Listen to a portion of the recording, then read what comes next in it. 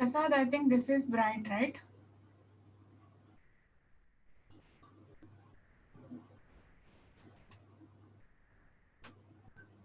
Ji. This, Prasad, this looks brighter, right? yes. Yeah.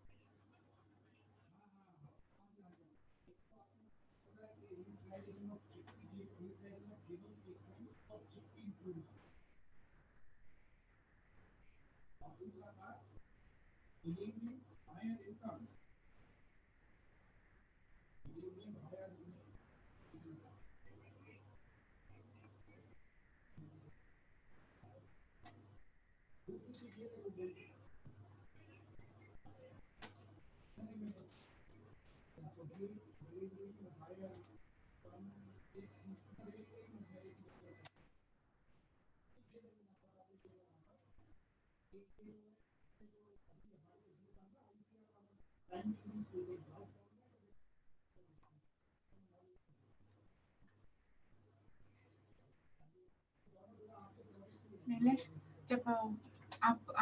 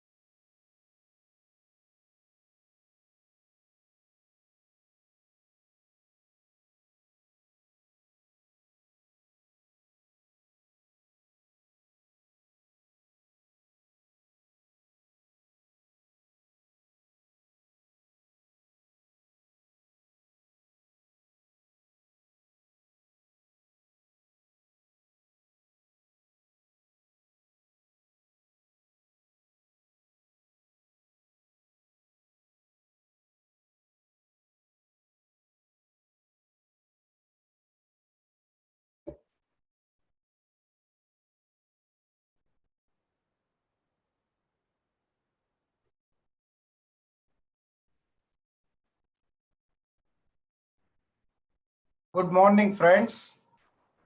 We will be starting very soon. I think in next 5-6 minutes. May I request you all to mute your mic? Okay, let me, Prasad. Okay, I see Dr. Kalia. Good morning, sir. Prasad, can you make Dr. Kalia as a co-host? I can see Dr. Binhan also. Please make him as well the co-host. Yeah, already made Dr. Kalia as a co-host. Okay, Dr. Malhotra, have you joined yet or not yet? Dr. Binhan is also the co-host. Yes. And Lee Hike will be coming in. Dr. Malhotra, good morning, sir. Prasad, Dr. Malhotra is with the name SM. So you just find SM and then you can find him, okay? Yeah, made him co-host as well. Okay. So I hope that we will be having Dr. Kiran Sharma very soon. We already got number more than 400. It's increasing. Yes. Okay. You. Logo. Who? Prasad. Prasad, I think you can. Okay, I can also unmute to people. So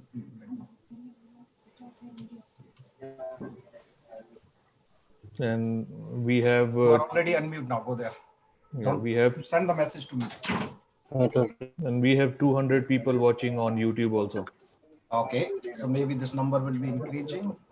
Yes. Okay. I think.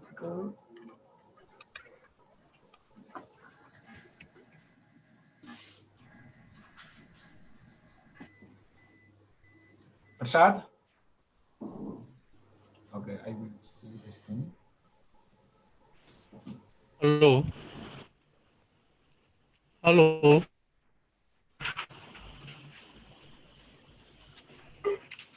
प्रसाद वो मेरा वहां पे कैसे change होगा? मैं background में अपना background हटाना चाह रहा था. So just ऊपर वर्चुअल बैकग्राउंड को हटाने का क्या तरीका है? Left hand side that tick mark icon is there. Can, good morning to all participants. Can I request you to switch off your video, please? Except the dignitaries. Can I request you all to switch off your video, please? Can I?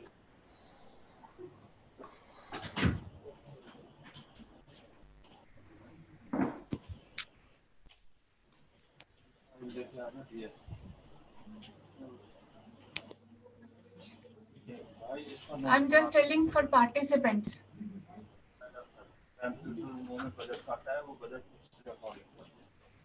अच्छा, so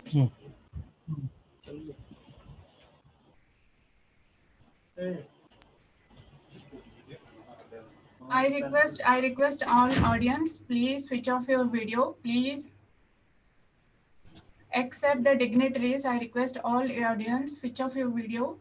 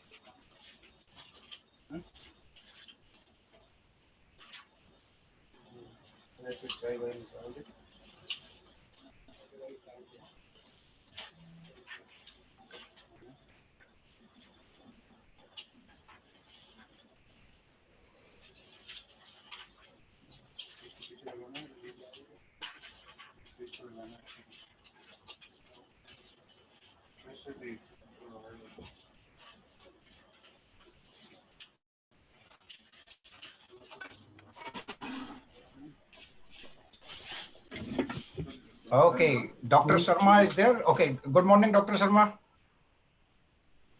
Okay, so I think we will be starting now. This is still taking 1 or 2 more minutes. Sorry, So, my mic was off. Good morning, okay. Rajiv, Good and morning, sir. everyone. Yeah. So I think in next 2 minutes we will be starting. And number is increasing continuously. We are already 526 in Zoom. And Nilesh, how many in the YouTube now? Yeah, we have 406 people watching in YouTube. Okay, so these people will keep on joining.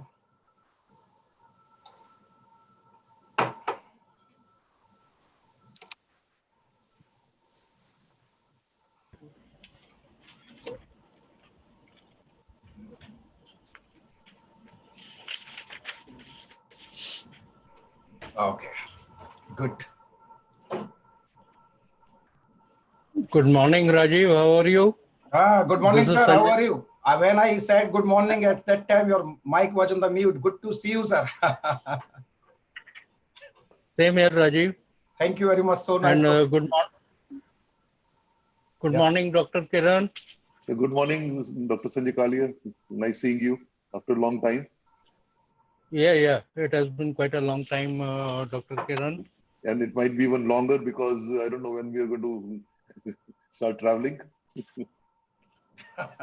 No. From 17th onwards, you are going to make it. Lockdown is not a permanent solution to any viruses. Sure. You have to live with the viruses. I always maintained that. Yeah, they're part So of our lockdown life. Lockdown was never a solution.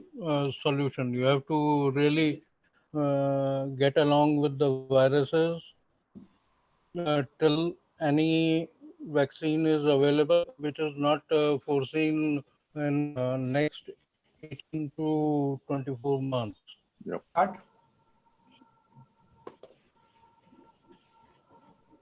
Start now. Hey, Shushma, you are... Video switch off. Yeah. Please. If you will keep on telling.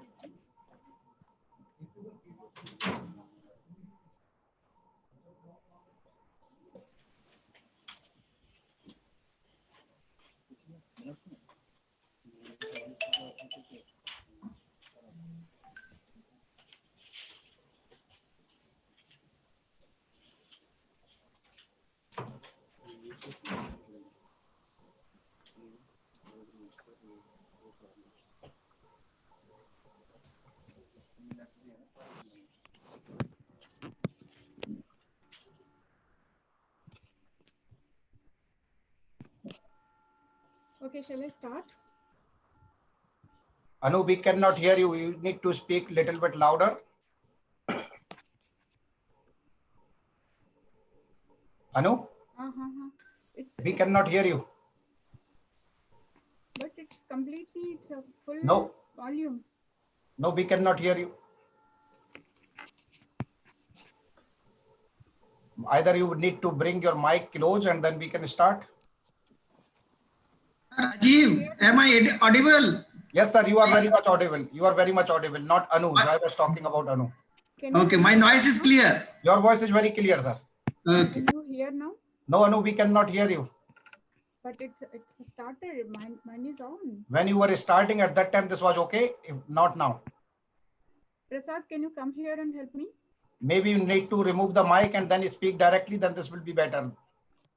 Remove from the computer also, please. Can you hear now? No, we cannot hear you. I don't know. What's the problem? We can hear you, but it's low.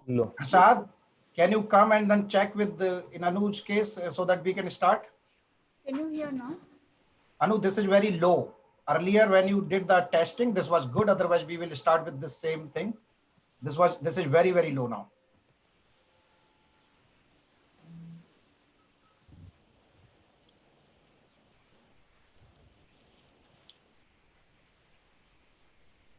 When you start this thing, then always there are some technical issues. Let's hope that we will continue. Prasad, no, this is not working. This is not working. Okay, speak, Anu, please. Can you hear now? No. Oh God. I don't know what's the problem. Maybe she's having this thing on the two computer, one on the computer, on the desktop. So maybe need to delete one. Maybe she needs to remove the screen, the big computer. Can you hear now? Well, you start now. We don't have any option now, Anu. I think we can hear you. We can start. We can hear you. Okay, I hope it can be audible. Maybe you need to speak louder when this is not going. Speak, so then you need to speak a little bit louder, as I generally speak. Yeah, sure. Yeah. A very good morning to you, ladies and gentlemen. My name is Anu Chitkineni. I'm Senior Manager at Center of Excellence in Genomics at System Biology at ICRISAT. It's not audible. Then I have to restart. I'm loud. Can I restart now then? Yes, Anu, please go ahead. Can you hear? Yeah, we can hear you. Yeah, I can. He can hear. Not very It's loud, okay. but we can Fine. hear you. Okay, thank you, thank you. A hearty welcome to you all to the live webinar in the series of Next Generation Genomics and Integrated Breeding Crop Improvement, the 7th NGGIB series on the genomics for food, health and nutrition. We are very happy to have you all to joining this important event. And as we begin today's program, first of all, I would like to introduce Dr. Kiran Sharma. Dr. Sharma, can I request you to wave your hand so that our audience can recognize you? Okay, Dr. Sharma is currently the Deputy Director General Research at ICRISAT and Director CRP Grain Legumes and Dryland Cereals. Dr. Sharma also leads Agro Innovation Platform as its CEO. Dr. Sharma has over 30 years of experience in genetic engineering and molecular biology for crop improvement, performing multidisciplinary research with a thorough understanding of the global agriculture R&D trends, needs, and challenges. Dr. Sharma was instrumental in establishing the platform for translational research in transgenic crops, the unit called PTTC, in 2007 that facilitates translation of genetic engineering technologies and proof of concept to value-added products. And also he played a very key role in establishing an agribusiness incubator at ICRISAT in 2003 that has won several accolades as a successful model for public-private sector partnership and entrepreneurship development. We are honored to have your presence today, sir. Thank you very much. Now going ahead, now I would like to introduce Dr. S.K. Malhotra, Agriculture Commissioner, the Ministry of Agriculture and Farmers Welfare, Government of India. So can I request you to wave your hand so that audience can recognize? Oh, okay. Dr. Malhotra is a major focus is on increasing productivity of agriculture crops through implementation of National Food Security Mission, National Mission for Oil Seeds, Mission for Development of Horticulture and Increasing Water Productivity. Dr. Malhotra has earlier served the ICAR as Assistant Director General for Horticulture. Dr. Malhotra has represented Ministry of Agriculture and India in several high-level platforms, including G20, SAARC, FAO, and Codex, IDC, ADB, African Union, and European Union summits and meetings. Thank you, sir, for joining this event. And now I would like to introduce Dr. Sanjay Kalia. He is an accomplished scientist. And sir, can I request you to wave your hand so that audience can recognize you? And a policy maker in the area of biotechnology. At present, he is working as Scientist E, Department of Biotechnology, Ministry of Science and Technology, Government of India. He is leading several flagship projects in the area of genomic sequencing, capturing genomic variation and molecular breeding. He is very keen to see application of biotechnology in the development of products and seeing them reaching to markets and farmer fields. It is great pleasure to have you, sir, in this meeting. Thank you very much for joining us. Now let me introduce Dr. Rajiv Vashne, who is popularly known as genomics guru in the students community. Dr. Vashne is the Global Research Program Director, Genetic Gains, and Director for CEGSB ethic research, and adjunct professor at several universities around the world. He is internationally recognized for his contribution in genome sequencing, translational genomics for agriculture, and capacity building in developing countries. Dr. Varshney, in addition to elected fellow of several academies of India, Germany, and other countries, is also recipient of the Shanti Swarup Bhatnagar Award and the most prestigious science award from Government of India. Thank you, Dr. Varshney. And now we have all our dignitaries and online in the webinar. So now I'd like to invite Dr. Varshney to proceed further. Thank you very much, everyone. Okay. Thank you very much, Anu. And please keep yourself mute and all the colleagues who are participating in this workshop, so they can keep their mic mute. I hope I am audible. Anyway, a very good morning and welcome you all. We very much hope that you all are keeping well and safe in this unprecedented pandemic time. As all of us are having lockdown in many countries around the world, this is making impact on all of us. And definitely agriculture is one area and among many other areas where this is making serious impact. So this COVID-19 is making impact on agriculture, not only on agriculture, but probably on our hair culture also. You can see that I got the long hair. I'm not able to go to the hair salon. I don't know how much time it will take further. Anyway, on the serious note, that during this lockdown period, majority of the researchers, students, they're working from home, learning from home, and not able to go to the universities or the research institutes. In this context, some colleagues approached us and they mentioned that in general, our center has been organizing these workshops and training courses. So can we do something for them now so that they can learn more? In parallel, I was giving webinars here in India and other places at several places. But then when I was giving a presentation at MPKV Rahuri, which was organized by one of my friend, Dr. Pavan Kulwal, who is also participating in this webinar, then that gave us an idea that, yeah, some people are asking us, why shouldn't we organize a workshop by bringing leading experts in genomics research together? And as a result, we organized this workshop. Now, let's talk about this workshop. So basically, we have been working on the genomics approaches around the world, but majority of time we have been talking for enhancing crop productivity. Majority of time we are restricted with our research to food. But the current pandemic has taught us that not only food, but a better nutrition and good health is very, very important. Therefore, we decided the topic of the workshop as genomics for food, nutrition and health. In fact, we planned initially to have this workshop with about 500 delegates, but we had an overwhelming response. In total, we got more than 3,388 participants registered till 12th, and after that, we need to close the registration because at that time point, our Zoom was able to accommodate only 500 delegates. So now then we need to get this Zoom upgraded. We got for 1,000, but we are having more delegates. And we are very happy to share that out of these 3,000 delegates or so, 2,000, they are the male delegates, and around 1,400, they are the female participants. So we are having really good representation of gender diversity.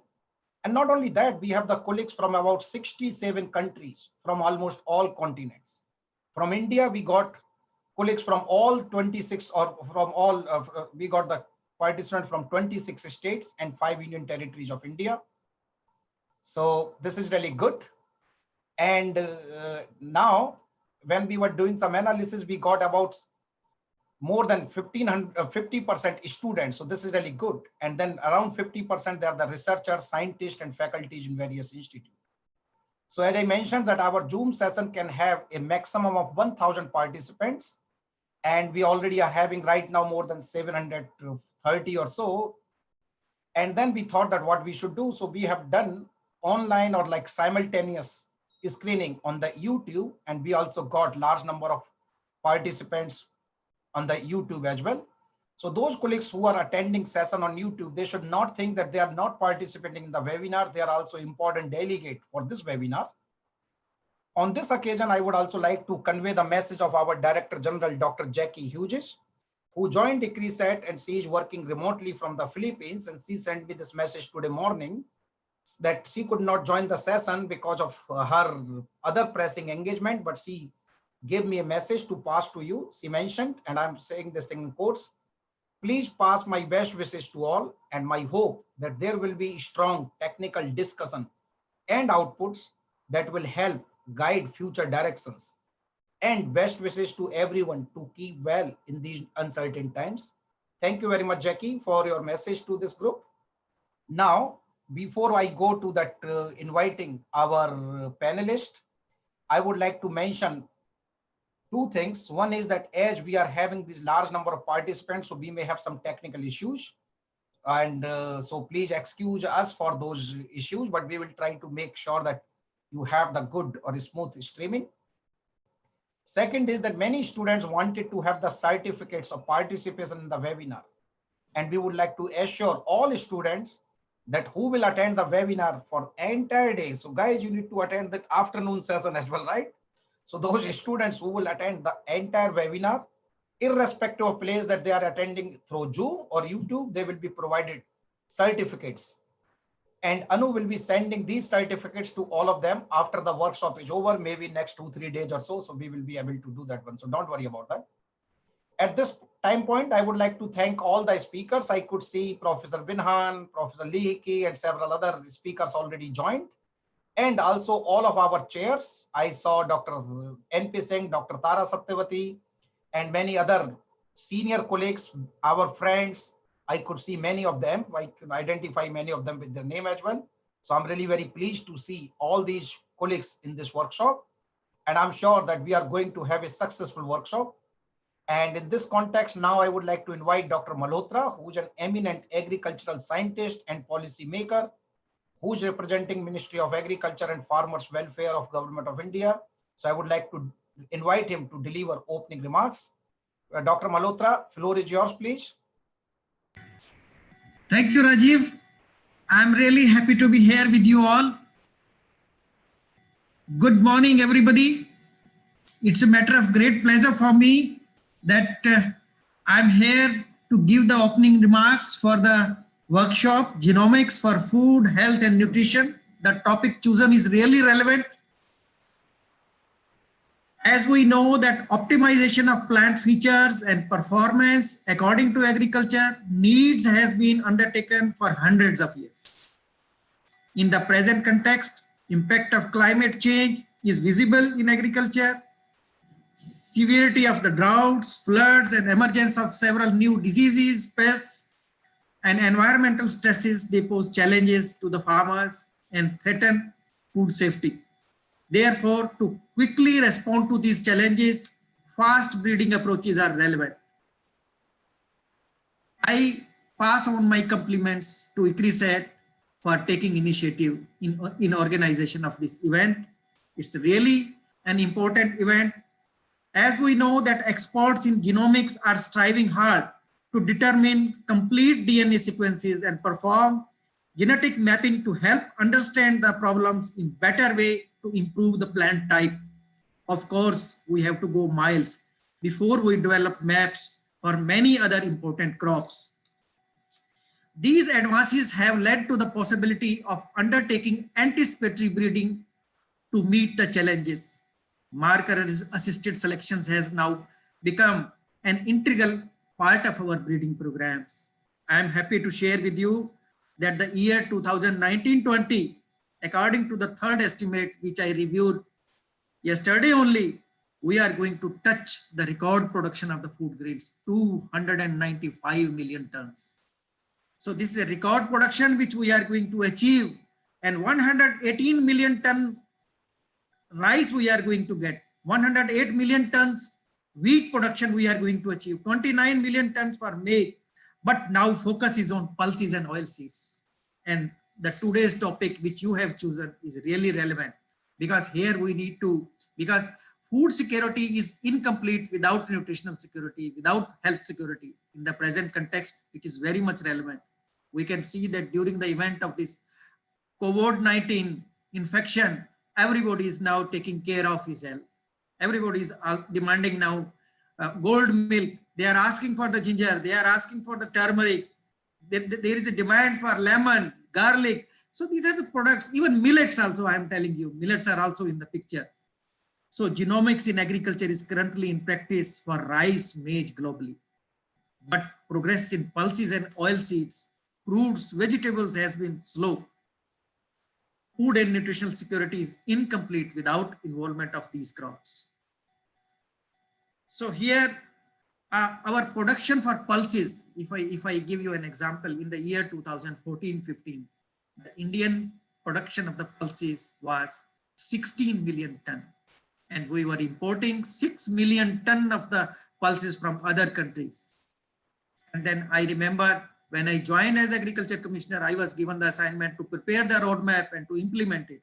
So we prepared the roadmap, we implemented the roadmap, and today we have reached to the level of 22 million tons of the pulses. We are self-sufficient, and now even we have opened it for exporting the pulses to other countries wheresoever it is needed. Thanks to our National Agriculture Research System, which has given us new varieties, today pulses is our success story. And ICRISAT has played a greater role in this, and in our National Agriculture Research System, ICRISAT was also partner. Ministry of Agriculture, Government of India has supported ICRISAT at many instances, because we have given tasks to the ICRISAT at many instances to provide immediate solution to the problems. I remember Rajiv is with us. 2 projects were sanctioned, and Rajiv took the lead in that case. One project was related to utilization of genomics in chickpea improvement.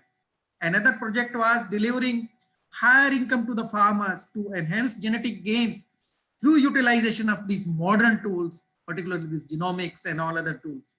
So here now results are coming, and he has succeeded in providing us good varieties. 2 new varieties have been recently released. Credit goes to Dr. Rajiv. I must give compliments to the ICRISAT that they took the lead in resolving the unresolved issues. So fusarium wilt resistant chickpea, drought resistant chickpea. So these 2 varieties have been very recently, those have been released. As I mentioned, that pulses is our success story, but now oil seeds are becoming our priority, because we are importing 14 million ton of the edible oils. And now a new mission has been started. I was again given this task. So this new mission has been started now, National Mission for Edible Oils. So ICRISAT has also collaborated with us in the National Agriculture Research System. We have worked for groundnut, and ICRISAT has developed few varieties for groundnut also. Even they are partner with us for millets. So ICRISAT is playing their greater role. And here, now the time has come where we need to utilize the power of agri-genomics. I am using the word agri-genomics. And we expect that it should continue to drive sustainable production and offer solution to the challenges of food, health, and nutritional security. I hope deliberations through this workshop on genomics for food, health, and nutrition will provide roadmap to resolve the unresolved issues. And I wish you all a productive discussion. I have gone through the program, and program has been very well sketched, and the speakers from throughout the world, speakers have been involved into it. They all are the experts of their own areas, and we are very keen to listen to them. And I am confident that as an outcome of this workshop, we will be in a position to develop a kind of strategy, develop a kind of roadmap for resolving the unresolved. Thank you so much. Thank you very much, sir. Very nice presentation, very good guiding remarks, and we are always grateful to you for all your support. And you have not been just helping ICRISAT on the farming community in India. We always feel very privileged when you represent India in the international platform, and you make your point that, well, how important agriculture is. So we are really grateful to you for all your support and also for your time. to speak in this session. Thank you very much, and we look forward to receive your continuous support. Now I would like to invite Dr. Kalia, who is an important agricultural scientist and policy maker and a great friend of us. In his current role, he is giving a direction to the biotechnology research in agriculture in India. And in his current role, he always, whenever I talk to him, he's always very much interested to see the application of biotechnology in product development so that they can reach to the farmers, they can reach to the markets. Right now, he's leading several flagship projects of Government of India, including genome sequencing, capturing genetic variations in different crops. So we are really thankful to you, Dr. Kalia, for joining us. Now, floor is yours, please, and we will look forward to receive your message, sir. Thanks, Rajiv, for handing me the floor. A warm welcome to one and all. I am not citing good morning or good evening because everyone is coming from different time zones. So Dr. Malhotra has underlined all the statistics, key statistics on agriculture productivity and the initiatives of Government of India. The program designed by you, Rajiv, is excellent in certain aspects because it is the right time we need to think about the health and nutrition. One Health has been becoming a focus now, which includes animal, plants, and humans as well. So it's time to think how we can proceed further by taking genomics into account. The groups have been pioneer in using speed breeding technologies and genomics assisted breeding. And really, we are beginning to see the fruits of these technologies coming up. Interestingly, we have quite a huge amount of success with rice, wheat, and other crops uh, where marker assisted breeding, which again, it is a genomics based tool, has been employed. What we now need to think is how we can use these technologies for the consumers. One word is consumer and one word is user. So consumer always needs a designer food, low GI rice that is required for nutrition and health benefits. So what is our target? Who requires which technology, which trade the most is also of importance. What we need to find a balance between these needs, whether we are targeting health or we are talking about nutrition per se, because majority of the population is deprived of the nutrition. So what we are going to do? And in case of certain niche classes, they require designer foods. So how we are going to proceed ahead using this technology, how we are going to design our crops, how we are going to use our knowledge uh, about our land races, how we are going to capture the diversity present in them, how we are going to analyze the key traits. So the time is we have to look everything in unison now, not focusing on plants alone. We have to see the whole ecosystem as a whole. You have been a pioneer, my colleagues from US, Bangalore, and you have been pioneer in associating nutritionists along with you. So now the challenge is you have to think beyond plants. Now you have to capture everything. A whole systems approach is required for addressing some of these key issues. If you are increasing one nutrient in plant, suppose you are increasing zinc, we may be able to identify some QTLs.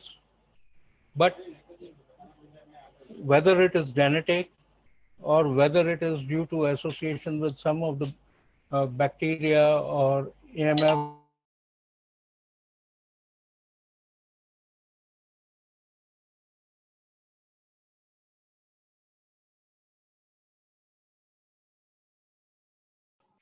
So we need to move forward in this direction and have a complete systems approach. And then there is also a concern about bioavailability of these nutrients, how these nutrients are going to be available to the masses, whether when it goes into gut, you have been US, I hope Shashai is there. He has been working in millets in this direction, and you have been working in millets and chickpea too, by associating several of our uh, food nutritionists and clinicians in this aspect. So it's time to move ahead. I think a step beyond what we have been conventionally doing. What is uh, whether we need to also to see what are the types of allergies to different food different populations are having. What are the effect of increasing these nutrients on the human health, whether they are really bioavailable or not. So I know all of you must agree with marker assisted breeding. We have been able to churn out varieties within a span of 5 years, and with genomics assisted breeding, we would be able to do this in 3 years. Lee is there, and you are there. You both have pioneered these techniques. So, in addition to this, I would request the audience and those participating in it to look into these issues. Then another issue is whether we have mapped diversity of nutrients in all the available land races, which is also a key question. What is in whether these nutrients are due to availability of nutrients or bioactive compounds or protein content is due to the soil or soil microflora needs to be seen. These are the key questions. I'm not going into statistics because this is not a time to go into statistics, and I would really like this audience to put their stresses on these uh, few issues and uh, try to really use these modern technologies in unison with plant breeding approaches. So I hope this session is going to be wonderful because half of our population is suffering from iron malnutrition, and every third person in India is suffering from diabetes. So, what kind of foods we are going to really develop? And then there is a another issue, whether we should focus on calories or we should focus on bioactive molecules. So we need to see who is going to be our target audience and which are the varieties which are going to be better suited for these uh, ameliorations. With these words, I thank uh, Dr. Varshane and all the group members present. They should discuss these issues besides discussing the key talks by Dr. Hickey, Dr. Chen from China, and others who are participant from Clemson. It is, if I correctly remember, Thangraj is there. She has not yet joined. She will be joining in evening because this is very early morning in United States. Uh, yeah, yeah, yeah. Yeah. So, Rajiv, you have chosen the app time for discussing all these issues. So let us have a productive session. I will keep on joining in between and listening to you because I'm right now in office because we are not shut down since 15th of April. I'm supposed to be working, so I will keep connected, and let us have discussion focused on these aspects also, where we are going to apply a systems approach to see what is happening. Wh- why some rice varieties are having bioactive compounds, why whether these key issues needs to be addressed to, besides always focusing on production and productivity, let us move somewhat towards science, science also, because without doing science, we won't be able to come to some of the some of the key answers. Recently, I was reading a paper from a Chinese group where bacteria uh, present in apoplast of rice plants was responsible for some of the bioactive compounds. So it was really amazing to see such types of researches happening around the globe, and you have been pioneers in uh, leading Indian research community along with NAS system. So Tara is also there, who is she is chair in one of the sessions, and really uh, she would be focusing on. And also, I would like to highlight on some of the programs of my department, which is currently handling mission. We have got mission program on oilseeds, where we are targeting four uh, minor oil seeds, as they are called, but I never reckoned for them as minor oil seeds because they were once major oil seeds. Still, we uh, introduced soybean and imported palm oil from Indonesia and other places in the world.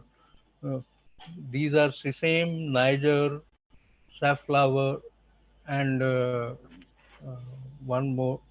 I'm forgetting the name. So uh, we are targeting these oil seeds, which are also important from the nutrition point of view. They have been used since ages in confectionery, and sesame happens to be one of the oldest oil seeds and is grown from Kashmir to Kanyakumari in India. Another program where we are focusing is on rice, where we are going to really genotype 17,000 accessions of accessions, or pardon me, these are land races actually, named land races which are present across the country. Here also effort has been made to really look into the nutrition profile of these all varieties which are present. Then we have got wheat, where we are primarily not bothered much about nutrition, but really about temperature stresses, and we are phenotyping close to 7,000 land races of uh, wheat which were prevalent in India, but now confined to the gene bank of NBPJ. Another program is on chickpea, and latest one is which is going to roll out is on millets. And I have been requesting Rajiv to make a focus program on groundnut, so that most of you uh, recently he has published many papers in this direction, and we hope that his research insights into genomic selection and other tools will help in really uh, uh, breeding for new varieties in groundnut at a faster pace. So over to you, Rajiv, and I thank one and all for joining this exciting webinar with all the key questions posed on them. Rather I, rather I being at the forefront of uh, uh, telling them about figures and facts. I'm really posing some scientific questions which need to be answered, and how systems approach should be applied, need combined with the genomics approach need to be seen. Another effort which the groups in ICRISAT and ICGV have undertaken is about the health of the food. Health of the food means not only means uh, uh, nutrient always nutrient content. It is also about the bacteria, viruses, and fungi which are present in the food. And ICRISAT incidentally have taken some good steps in this direction. And my colleagues at ICGB, although Vanga Shiva is no more in ICGB, he worked on uh, healthy foods with most of the fungi which contaminate cereals on the food. So with these words, I hand over back to you, Rajiv. And it has been a long talk by me. My boss is waving at me and asking me to come over and have a discussion after I finish my talk with you. I will keep on joining intermittently as and when it becomes possible. With these words, I close on and wish you all the best. And everyone should enjoy this seminar. And thanks for the great initiative. Thank you. Guys, keep going. Thank you. Thank you very much, Okay. sir, for Okay. Thank you very much, Yeah. sir, for all your Over. kind words and for setting the scene to highlight the potential of genomics for nutrition, health, and all your good wishes, and also providing that idea about the DVT's research and different organizations. And you have always been supportive. You always been very guiding to us that what we should do. We look forward to continue to work with you, Dr. Kalia, sir. And we know that you are having very busy schedule. So please, and also to Dr. Malhotra or whosoever the senior colleagues are there, I know that their time is very important. So they can keep on coming, going. So please feel free to join at your convenience. Thank you very much once again, Dr. Kalia. We are really grateful to you for your time. Thank you. Now I would Thanks, like to, sure. thanks, Thank you, sir. thanks, Rajiv. And Bill. Thank you. Now we would like to invite Dr. Sharma, who is our Deputy Director General Research and also the Director of the CGR Research Program on the grain, legumes, and dryland cereals. I will not talk much about these things because Dr. Sharma is going to talk about the GLDC, about ICRISAT. And as Anu already introduced Dr. Sharma, we would like to mention once again that Dr. Sharma is a big supporter of research in general and biotechnology in particular, and we are receiving great support from him. So we look forward to hear inaugural address from Dr. Sharma. Dr. Sharma, floor is yours, please. Thank you, Rajiv. Thanks a lot, and welcome to everyone to this workshop on next generation genomics and integrated breeding for crop improvement, especially focusing on food, health, and nutrition. Very pleased to see everyone, people who have joined. I see almost 800 participants as of now, and probably another 400 to 500 on the YouTube. So I think this is a great opportunity to also utilize the time when most of us are working from home, because I'm sure people start getting rusted, sitting at home. I'm for myself, I think from morning to evening, I'm in conferences or conference calls, because everyone has time now. So we have many more meetings going on. So again, a very warm welcome from ICRISAT and ICRISAT Director General, who could not join. I think Rajiv has already passed on the message of our new DG, Dr. Jacqueline Hughes, to all of you, and I'm sure you will get to meet her at some stage. So I'll also welcome our guests here, Dr. S.K. Malhotra and Dr. Sanjay Kalia. It was very nice of for you, both of you, to join and also set the stage. I think you touched on some very important ideas and topics which need to be addressed. Science is always good, but then I think the message coming here is how is it relevant to our stakeholders? In terms of whether it's farmers we're talking about, whether it's consumers and public at large. So they have to benefit from the science we do. And in that direction, I think the genomics can play a very big role. I somehow use genomics in a larger sense, and I think I like the word agri-genomics, which Dr. Malhotra mentioned about. So because there's so many genomics going on, so but definitely, how is genomics applicable to agriculture? And if you look at the title of this webinar, there are two very important words there. One is integrated breeding, and second one is crop improvement. And of course, the underlying keywords here are food, health, and nutrition, because that's what we are here for.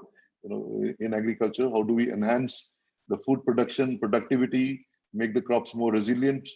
In terms of health, I think it's not just simple calorics, as I think Dr. Malhotra also mentioned, but it has to be nutritious food. And that's where some, our stakeholders, especially in the developing world or emerging economies in Asia, South Asia, in Africa, I think are looking forward to it, where malnourishment is high. In India, if I look at, I think calorie-wise, we are probably self-sufficient. But what about the nutrition? The malnourishment is still high. Child mortality is still high, under 5 child. So I think these are some of the underlying factors which we need to be considering all along while we look at modern tools and technologies, including genomics.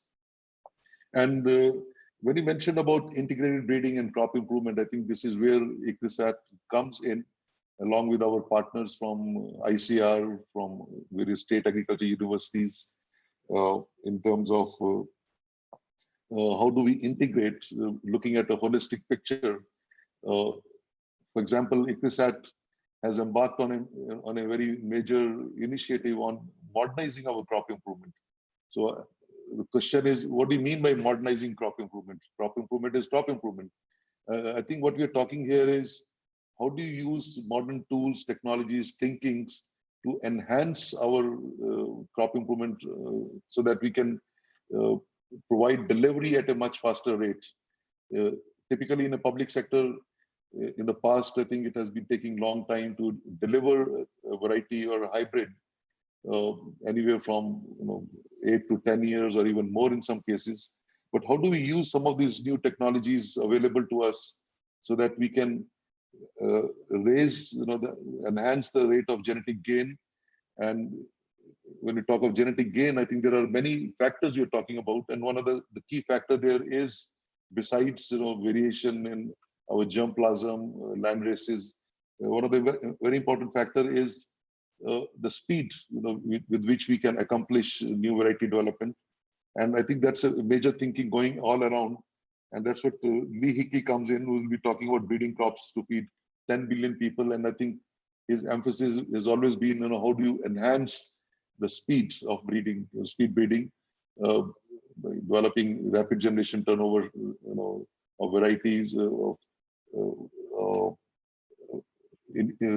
enhancing your F1 to F5 in a limited time. Instead of taking 5 to 7 years, can we do it in 2 years so that we move straight into the field?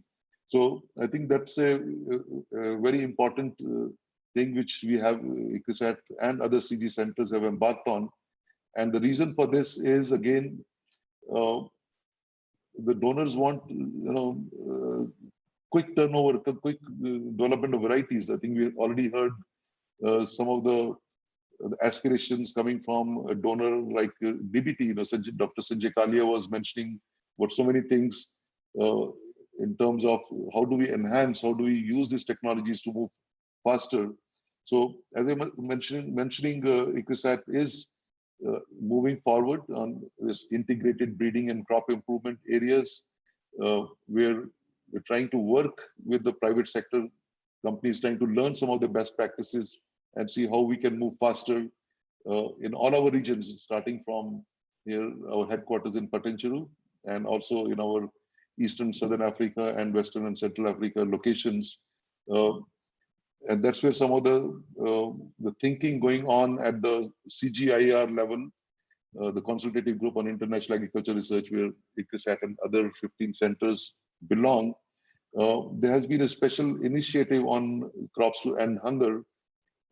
And the emphasis there is, how do we enhance this process of crop improvement so that we can address the issues about hunger and malnourishment. And there is a general thinking about all the international donors on how do we bring, these best practices together to address the crop improvement, but at the same time looking at a bigger picture of systems research about policies. So they have to be very integral part of this whole process. So in that direction, I think we are moving in the right direction. It's a big task, but we have to start somewhere, and that's where the reforms taking place at the CGIAR, and also now. Just to mention to you, if you don't know, many of you may not know, the CGIAR is moving towards what we call one CGIAR, which means the whole of CG will be working as a one unit, and then the centers with their capabilities, with their expertise, with their regional expertise, will be contributing to that aspirations of the one CGIAR as we move forward.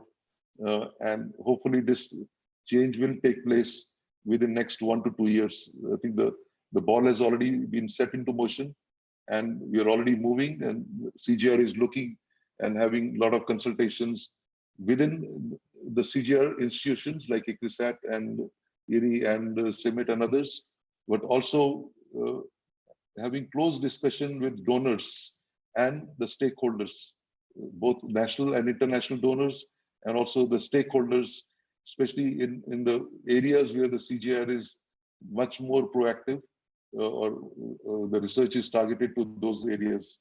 So this is what is going on right now. And I think this thinking has been re-emphasized in the current, last 3 to 4 months, when we all have been locked down. COVID-19 situation has arisen, and that has also raised many questions on our preparedness, especially agricultural preparedness, in terms of food available, the value chains, how they function, where we can plug in, where we can move things faster. So that's another discussion going on at the CGIAR along with our donors on how do we tackle such situations now as well as coming, in the future as well, so that agriculture is much more prepared to tackle with such, epidemics, or which will probably happen more in the future. As I think Dr. Malhotra was also mentioning, we are basically, there's a new normal which will be tackling around. So we have to look at the whole value chain, whole area of agriculture. The government is also, the government of India, I'm sure with other governments also, are very concerned, and agriculture has been given a special place in terms of the work should not stop, so that agriculture operations should continue. And so that's where we are, I think. So definitely, I think the information generated through genomics will go a long way in developing our new crop improvement strategies, besides opportunity to use new tools and technologies. I think I'm talking about genome editing type of, where you can actually make more subtle changes. But then I think the knowledge generated from genomics sequencing and their annotations will greatly help in coming up with designer crops as well in the future, and in a much faster way. And that's where I think the government of India is also looking at easing some of the restrictions, classifying some of the gene edited products as non-GM so that they don't go through hurdles of regulatory, especially if you're looking at single base pair changes. But then that's possible only once you have a good genomic knowledge, about a crop you're dealing with. So I will not go into too much detail. I'm sure we have a line of excellent speakers. I'm looking at Dr. N.P. Singh, who is a highly experienced researcher, especially in legumes. Lee Hickey, of course, has been working with ICRISAT and trying to help with our own approaches to enhance the speed breeding, rapid generation turnovers. I see the name of Dr. Bin Han there, who's an expert on hybrid rice and how this heterosis, especially from increasing grain yield, will work. Again, I see the name of Dr. Tara Satyavati, who has been leading, spearheading the whole millet work in India through ECRIP centers. And she also has a lot of ideas, especially on how our research should be refocused on many areas which have been neglected in the past, especially under extreme, drought conditions. So maybe we should start looking at. So I see other participants as well. So so while we have excellent resource persons, the number of participants, 50% I was told are students here, and I think this is a very good opportunity for students to really start looking at a holistic picture. Get out from your disciplines basically. Don't focus so much on whether I'm a genomic scientist or whether I am a pathologist or entomologist. I think we are looking at an integrated future now. Those days of disciplines are gone because everyone does everything. So you have to have the knowledge, and this is an excellent platform to generate that knowledge and refocus your energies and develop better strategies. So with that, I think I will stop by thanking our immediate partners here in India, for example, the Government of India, the Indian Council of Agricultural Research, Ministry of Agriculture, Department of Biotechnology, Department of Science and Technology. They are our major supporters as far as resource funding is concerned. And it's good to hear from them that they have also benefited. Again, the state governments have been also very, working very closely with ICRISAT, especially on some of the downstream activities, on actually taking some of the crop and natural resource management technologies all the way down to the farmers by integrating watershed technology, for example. So the reason I'm bringing watershed here is, let's talk a holistic approach here. We have extreme high-end science here, but at the same time, that science has to reach the real stakeholders. And for that, you need to have a full knowledge of the whole value chain. So ICRISAT very much looks forward to working very closely with our stakeholders, with our collaborators, and also the donors who have shown faith in ICRISAT. And I request everyone to enjoy your day. It's a learning day, I think I'm sure you're going to have. So use this opportunity while you're working from home. So it's a very good use of the opportunity COVID-19 has provided us. So thank you very much and good luck to all. Thanks, Rajiv, again for organizing this. And we look forward to a good discussion going forward. Have a great day. Thank you very much, Dr. Sharma, for great talk and for providing the vision and also highlighting the different areas, highlighting basically the holistic agriculture, and also for all your thanking words to all of our stakeholders. As Dr. Sharma mentioned, we really appreciate our partners, our funders, our donors, and all these stakeholders. I think that together with them, we are making some changes, and that's what is required. And thank you, Dr. Sharma, once again for all your support to organize this workshop as well. We are grateful to you. Thank you. Now we would like to, so with these words, we have completed our inaugural session. And at this stage, we are grateful to all the speakers for the inaugural session. We would like to thank once again everybody, including Dr. Sharma, Dr. Malhotra, Dr. Kalia, that for gracing the session and for all their time. Thank you very much to everybody. Thanks a lot. And I'm also very pleased to see that we already got around 820 participants on that Zoom and around 850 on the YouTube. So I think we already got more than 1600, 1700. People will keep on coming, joining. Now, with these words, we would like to start now to the technical session 1. And in the technical session 1, we are having two great speakers. And both of them, they are great friends, Professor Lihiki, Professor Binhan. And but before that, I would like to invite Dr. N.P. Singh, the director of Indian Institute of Pulses Research, Kanpur.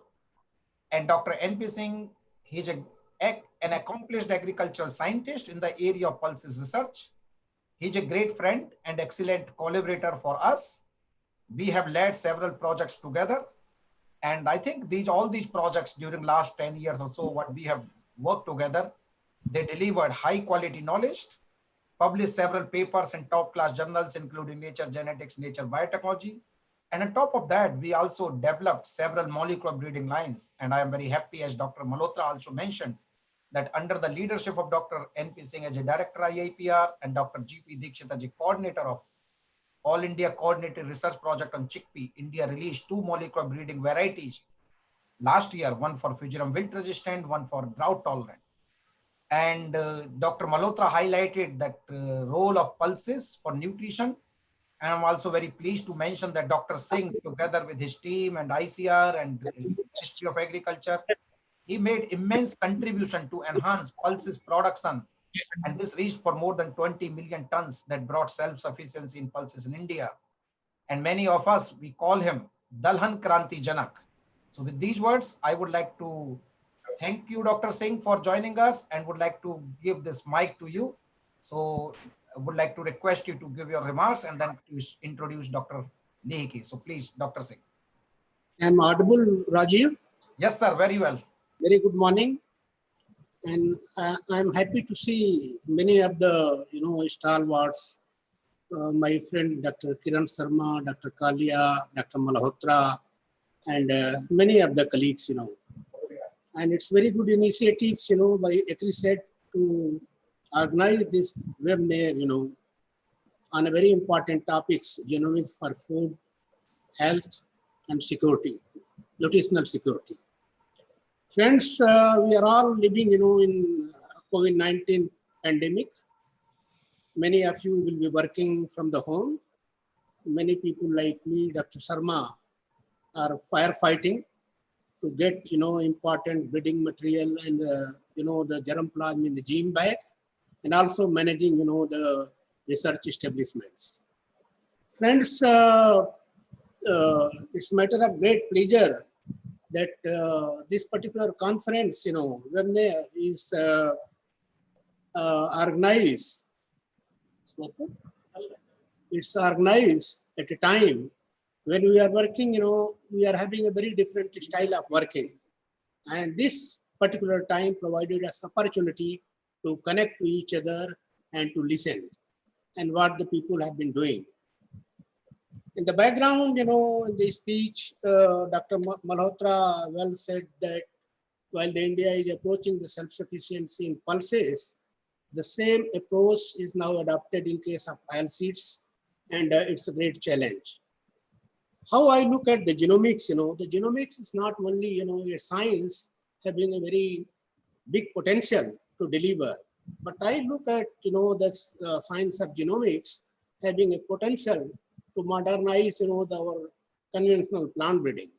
That brought us to a stage where we can say that we are, self-sufficient in food grains, now including pulses in recent years.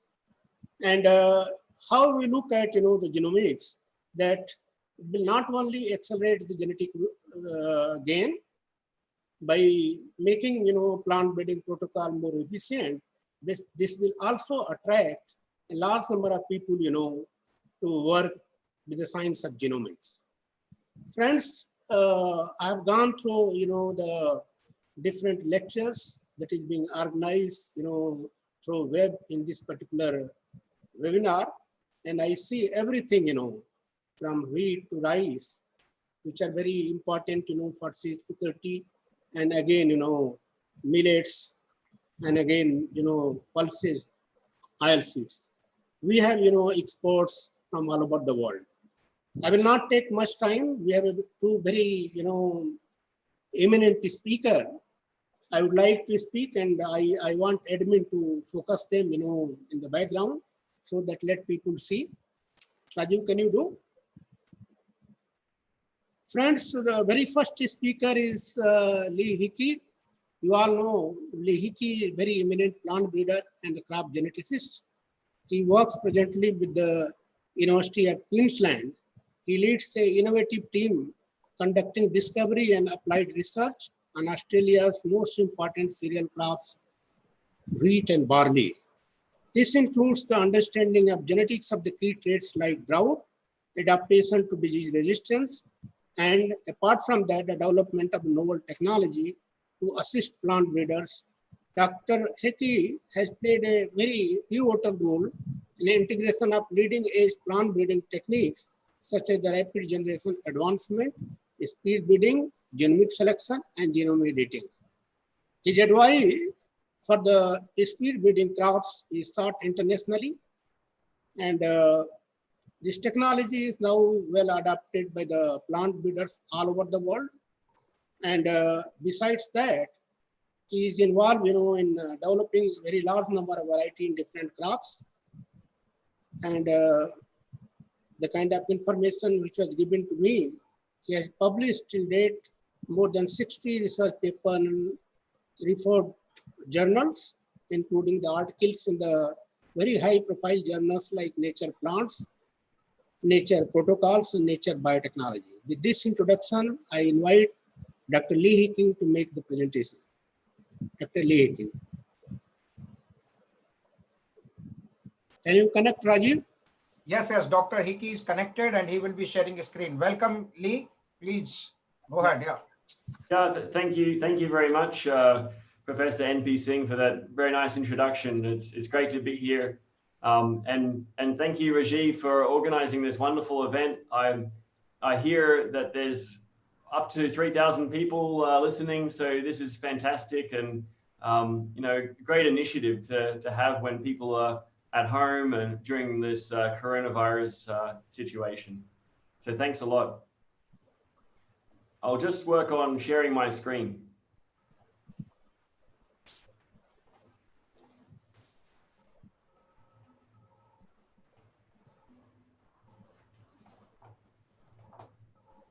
This is much more better screen than the previous one. That was the desktop, I believe. Go ahead, please. Great. Okay, well, thank you very much, everyone, for joining all around the world, wherever you are. Good morning, good afternoon, good evening. And I really, I think it's a great opportunity to share some of our research and on developing breeding technologies that can really help to accelerate genetic gain in our crop improvement programs that's so critical for feeding the growing population. To kick things off, I would like to start by playing a short video. Well, the world population is still growing. By 2050, we'll have something like 10 billion people on this planet. So it means we've got to produce more food. But we've got to produce more food under climate change. In Australia, we're facing one of the worst droughts we've ever seen. Farmers in Europe, on the other side of the planet, are also dealing with drought and heat. So we really need to speed up the development of more productive crops in the face of climate change. Plant scientists and breeders all around the world are working on discovering new traits and genes for drought adaptation or heat tolerance that can be deployed in future varieties. The problem is, it just takes so long to put those traits into varieties for farmers to grow. So speed breeding can really help fast track this process and deliver more robust crops to farmers sooner rather than later. normally this technology can be quite expensive to set up large-scale facilities. So we wanted to empower the plant scientists with a small budget. Our latest research paper between the University of Queensland and the Genomics Centre in the UK, we've reported the protocols on how to build your own speed breeding cabinet or DIY speed breeding. We've also built a miniature desktop cabinet with bits and pieces that we got off the internet. It was very cheap. It only cost £700 or £800. And this tiny little cabinet now allows us to trial a new crop or a new cultivar of a crop and look at a new trait. And once we've optimized the parameters, we can then scale it up in the glasshouse. We're hearing more and more from institutes around the world establishing speed breeding facilities to help speed up their plant research or breeding. And we're pretty excited that maybe one day speed breeding will really deliver some of our future varieties for our farmers.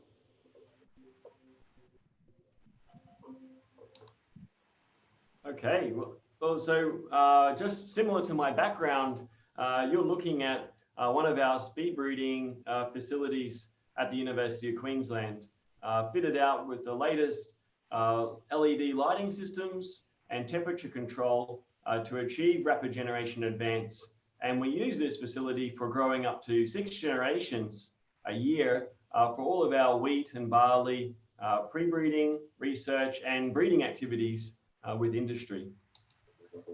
Firstly, though, just to provide a bit of background about this speed breeding technology, some of our inspiration really came from early research done back in the 80s.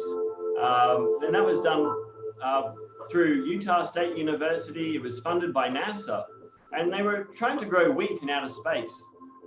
Some of the experiments they performed were using constant light and controlled temperature to accelerate plant development. And so they could grow a very fast crop of wheat. And this video that's on loop is actually the first video released of wheat growing on the International Space Station using this approach. So back in 2003, my colleagues at the University of Queensland thought, well, hey, this could be a pretty cool idea to speed up plant breeding and research on Earth. And so they first started applying this to plant breeding at the University of Queensland. So you can see it's not a new technology. It's been around for some time.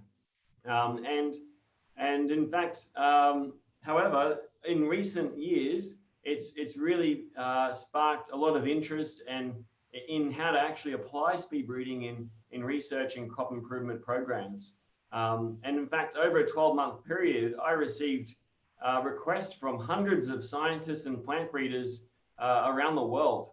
And so this really motivated us to team up with other researchers around the world that had also developed similar techniques and to make all this information available. Certainly, companies, plant breeding companies had developed their own protocols in-house, but that information wasn't readily available. So what we did is we teamed up with the University of Sydney and the Genomics Centre to publish these protocols for the first time in 2018. And it featured on the cover of Nature Plants, which was fantastic exposure for this sort of breeding tool. And before I go any further, I have to really acknowledge some of the key people involved, that being the two co-first authors of the paper. Pulling all this together was Amy Watson and Shreya Ghosh, and of course the brains behind setting up speed breeding in the John Innes Centre in the UK was Brando Wolf, working with all of his colleagues there. So in a nutshell, this is what you can do when it comes to speed breeding wheat. And so you can grow 6 generations a year compared to just 2 or 3 in a regular glasshouse. And so, the number of generations you can achieve in a regular glasshouse is really variable. 2 or 3, it depends on the time of sowing, the season, because the photo period is variable, and the temperature control is also variable. The protocol we're running for spring wheat is 22 degrees during the daytime hours of where the plants are exposed to 22 hours of light, but we're nice to them. We give them 2 hours of rest in the dark phase each day. And during those 2 hours of night, the plants are experiencing a slightly cooler temperature of 17 degrees. And just to show how fast these plants actually grow, because seeing is believing, right? We captured this beautiful time lapse. Our collaborators did, in fact, at the Earlham Institute. And so here you can see, speed breeding wheat on the left and normal glasshouse conditions on the right. And the speed breeding plants have already flowered. They're filling grain, approaching maturity, and it's harvest time. Compared to the normal conditions, it's far too slow, and we don't have time to finish the video, unfortunately. So this protocol that was, initially developed for wheat, it actually works for a lot of species, a lot of long day and day neutral species that are very important. And we showed this really nicely in the Nature Plants paper, that it can be applied to durum wheat, barley, chickpea, oat, canola, pea, quinoa, and even grass pea, and some model species that are really important for our plant research, like Brachypodium and Madacargo. And these visuals here you're looking at, it, I think really sums up, the effect of speed breeding on rate of development across the board. We're talking, if I was to put a number on it, it's really accelerating development by double. So these plants were sown at the same time under speed breeding conditions on the left, regular glasshouse conditions on the right, and photos captured between 3 and 4 weeks after growth. So really dramatic differences. But the list is growing. Now that we've published and made all this information available, and it's been communicated widely, people are trying this for their favorite crop. And so it works now for peanuts, lentils, potatoes, and the list is growing. In a follow-up publication, we published a step-by-step guide to actually set up speed breeding facilities. And this was in Nature Protocols, and it was a mammoth task to pull together all this information. It really is a guide. Even if your favorite crop is not featured, we've highlighted the key aspects that you need to think about when it comes to optimizing and deploying this technology.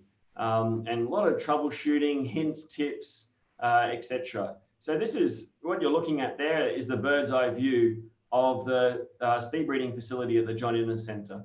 So they're very large scale facility indeed.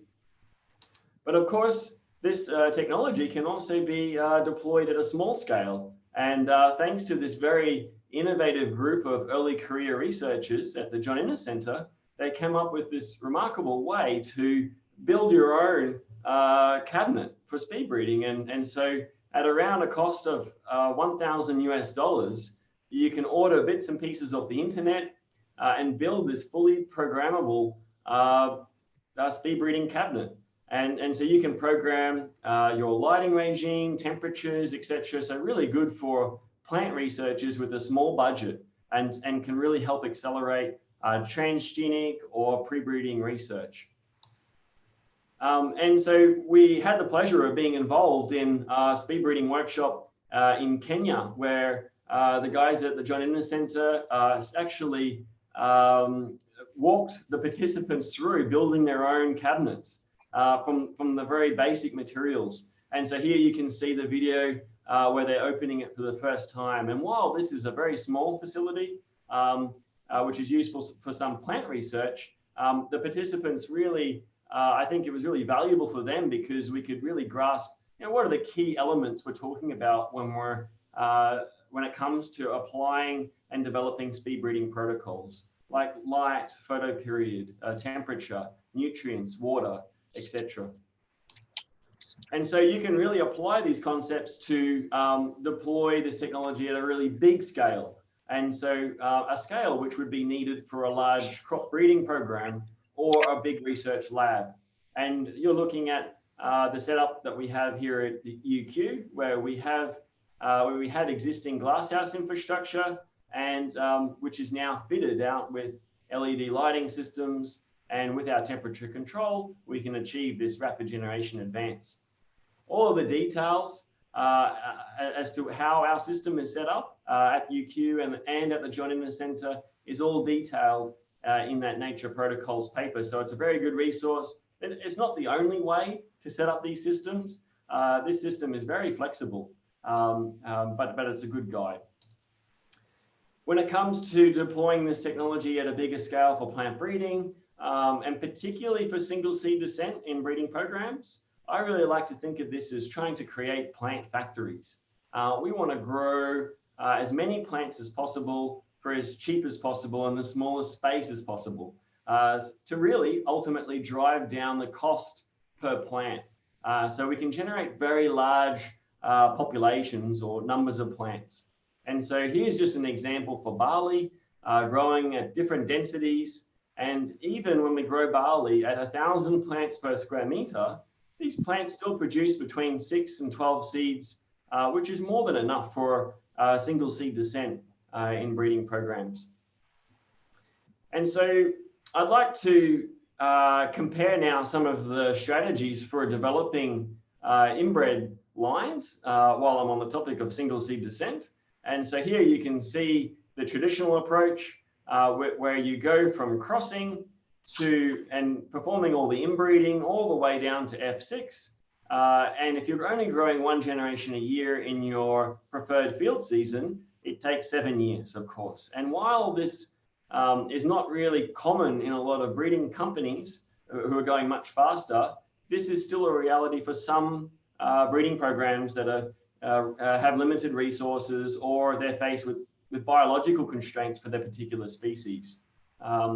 When we think about shuttle breeding, where we're essentially achieving 2 generations a year by shuttling materials from location to location, it's simple math, isn't it? You can do it in half the time. And this has been widespread for a lot of different crops around the world. Speed breeding, you can do it a lot faster, is the main point. And depending on your species, you know, you're really talking between 4 and 6 generations a year. Let's see. And so double haploids, a similar time frame, and double haploids have had a huge impact in plant breeding, particularly when we think about crops like maize and winter wheat. And of course, while they've been so impactful, like any technology, they do have some drawbacks and limitations, and some of those are listed here. So, of course, not all crops have double haploid systems that have been developed, but where they do apply, there is limited opportunity to perform early generation selection. You certainly get a lot lower recombination compared to going through each generation of selfing, where you get additional recombination. Certainly the efficiency varies across germplasm, and it can be quite laborious and expensive to set up or outsource the service. And I know some companies in Europe, you know, are charging about 12 euros per double haploid line for wheat and about 6 euros per double haploid line for barley. So that's just an example, but you can think about how these costs can really accumulate if you're trying to generate thousands of breeding lines in a program.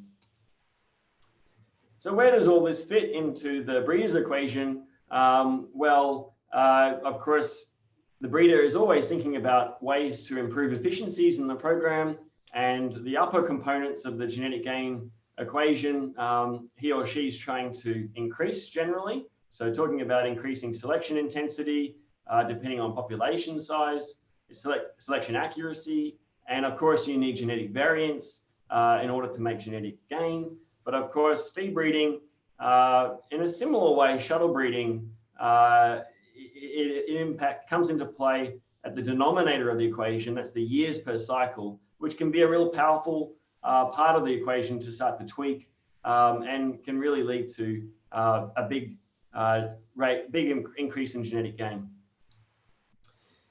So what about short day species? I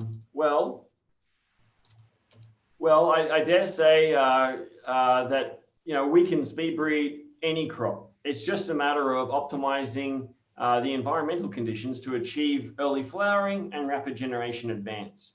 And so when we think about it, I would really say that the two primary elements that we need to optimize are day length and of course, temperature for any species, but there are other aspects that can be, or factors that can be optimized and tweaked, like light quality or opportunity for early harvest and germination of seed, nutrient delivery, etc. But this is a nice summary of the key aspects and featuring in our review on speed breeding published in Nature Biotechnology.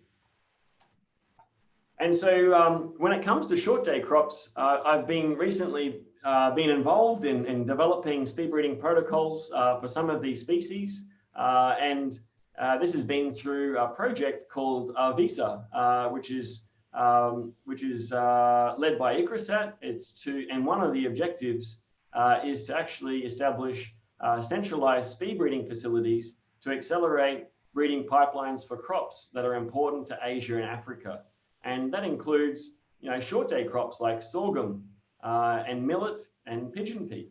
And so, this really presented a challenge when we first started working on this. You can see Pooja there. She's also been running a lot of experiments and developing these protocols as part of this project, which is funded by the Bill and Melinda Gates Foundation. And so over the last sort of 18 months, we've made really good progress. We've developed protocols quite successfully for these short day crops. It's still a work in progress. We hope to further optimize these protocols, but here's our preferred protocol at the moment for sorghum and millet. Using this protocol, we can grow 4 generations of sorghum and 5 generations of millet. And you can see it looks very different to the protocol used for wheat. So we're talking about short days, 10-hour light, 10-hour photo period, and 14 hours dark, because it's a short day species. And these conditions are needed to trigger early flowering.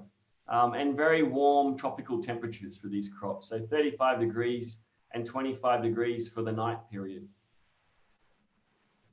And so when it comes to scaling up these approaches, even for these larger species, it can be done. And so here you can see millet, a segregating population growing at a rate of 300 plants per square meter. And on the right, sorghum growing at 600 plants per square meter. So very high density. In fact, probably too high there for sorghum. We're finding that about 300 plants per square meter is a very good density for these crops because most plants produce seed every generation at that rate. But very good for applying single seed descent in breeding programs because it's really key to driving down the cost per plant. When it comes to pigeon pea, we published a nice article with ICRISAT reporting a early pod harvest technique that can be used to achieve 4 generations a year for pigeon pea. So really promising there, but we're still continuing to try to optimize protocols. So can we optimize the photo period and wavelengths and temperature to push this even faster? And so this is our current goal. You can see pigeon pea growing there in the speed breeding system and some of the plants and what they look like when we grow them under speed breeding. I wanted to highlight this paper that's just come out in TAG, and this was a few weeks ago, published by an excellent group of researchers at the University of Hohenheim in Germany. Really exciting stuff. They've published protocols for speed breeding soybean, rice, and amaranth. And just like our research, they've found that the 10-hour photo period also works beautifully for these species. And in fact, using this approach, they can grow 5 generations a year for soybean, for example. And so here you can see some of the plants, and they were actually growing under different wavelength compositions. So they're actually testing different wavelengths and how these plants responded. And it was quite surprising results. So here you can see that if you expose soybean plants to light that does not have far red in it, you can actually achieve very robust, short, early flowering soybean plants. Really perfect or ideal for rapid generation advance and growing at high density. However, in rice, it was almost the opposite. By exposing the plants to far red light was one of the key triggers to producing plants that could early flower and actually achieve rapid generation advance faster. So the wavelength compositions are very specific to a species, and this really opens the door for a whole new research field aiming to optimize protocols around wavelengths. And if we look at the breeding program and where all this fits in, well, I'm told that the researchers at Hohenheim developed this for soybean, a speed breeding system, because their winter nurseries failed a number of years. And so instead of growing 3 generations, 2 winter nursery and 1 in the field in the main season, now they can grow 5 generations a year as part of their breeding operations. And this system, of course, is very compatible with genomics and marker-assisted selection and tracking key genes through the breeding process. Now, I'd just like to touch on some speed breeding facilities, give some examples, different setups around the world, and different crops. And hopefully this sparks some ideas about how you could maybe set up speed breeding, if you haven't already, at your institute. And I really have to say thank you to the breeding companies that have shared this information, these slides. Really thankful to them for being so open and sharing to inspire adoption of this technology. The first one here you can see is speed breeding of spring wheat for the North American program of BASF. And this slide was provided by David Bonnet. You can see it's essentially a speed breeding warehouse. I like to think of this as. It's fully indoors. They're growing wheat populations on multiple levels. You can see there, very high density. They're capable of producing 100,000 SSDs a year through their breeding program. They have the capability of growing 5 generations a year, but based on the structure and organization of their breeding operations, they're only growing 2 or 3. So you can see that even though you have the power to grow 6 or 7 generations a year, you don't have to actually grow that many generations for this technology to be very useful. You need to fit it in with the other operations in the breeding program, particularly around field testing. While we're on the topic of wheat, this is another example, this time in Ethiopia, and very different setup here we're talking about. So we're working with the Ethiopians in Kalumsa to develop the speed breeding system there. They have existing glasshouse infrastructure, and you can see some of the plans here where we're actually planning to install LEDs, upgrade the air conditioning systems. And so this speed breeding facility will help support their breeding operations. So really exciting. You can see my PhD student there, Zerihun. So really exciting to take this sort of technology and try to deploy it in somewhere like Ethiopia. It could be really beneficial to their operation. My next example is on a short day crop now on pearl millet. And I've actually had the pleasure of visiting this facility at Corteva in India. And it's just a beautiful humming facility. It's the whole breeding operations go through this speed breeding facility you can see. It's low cost infrastructure. It's a polyhouse design, blackout curtains that are automated to control the short day photo period all year round.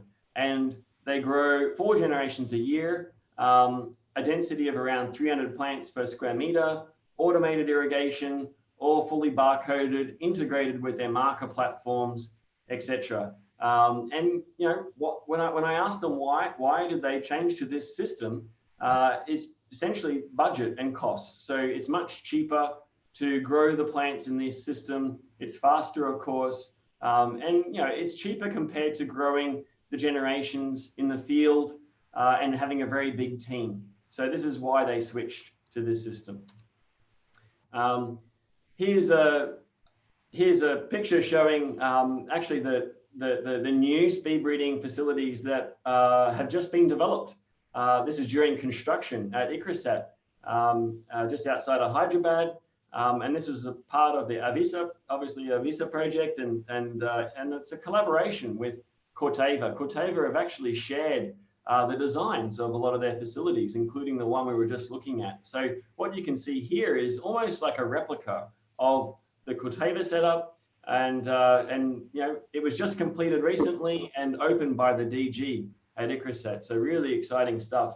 And I'll take you a walk inside now of some of those facilities. You're looking at actually a room that's set up for speed breeding chickpea, where we have existing glasshouse infrastructure there on the ICRISAT campus that has now been fitted out with the latest LEDs, temperature control, and automated irrigation systems. So really cool stuff. And now we'll walk through the setup for the short day crops, sorghum and millet. You can see the blackout curtains drawn. So it's really pitch black in there. And you know, apparently this can house 50,000 wheat or sorghum plants at once. So automated irrigation, you know, real beautiful setup, and you know, really changing the way breeding operations will work in the future.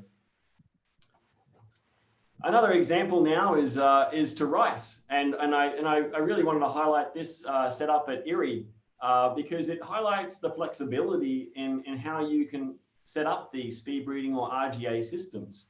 And so this example here, you can see that they can do it in the glasshouse or they can do it in the field. In the glasshouse, they can achieve, you know, 3.5 to 4 generations a year.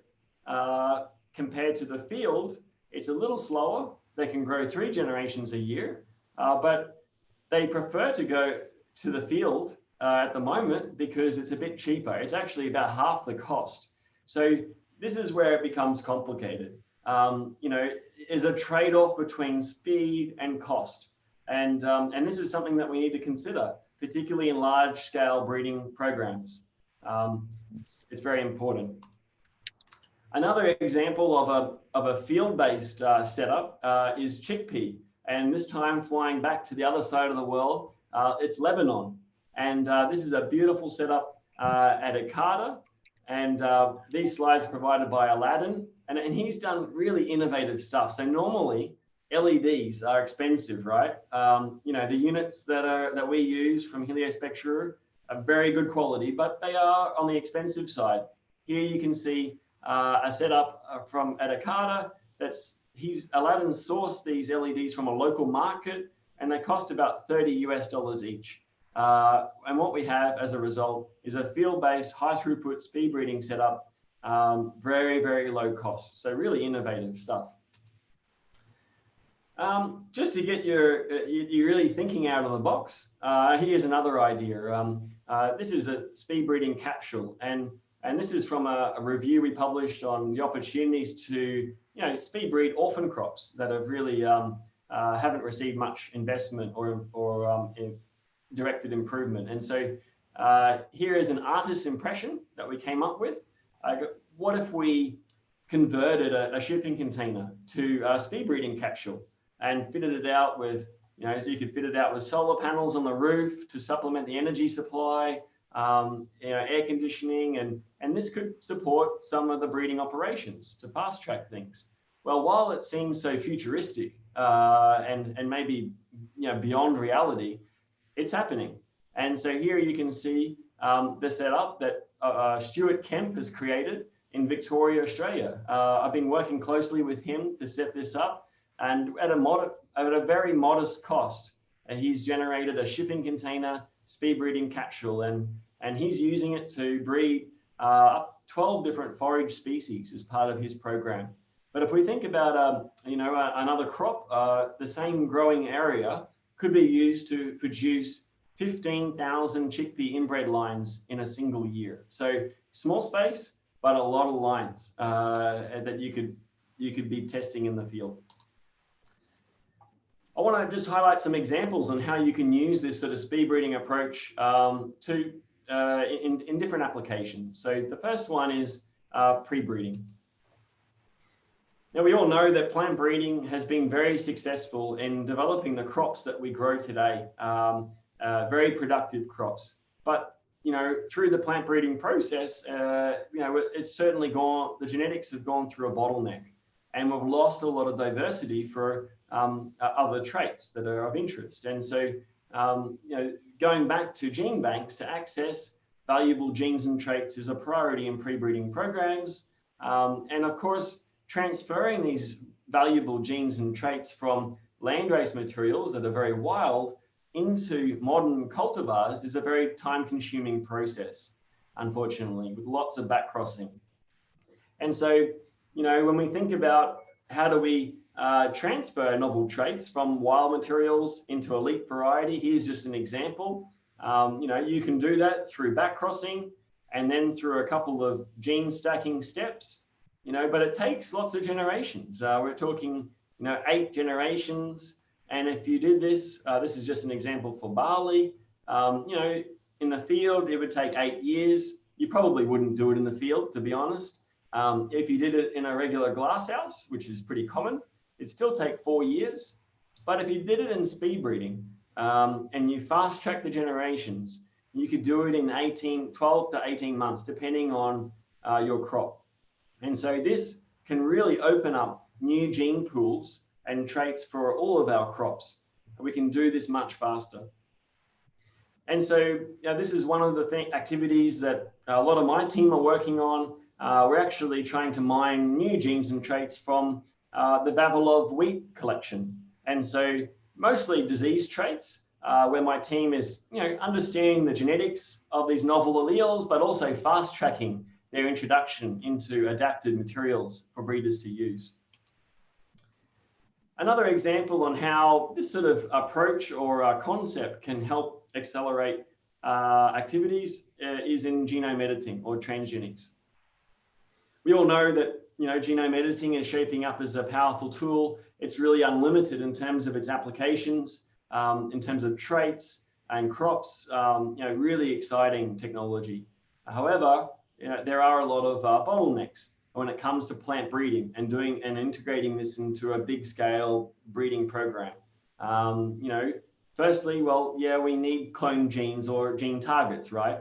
And thanks to a lot of fantastic, you know, plant research, we have a lot of gene targets already, and that's fast becoming, you know, less of an issue, particularly because the technology around how we identify these functional genes has really evolved in recent years with the technologies. Secondly, there are lengthy passages through tissue culture is a real problem. It takes a long time. And of course, this whole process requires specialized labs to undertake this editing or transformation process. And of course, the process is quite limited to a small number of amenable genotypes, which are generally non-elite. It's not the very best breeding lines, unfortunately. And so just to show just a little bit how these technologies can be integrated, in our Nature of Plants paper, this is some of the results from there. So here, you know, we have the standard transformation pipeline for barley, where we're growing the barley plants from seed to immature embryos. We're transforming them and then growing them on to obtain T1 seed from those X plants. And so what we did is, in this paper, we grew barley plants under speed breeding to rapidly obtain embryos for transformation, transformed them, and grew them under speed breeding conditions and regular glasshouse conditions. And you can see, you know, the rate of developmental differences here. And what did this do? Well, it shrinks both ends of the breeding pipeline and ends up saving about 3 months on the standard protocol. So we've got to stop thinking about, you know, these technologies in isolation. There's big opportunities to start integrating and fusing these tools and technologies. And so, you know, what does all this mean? Well, for this situation, it means that, you know, for CRISPR and genome editing approaches, we can validate new traits faster. We can transfer these new traits into farmers' fields faster for where these technologies are available. And Lee, sorry to disturb you, but somehow on your screen, there are these lines, and it seems that you need to fix these things at your end. We tried at our end. I don't know if you can do it. If not, then we can continue. But can you see those lines on the annotation kind of thing on your screen, Lee? Yeah. Do you know how to clean them? Lee, can you just quickly stop the screen sharing and again reshare the screen quickly? Oh, there we go. Okay, this is good. Yeah, Perfect. thank you. Sorry. Thank Yeah, you. continue, please. Yeah. Yep. Sorry about that. I mean, people are obviously making notes on the slides. That's fantastic. And of course, well, you know, like for a lot of academics, you know, publishing that Nature paper faster is very important. So, yeah. All right. So to take this whole concept a bit further, you know, what if we could, you know, take CRISPR out of the lab? That's one of the major constraints, right? Doing all this in the lab, anything that goes in the lab is not the best from a plant breeding perspective. It really is a bottleneck. And so we got thinking with my colleague Ian Godwin, you know, what if we could do this? And so here you can see it's a summary of some of our concepts around how possibly could we integrate the latest technologies and techniques to literally take genome editing out of the lab and do it within a speed breeding glasshouse, for example. And so, you know, I don't have time to go into the details today, but if you're interested in this technology and you know, and some of the ideas, you can read a bit further in our review in Nature Biotechnology. But it's also a brainstorming thing, right? I mean, we really want the community to start thinking about how can we scale up this technology. And you know, we're doing a little bit of work in this space, but you know, really we need the community to work on this and really take this to a whole new level and transform, you know, genome editing from a biotechnology into a high efficient breeding technology. Lastly, I want to talk a bit about the opportunities to integrate genomic selection and speed breeding. Here's just a visual representation of the breeding cycle. You can see going from crossing, the inbreeding phase, testing in the field for yield and quality, disease traits, and releasing varieties. But of course, once you've generated data on selection candidates, you can select the best and perform the next cycle of crossing. Now, genomic selection, you know, it's pretty good. You can avoid the need for testing in the field to select the best parents for the next crossing cycle. But you don't really get out of testing. This still goes on.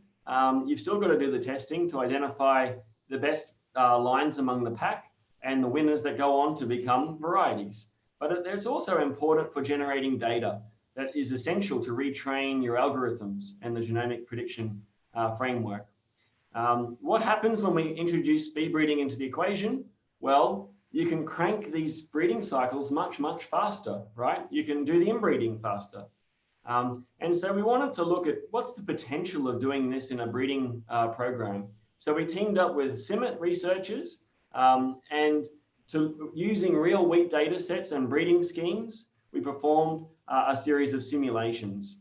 And so to cut to the chase, well, here's the result. After 30 years of breeding, here we have the conventional breeding approach versus SpeedGS, which combines the two technologies. And you can see really translating to much higher rates of genetic gain. And Kai, my colleague, did for some fun, he did some sums, and he worked out that varieties coming from the SpeedGS program were capable of yielding more than 1/2 ton of grain extra per hectare. And that would translate to an extra 1,000 loaves of bread per hectare. So, you know, we're talking about feeding the world, but, you know, I think this is a great example of how we can integrate technologies to develop high yielding, more productive crop varieties. And so we're not just simulating these things, you know, we need to get our hands dirty and do this in the real world. And that's exactly what Amy Watson was doing as part of her PhD. She's here standing in the field of the first wheat lines developed using SpeedGS approach. So you can see she's really proud. We did some, you know, it was really exciting cutting edge research.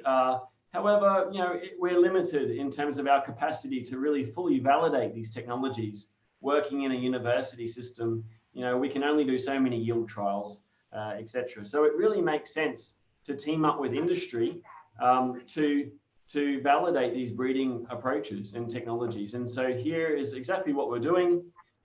working with Longreach Plant Breeders. It's a company in Australia. We're implementing SpeedGS. And here's the brains behind the operations. It's Kai Vosfels and Ben Hayes. And you know, working with these guys, they're not happy with just doing the regular genomic selection. They're really taking it to the next level. And so we're using software and algorithms that they've written, which are a form of or branch of artificial intelligence, which is really guiding the crossing process. It's telling us which crosses are the best ones to make that bring together the complementary blocks in the genome in the shortest time frame possible. And all of this, of course, is in the speed breeding system. So it's really, if we can demonstrate the efficiencies in this process, I think it's really going to change the way you know, we breed crops.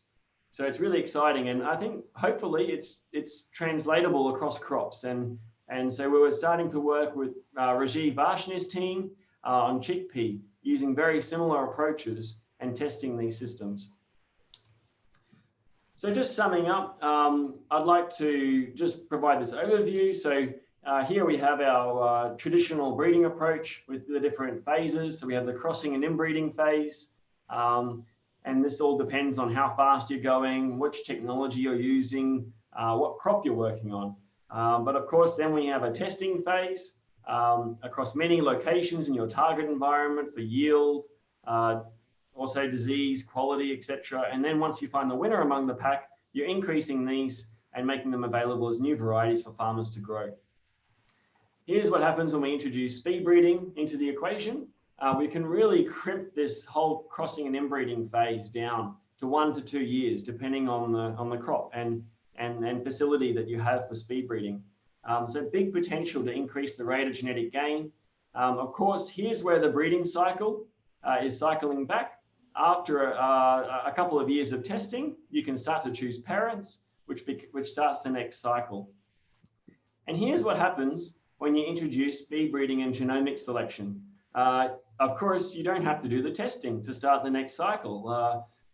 So this is where the shortening of the breeding cycle is really benefited by the two technologies, very complementary, almost made for each other, in my view. And of course, if you're going to start integrating, express edit technology or CRISPR, like I mentioned, this could be happening in the crossing block on your key parents for key targets. And I know that a lot of researchers are really experimenting with ways which we can avoid this whole inbreeding process and do genomic selection on early generations and avoid inbreeding. So really an exciting space to be working as a crop researcher. So some take-home messages. Hope you can see that speed breeding systems can be developed for any crop.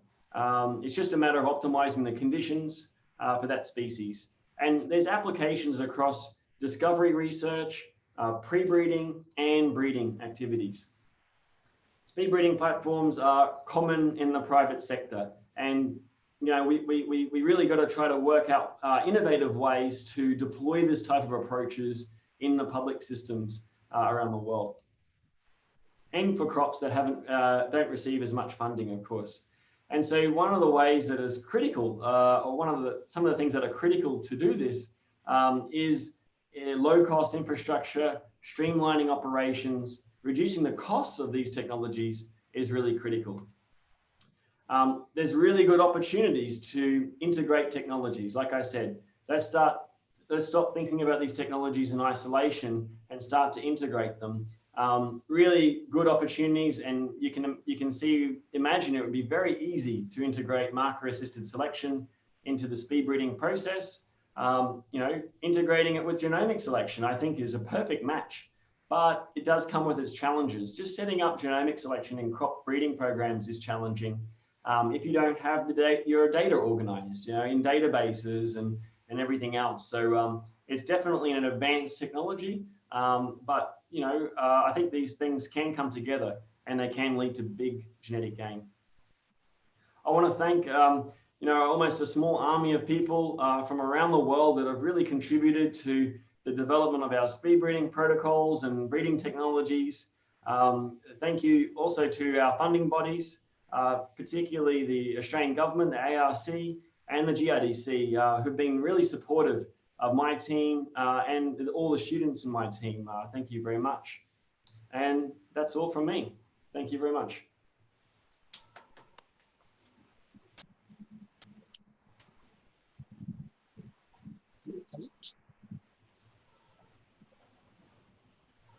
Thanks, Dr. Lee. Am I audible? Yes, sir. We can hear you. Yeah, please go ahead. Yeah, perfectly. Yes, No Dr. Lee, problem. for very excellent presentation. It was not only very rich by the content, but it was very excellently delivered. And speed breeding, which you initiated, a couple of years back, in 1 or 2 species, now it can be reproduced, on more than a dozen species, whether they are the short day length crop, long day length crop, photothermal sensitive crop, or photothermal insensitive crop, C3 plant or C4 plant. Now you also said very nicely, that how this can be very well connected to our normal breeding protocol, and this can be combined well with the transgenic research and gene editing research. Thank you very much once again, and I understand everybody enjoyed your talk as ever. Thanks. Thanks you very much. Thank you. Dr. Singh, we are having a few questions, and what I would suggest, if you allow, I can read some question from the chat box, because there are many questions, and we can ask Lee to answer a few questions, maybe for 10-minute session, and then after that we will go for the next. Okay, that's okay. Good, thank you. So Lee, there are large number of questions, and many of them, they have appreciated your presentation. They are grateful to you for your time. A very frequently asked question is, what is the impact of the speed breeding on nutrition? So have you checked about these things? Yeah, it's a good question. Often comes up. Well, we haven't really looked at this. It could possibly be leading to higher rates of mutation. And I say that because, certainly the plants are more stressed. It's a very, unnatural system to grow them so quickly. We know that, rates of recombination increase when plants are grown under warmer conditions. So it's possible that we might have added benefits when it comes to recombination and mutation rates. This would be advantageous in my opinion. Good. Other question is, and I will select folks few questions, because we cannot have all these questions. You can ask those questions to Lee by email or Twitter, but a few questions.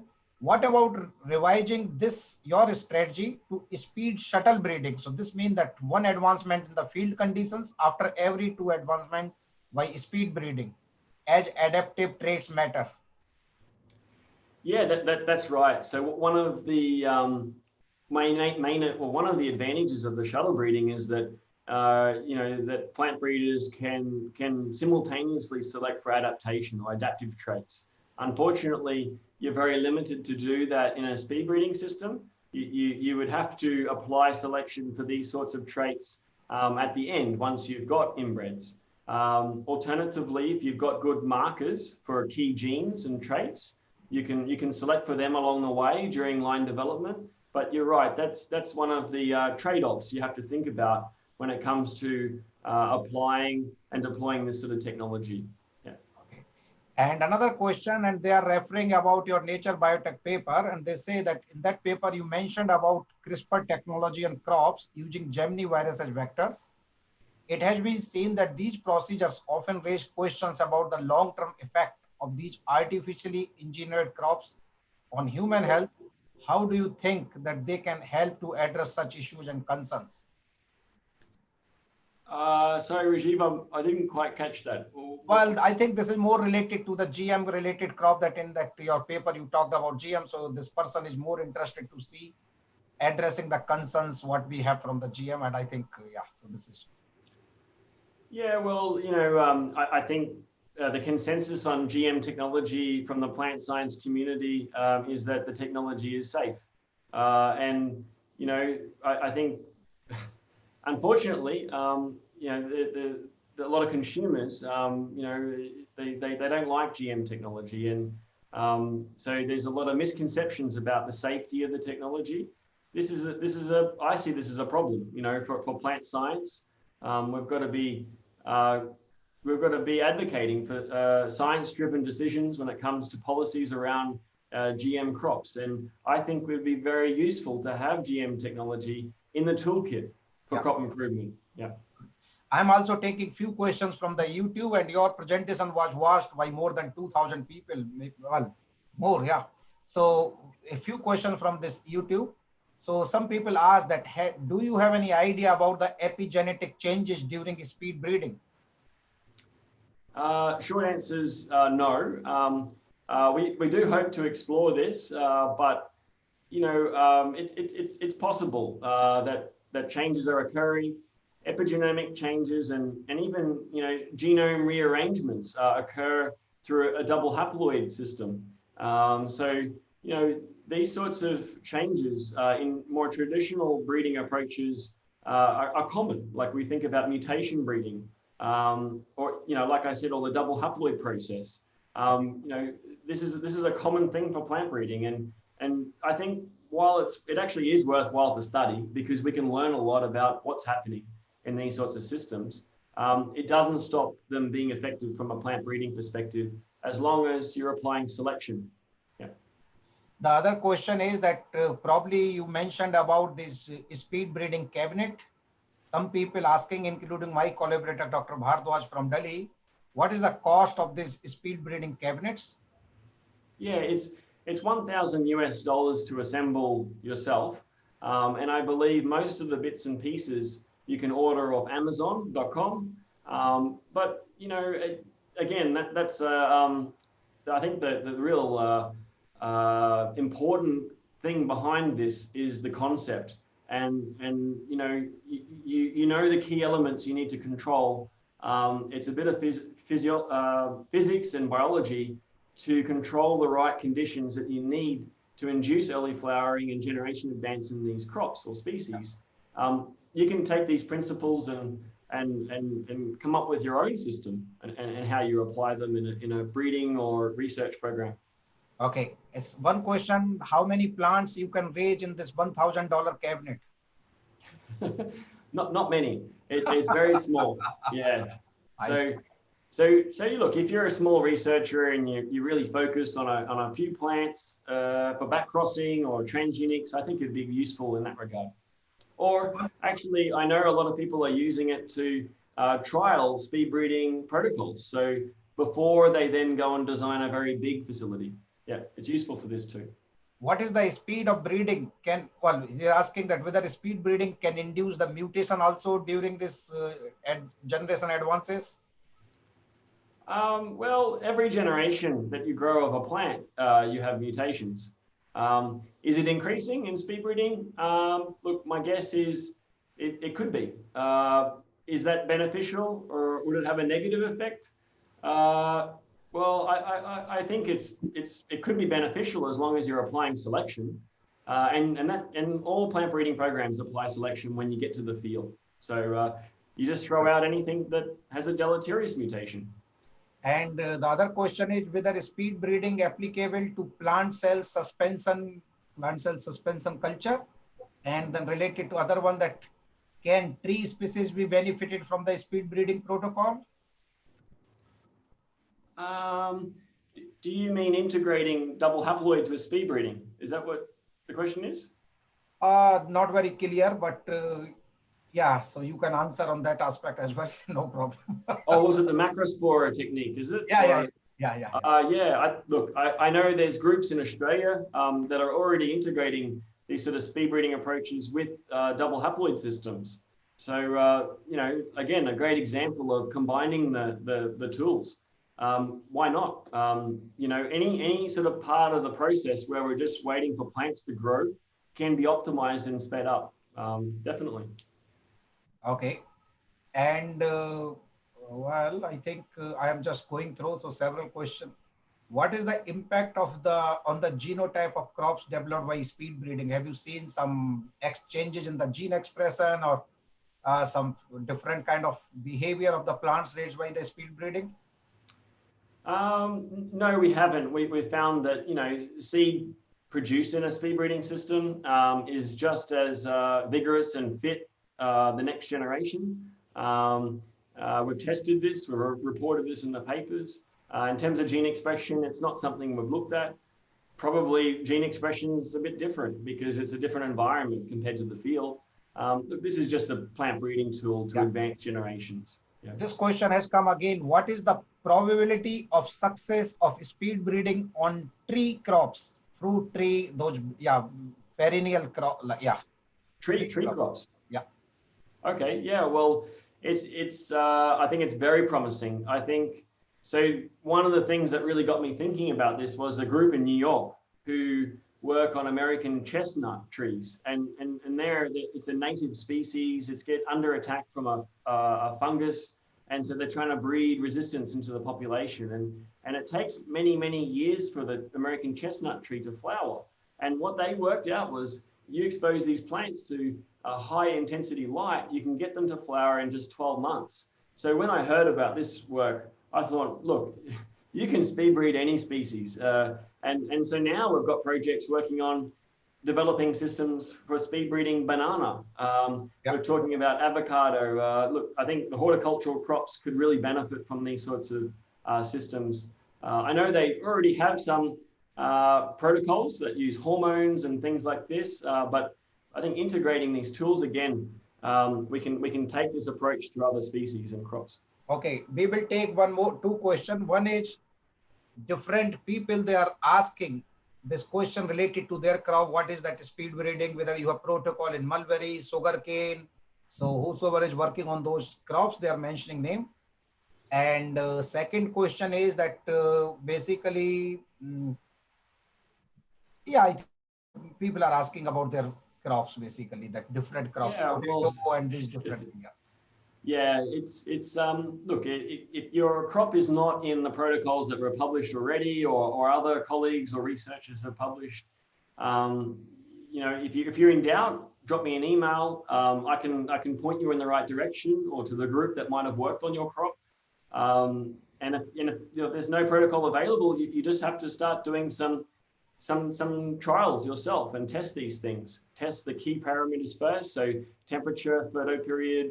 And you can optimize these protocols pretty quickly by adopting that sort of stepwise approach, by testing different parameters. Yeah. Good. So we had a lot of questions, and I think we cannot answer all the questions, but some people ask about your presentation, whether this will be available. And I already took permission from Lee yesterday.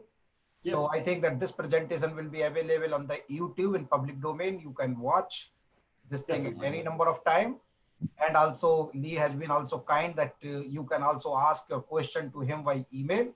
With these things, we would like to thank you, Lee, once again for the great presentation. Now I was assisting Dr. Singh, so I'm giving the floor back to Dr. Singh. Dr. Singh. Thanks, Rajiv, for helping me in question answer session. Again, Dr. Lee Hickey for answering everything, you know, that was raised.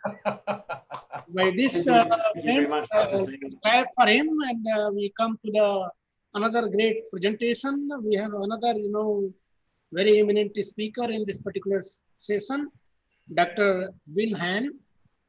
I will briefly introduce Dr. Bill Han. Dr. Bill Han is presently Director of National Center for Gene Research, and he is also Director of Center for Excellence for Plant Molecular Plant Sciences, Chinese Academy of Sciences, Shanghai.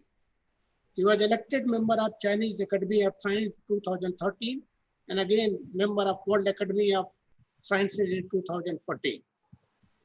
He has been working on genome sequencing, sequence-based genotyping, GWAS of complex state, demonstrating heterosis using rice as a model crop. And he started working, you know, in Chinese Academy of Sciences since 1998. By using the next generation sequencing technology, Dr. Han's team performed high resolution genotyping and whole genome sequencing based GWAS and succeeded in to identify a substantial number of UTLs potentially important for rice production and improvement. With this, I invite, you know, Dr. Hans to make a presentation. And friends, she will be basically speaking on how does a hybrid rice benefit for heterosis of grain yield from the inbred parental varieties. Professor Hans. Hello. Hi. Hi. Hello, thanks, Dr. Singh. Good afternoon, good evening, and good morning, everyone. Firstly, I would like to thank Dr. Rajiv Vashini and his colleague for organizing so wonderful meetings. And I would also like to thank Rajiv for inviting me to give a talk here.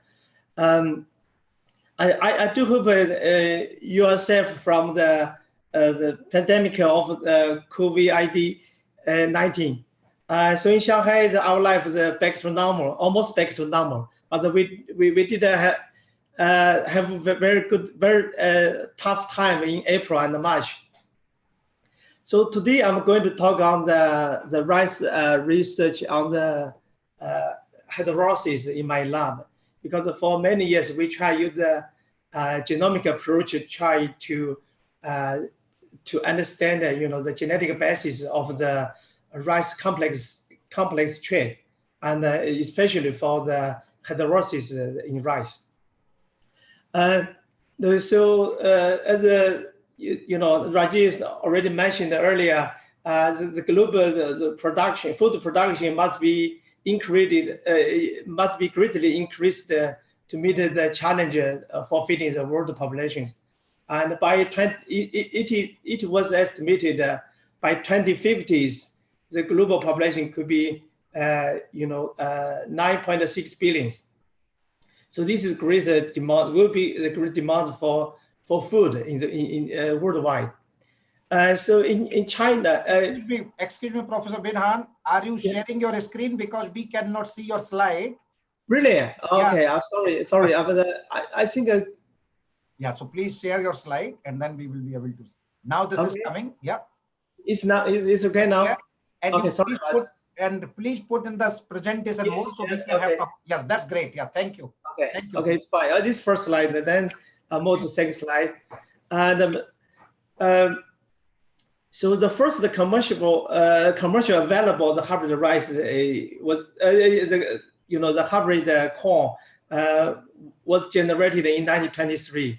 But since that time, the corn production has been increased significantly, especially in United States. So in the rice, there was another story. So in China, the development of the rice, the hybrid rice is also increased so significantly.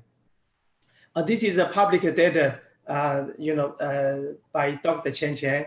So you can see in the most of Asia country, so rice breeding, mostly the rice production increased significantly, mostly because of the planting the hybrid rice in China and in some of other countries. But in China, we believe the hybrid rice could represent almost 60 to 70% of the total the cultivated rice. This data is come from Dr. Yuan Longping in 2009. And for our study, we are interested on the heterosis, the genetic basis of the heterosis. This slide you can see in rice, clearly the two inbreeding parental line cross to generate the F1 variety, but the F1 usually display a better performance than their inbreeding the parental lines. So in the maize are similarly, you can see the parental line crossed with each then generated the F1. You can see the better architectures and also a better performance for the seed head. But the genetic background is still, still there was some question for genetic background. And in rice, particularly, hybrid rice can display the yield advantage about 10 to 20%. But in 1990 or 70s, there could be 30% over their inbred parental lines. So that's the question we would like to address. What the genetic basis for heterosis for the right. The heterosis I mentioned is related to the grain productions. There is a three genetic mechanism for heterosis to explain well for the heterosis. As one is called dominance, overdominance, or epistasis. But together, these three mechanism hypotheses can explain some heterotic phenomena well. But in the general case, each hypothesis is not enough to explain why some of the cross can can produce the better F1, someone can generate the worst one. But we believe we need to have the global survey of the large amount of the rice hybrid rice variety, then try to understand the genetic background. So I would like to briefly to remind to briefly introduce for the inbreeding line, the genetic study for inbreeding line the rice. Is similar to the human genetic study and also the population genetic study in Arabidopsis and also in the maize. So in the rice, we also tried to use the genome-wide association study to identify the complex traits for the grain yield and also for some other complex trait. And also in the rice, there is another very powerful tool is called map-based cloning of some the important gene or trait. Because the mutants library it was easily to be generated, and also GWAS can provide the powerful tool to identify the complex traits by using the natural varieties.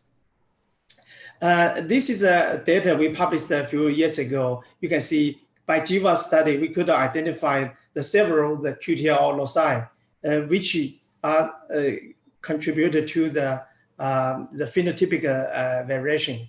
So this is this some QTL loci we identify on average could explain about the 36% of the phenotypic variation. So this gives our thinking about for the inbreeding line, we could identify some of the beneficial alleles contributing to the important trait. But how this inbreeding line and combine together to generate the even much better the hybrid rice varieties.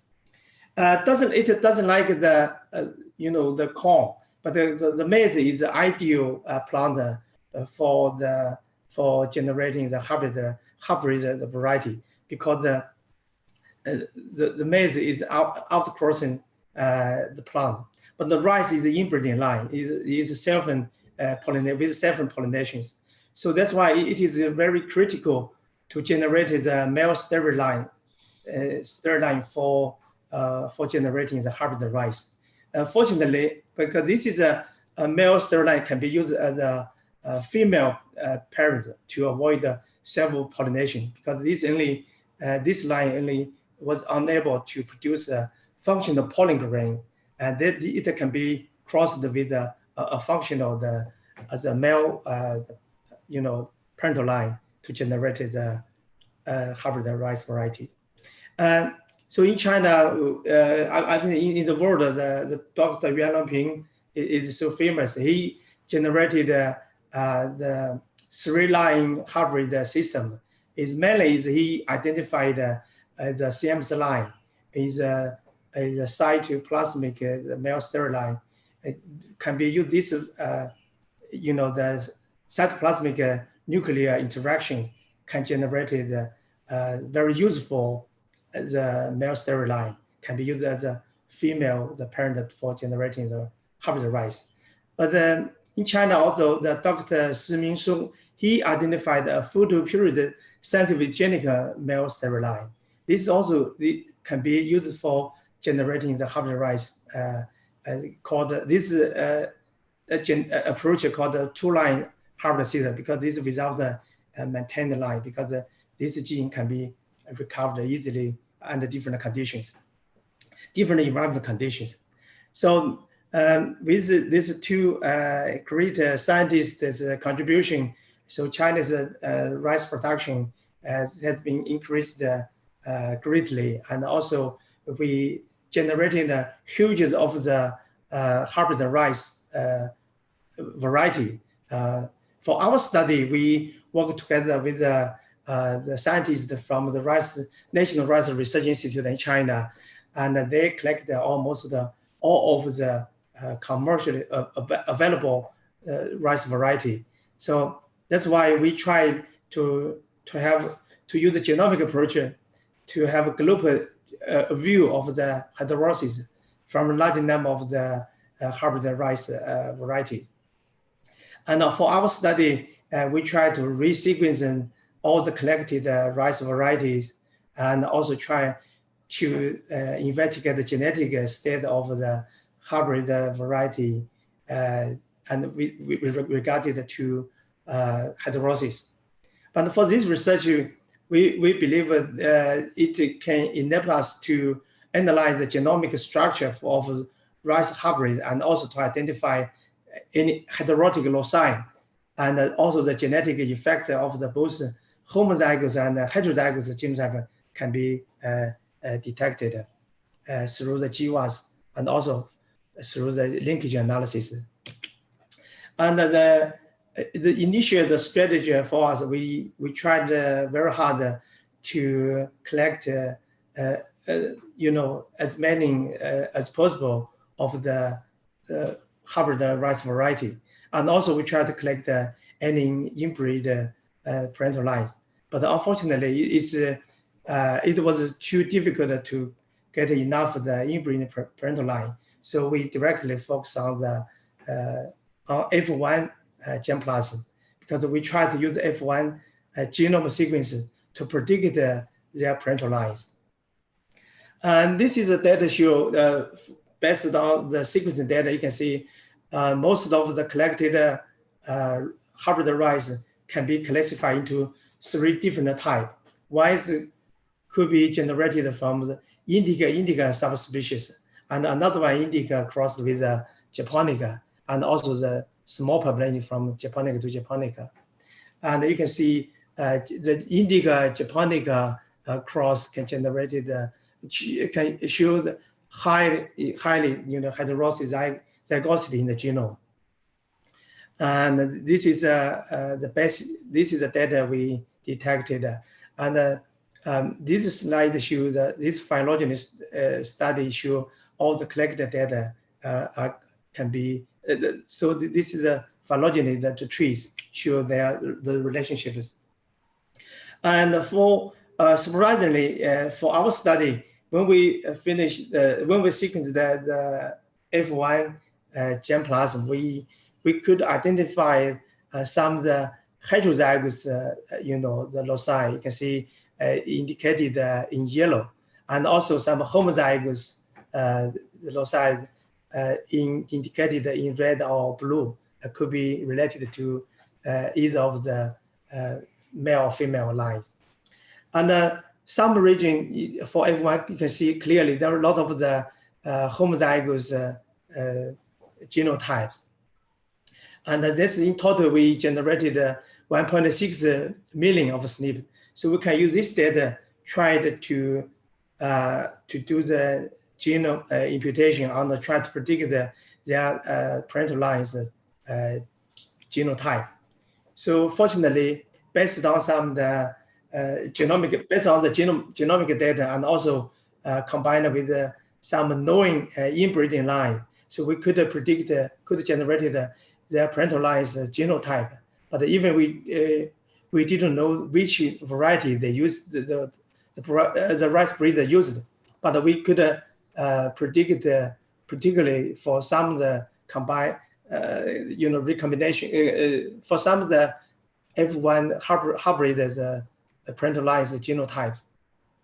So this is the example for the 14 different gene locus. We could clearly predict their parentalized the genotype. But for some the important the trait, for example, for the plant architecture, for this gene locus, there is no any.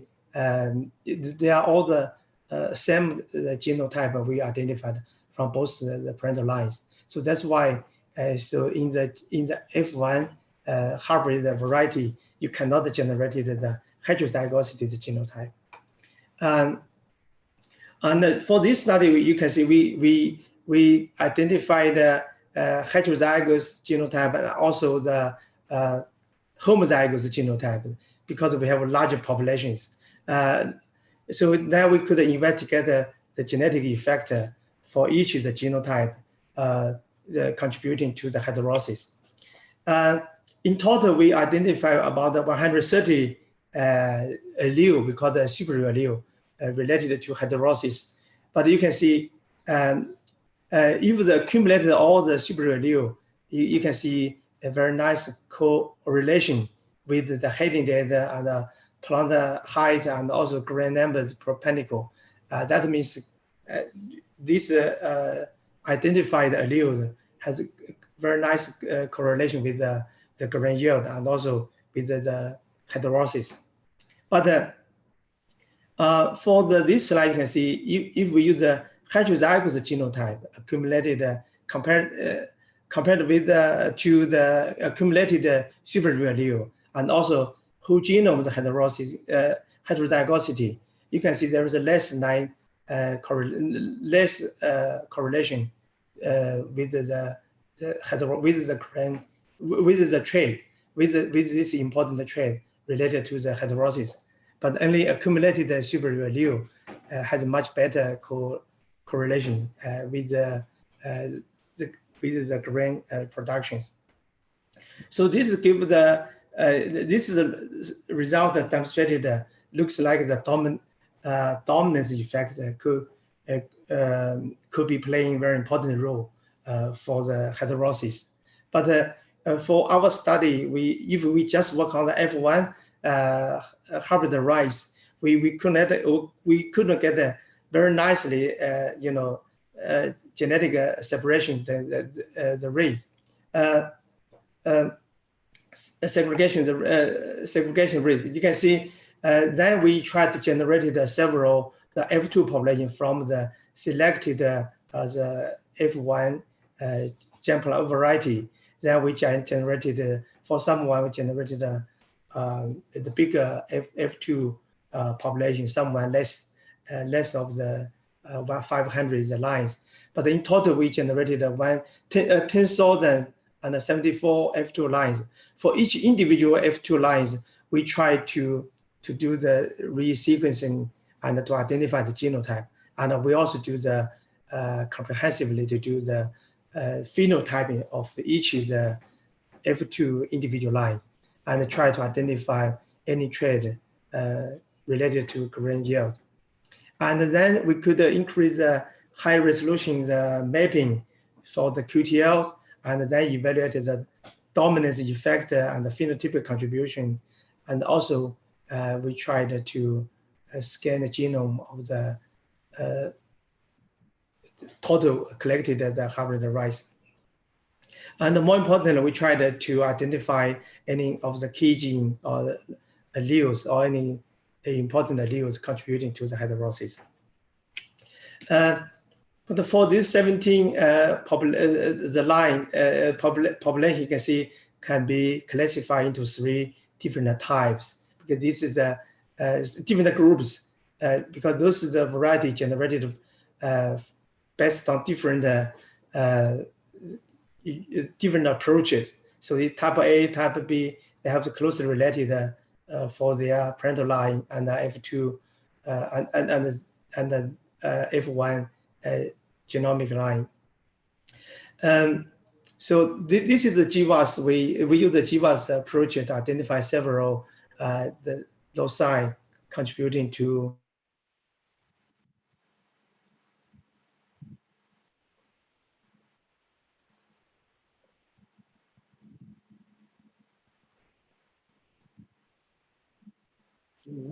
the section. Ben, are you there? We have lost your voice. We can see your next slide, but we have lost your voice.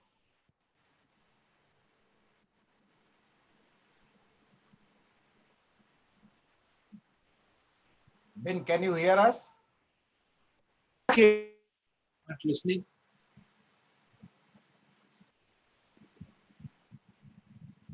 We can see your slide, but we cannot hear you.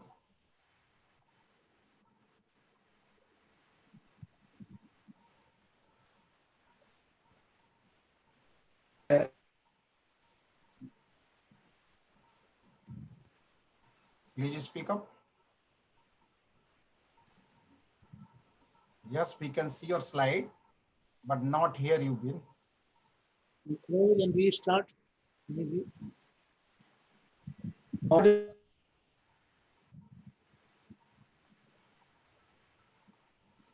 Prasad, you have any suggestion to Ben?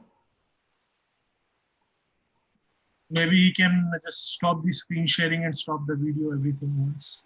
Yeah, so maybe this is one possibility, Ben, that please stop sharing and then share again, and then maybe it will work. Okay, now he has gone offline. He has gone? He's offline. Okay, so maybe we will be coming. So I think that before when he's joining, I just want to mention Professor Win Han is a leading genomics researcher who has applied these technology in the breeding program. And as you could see by his slides, he is one of few researchers in China who have undertaken sequencing of not the reference genome, but large scale populations, and then phenotyping them and trying to associate the alleles with the yield. So and we are very excited to have him here. I think he will be joining soon, or I can send a message over WeChat that how's things going on.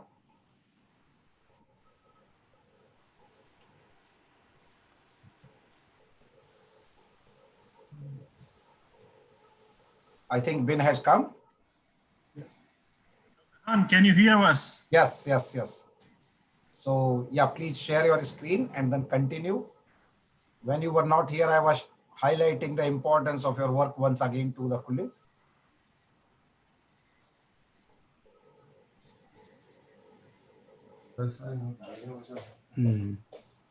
So Raj, I can hear you clearly, but I don't know why you can't hear me. Now we can hear you.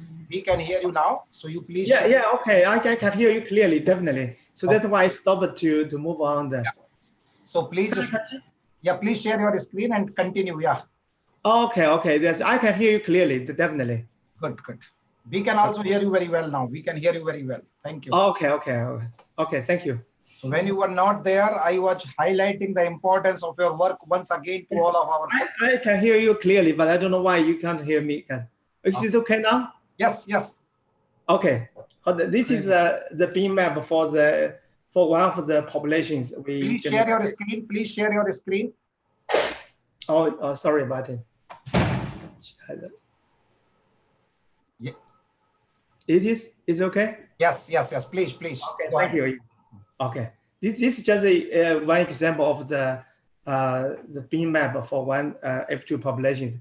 You can see this high density. The mapping resolution increased very much, but we could use this in total about 10,072 the beam map for the linkage mapping, try to identify several of the QTLs. And okay, for in total, but this is major result. In total, we identified 474 QTLs could be related to the heterosis. This is the trait related to the heading data, plant height, and also the granulomas perpendiculars. And from this slide, you can see most of the identified QTL are acted through the dominance factor. Very few that the QTL could be playing in the over dominant factor for the complex trait. So that's why for our study we believe the dominance factor could be play more important role for heterosis, and because some over dominance effect could be caused by pseudo over dominance, because there are two closely linked the loci could be mapped together. So for the phenotype, they should should over dominance the phenotype, but actually could be still there could be a complete or incomplete dominant factor. And this is one example for example, this TEC1 gene. This is controlled. The TEC1 is a transcription factor regulated the plant architecture, but it is clearly the two parent line, the two homozygous, the genotype that generated is F1 genotype is clearly incomplete dominance factor. But why the rice breeder choose this genotype for breeding? Because this could increase the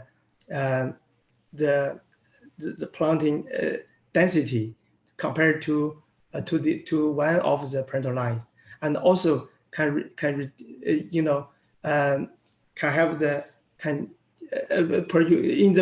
per unit area, and if the till angle is if the too large, too big the till angles, it could get the less of the the plant density in the per unit area. But the small architectures could also can reduce the the panicle numbers. So that's why the rice breeder choose this genotype as a fair the genotype for breeding. So I mean, for each the individual the hybrid rice, there are many the loci, many the QTL contributing to the heterosis related to the grain yield. So that's why for individually we found this is a genetic effect. There is another example.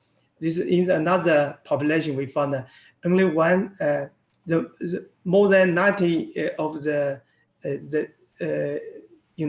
genes come from the male line contributing to the heterosis, but only single gene come from the female line, is from the male stereo line. But this gene contributed greatly to the heterosis compared to the elite male lines. So that's why we believe that for rice breeding, most of the rice breeder try to identify some beneficial allele from the CMS line. They try to from the male stereo line. They try to get any the useful the gene logs or QTL for generating the elite F1 varieties.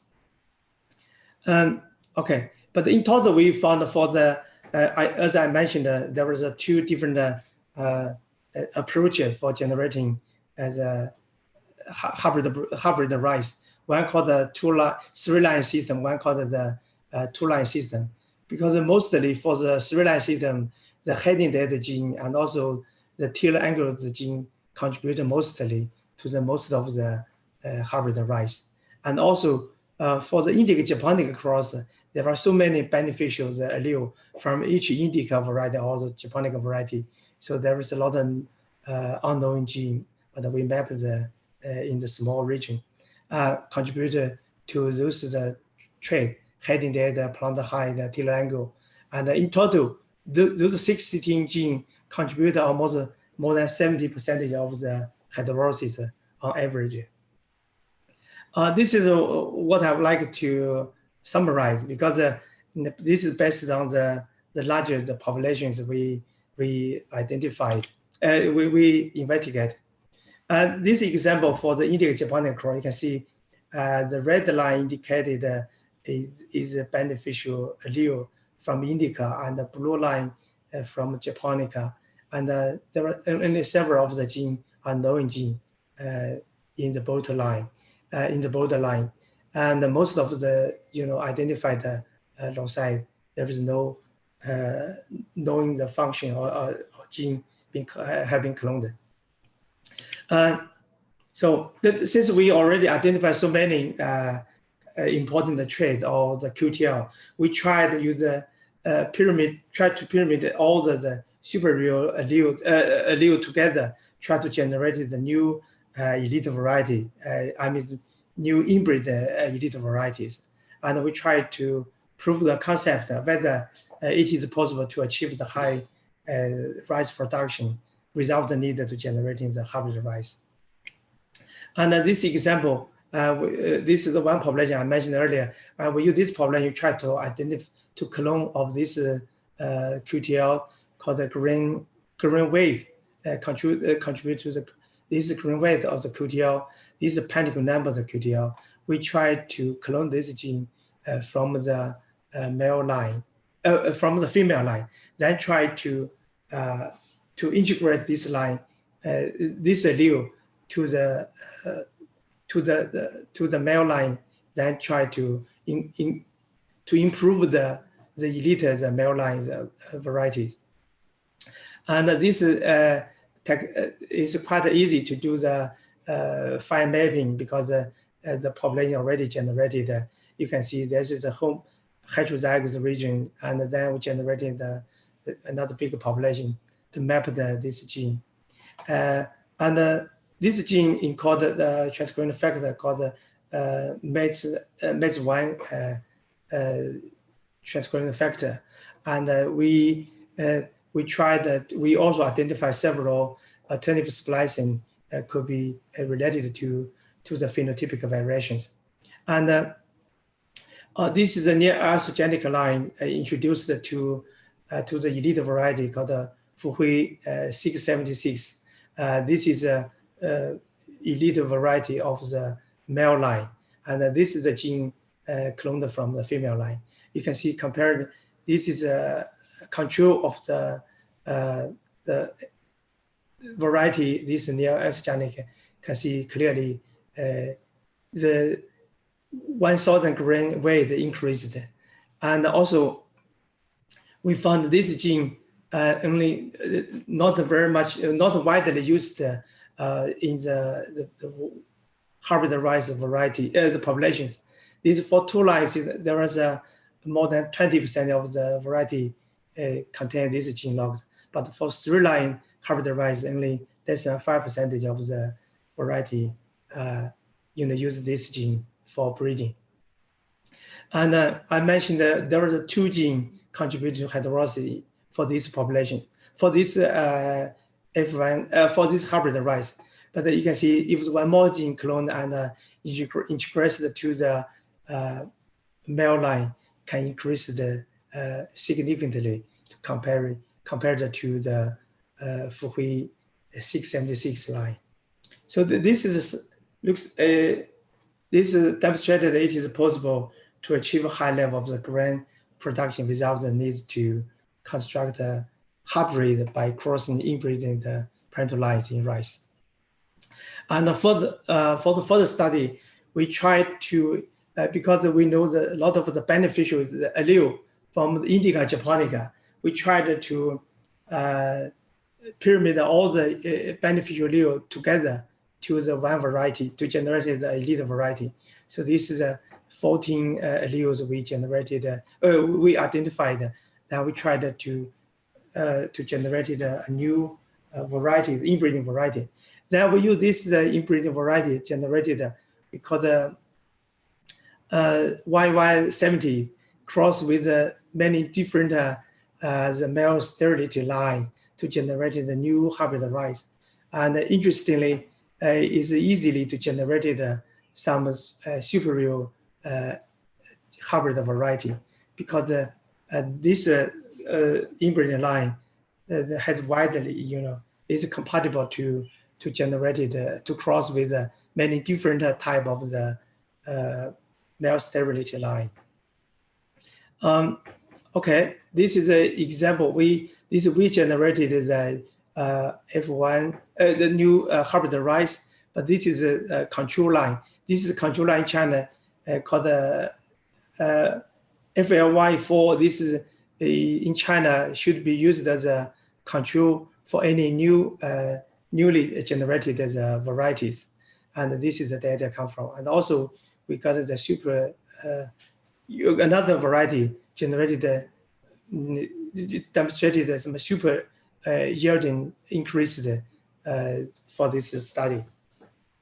And we also proposed a model for this study because if we could see any heterotic phenomena in F1, then we could try to generate the bigger, the F2 population, try to have the quick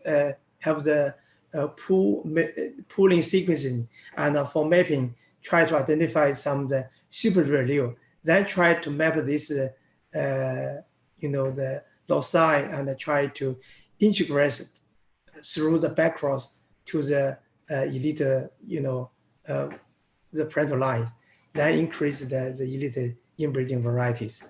So I believe if more and more the beneficial allele being identified, so we can do this, can prove these the models. So this is why I'd like to quickly summarize here. For GWAS study is a really powerful approach for inbreeding line for identify complex traits in the inbreeding line in rice. And for the heterosis study, we found there do exist a few gene or loci from female parental line contributing to heterosis with different heterotic, with different within each subgroup. This means a different subgroup of the hybrid rice. And also most of the this is the identified loci or the QTL that act through the way of the positive dominance or incomplete dominance to contribute to the heterosis.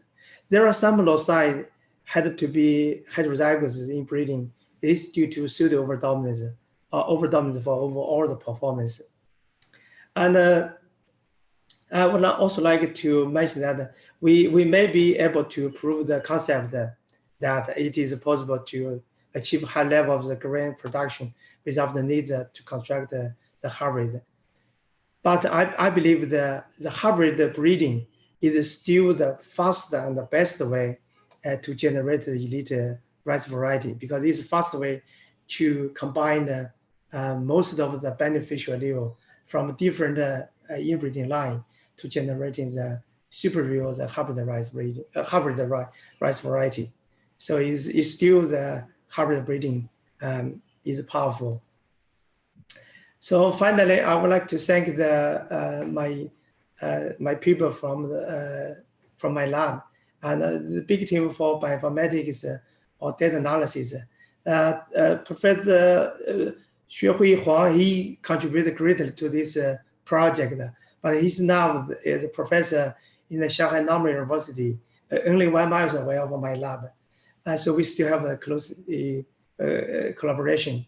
And I have a lot of the people work on the functional genomic study, work in the field for phenotyping, and also for the functional validation of some cloned the genes. And also have the team work on sequencing led by Dr. Feng Qi. Okay, I would also like to thank my colleagues, mostly from the Chinese National Rice Research Institute. So all of the rice variety are contributed from this institute. I would like to think of the Dr. Yang Sihua. He working closely with us on the heterosis study. And also would like to thank the Professor Xie Huang for working on the for mapping some QTLs, heterotic QTLs, and also the changing high-tech seed companies in Hefei. Okay, thank you very much. Thanks, Dr. Bin, for a very excellent presentation. Thank you. We all liked it, everybody knows, the Chinese story of successful super hybrid production, from identification of CMS line in 1970 to, successfully improving inbred line to using genomics tool to make a super hybrid. Thank you once again. Over to Raj for handling the question and answer session. Okay, good. So thank you very much once again, academician Professor Binhan, and we really enjoy your presentation. And as colleagues saw, and then one of his great, he has published several papers in Nature, Genetics, Nature, and like this thing. But I just like to mention, so when Dr. Huang was working with Professor Binhan, and then they developed this bin map, I always used to think that this bin map is based on your name, after your name, Bin. But this is recombination of bin. I know. But anyway, our lab started to use that the method for several of our crop, and I think this is really very, very useful. Anyway, so Professor Binhan, we got several questions, and some question I pick up when you were talking, and so maybe already answered, but nevertheless, I will take some question from Zoom, some from that YouTube. One is that how can rice breeders overcome the genetic vulnerability in hybrids if they are using similar lines to develop superior hybrids? And Raji, for our study, we only collect the commercially available the hybrid rice. So they show clearly some of the better performance than their inbreeding line. But we haven't worked closely with the rice breeder to get something we're interested in to work on. If some of the cross they feel is not good enough for generating the superior variety, but it could be useful for us to identify some of the traits, some QTL or loci could be related to the disadvantage of the heterosis. But so far we haven't get this data to work on. So in the same context, there is one question: how to separate tightly linked loci, which is one desirable, another one is undesirable, using fast genomic techniques? Are you doing some work in that direction? Oh, that's so difficult. I think if we know some that could be the two closely linked, genetically linked together, the loci, we could generate the high populations and try to use the high density SNP marker, to map them. But if there's unknowing the loci or difficult with lower recombination rate, so it could be difficult to separate them. Yeah. Other thing is that, I'm just reading these questions. So they say that you have done a lot of work on heterosis and many other colleagues in China. Is the genetic basis of heterosis clear now? I think so. I think clearly is because for the rice, because we compared with the inbreeding line, we found that most of the heterotic phenomena is caused by some of the beneficial allele combined together. So this is clearly the super overdominance or some allele related to the abscesses is rarely detected. So we believe the dominance effect could be more important. Okay. Yeah. And one question is, can we make inference about heterosis, or can we understand about heterosis from bulk segregant analysis, BSA-seq? So basically you have this bulk segregant analysis and then sequence them or analysis involving parents and F2 bulks. You mean, so sorry, could you repeat the question again? So they are talking that, that this approach bulk segregant analysis, so you take the two bulks from these F2s, one is good, another is poor one, and do the sequencing of those bulks and do this BSA-seq approach. So by using this approach, can we understand something about heterosis? Yeah, I think so. Yeah, this is what we tried. We tried to predict based on our study. We tried to predict any heterotic the group for each male or female line. Then we could predict some useful route for the provide this useful information for the rice breeder for generating more efficiently generating efficiently of some new varieties. Okay, good. Some people ask, because they heard speed breeding before you, they are asking, what is your proposal? How can you integrate speed breeding in heterosis? I think it's best that we try to have the test the cross, because the cross each other should be easily, because if one is a male sterility line could be crossed easily with the different the inbreeding lines. But the more difficult is tough work is try to do the phenotype to have the very reliable or stable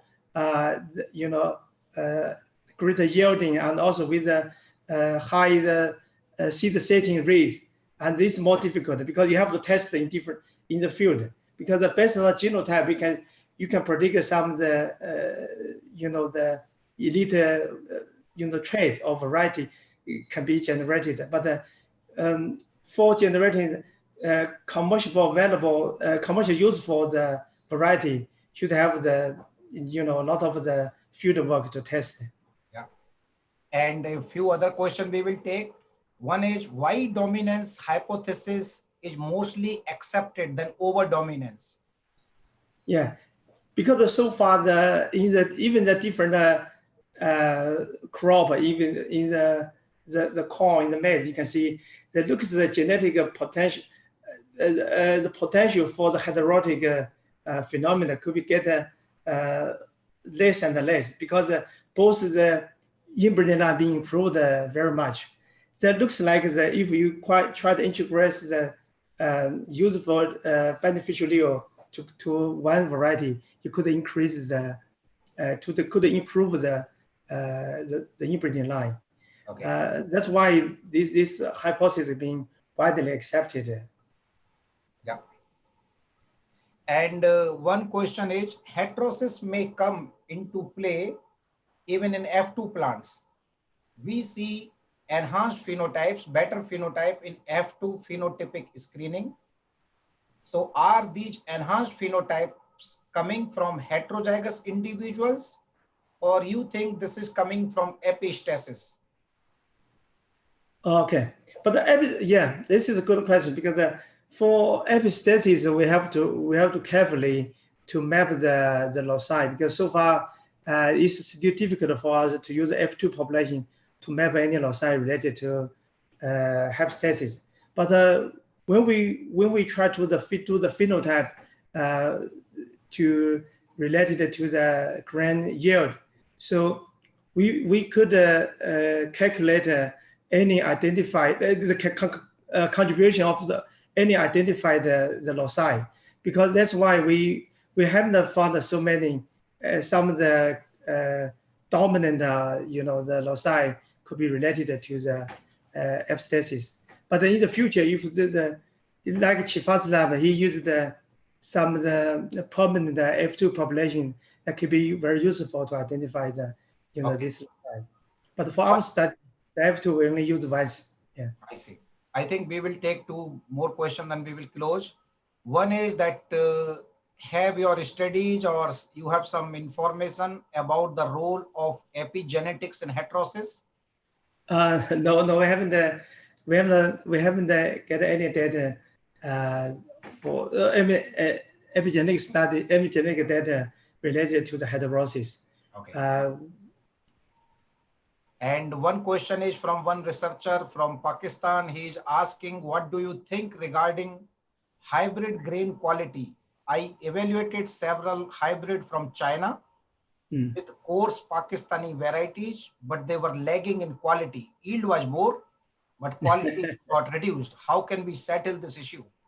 Yeah, okay, that's a good question, because for hybrid rice variety, there was a lot of the rumor many years ago about the quality of the hybrid rice variety. But now in China, the hybrid rice is quality, we mean the cooking quality or even the appearance of the grain, the quality being improved very much. That's why this is due to, I believe it's due to the improved of the both parental lines, because if you have the only single parental line being improved, it's not good enough.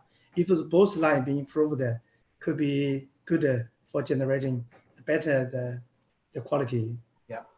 And one question is that what should be the approach in your opinion for taking a heterosis study in a cross-pollinated crop like pearl millet? Pearl millet is this Penicetum glaucum. ICRISAT also works on that bin. So he's asking that what would you suggest for taking a heterosis study in this cross-pollinated crop? Yeah. Yeah, I in my lab I didn't mention, but we for next study, even the current study, we tried to quantify of the each different alleles contribution, because since we mapped some of the QTL or loci related to the grain production, but still some of the genes should be clearly mapped or clonal identified. So then if we could quantify the contribution of each loci, we could do easily to do the pyramid to pyramid of the beneficial allele together.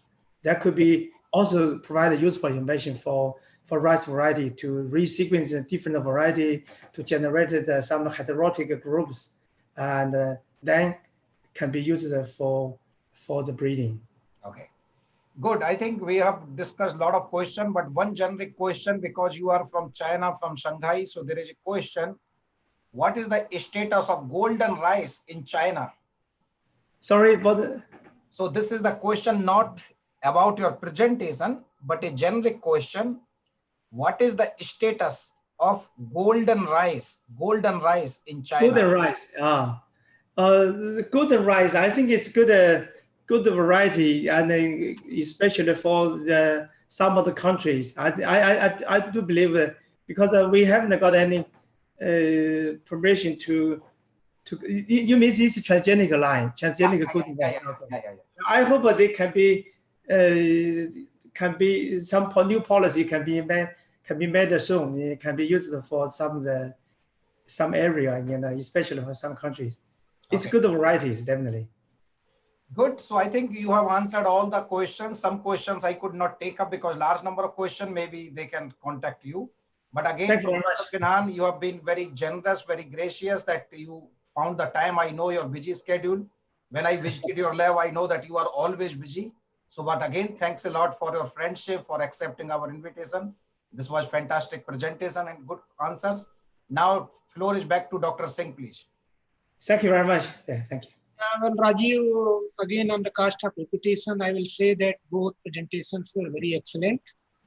First presentation by Lee Hicking, on speed breeding and linking it to gene bank management, to transgenic development, again to gene editing, was really a very high standard.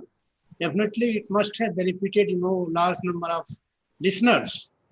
Again, another talk by, Dr. Han was also excellent talk, both in terms of the content and delivery. And I feel that large number of listeners, they must have been benefited by this talk. I understand a lot of people have still questions, but that can be later on taken through the speakers. I perfectly thank Dr. Rajiv for giving me opportunity to chair this particular session. I really enjoyed it. Thanks again. Over to Rajiv. Thank you very much, Dr. Singh, for organizing very good session. And we are grateful to you for finding time and spending your forenoon with us. And as you mentioned, we are also grateful to both speakers and all of our panelists. And interesting is that even now we have ended, so we still have around 1,500 participants connected. And at one time point, we got about 2,000 participants, more than 2,000 participants attending this thing. So this is one beauty, that if we would have organized a conference, we wouldn't have reached to more 1,000 people, but now through this platform, we could reach 2,000 or more. And so they are not 2,000 statics. The number is 3,000. Some people come and go. So like this thing. So this is good. Now we will close this session now and would like to request you all to join us back at 15 hours, 1500 hours of Indian Standard Time, which is 3 p.m. And we are going to have another interesting session in afternoon. All the students, colleagues who needs their certificate, we are getting those certificates ready. Please join us in afternoon, and our IT team is also monitoring that which student is joining and which is not joining. So this is also important for you that you join there. And anyway, thank you very much. Have a great day, and we will see you later at 3 o'clock of Indian time. Thank you very much for joining. Now you can switch off, leave the meeting, come back again at 3 o'clock. Thanks once again to all the speakers. Thank you very much.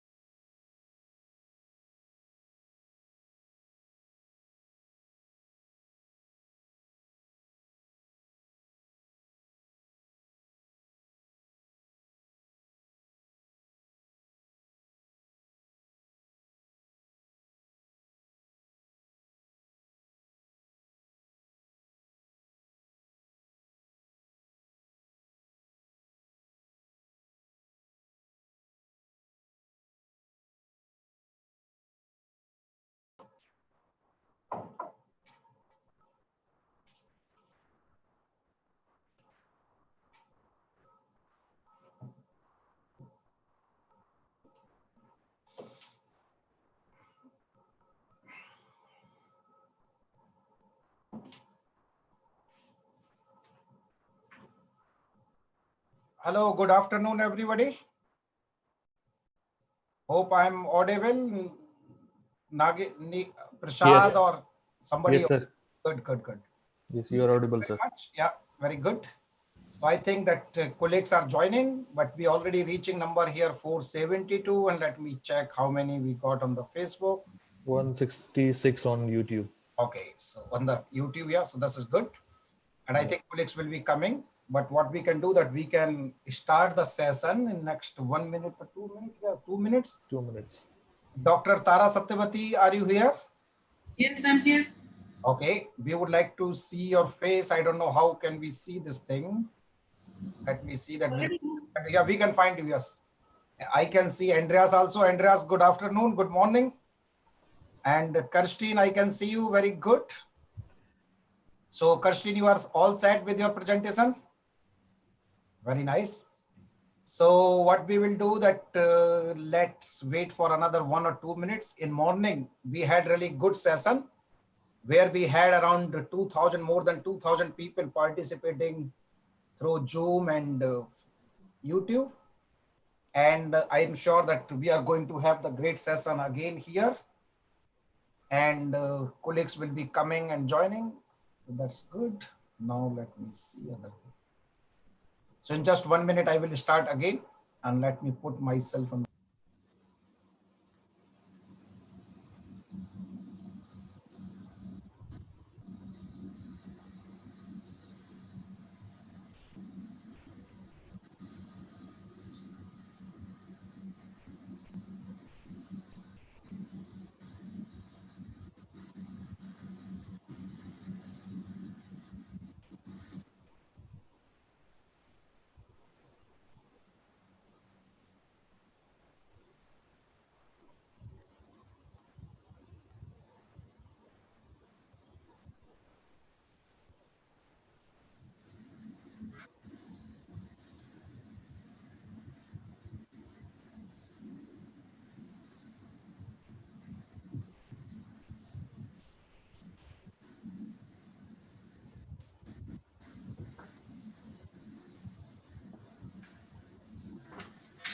Okay, good. So good afternoon from India. Good morning in Europe and other parts of the world. Somewhere good evening. This is the beauty of the different time zone. I think majority of you were already attending this webinar in morning. But if not, very quickly would like to mention my name is Rajiv Varshne. I'm Research Program Director here at ICRISAT. And it's our great pleasure for welcoming you all for this important webinar.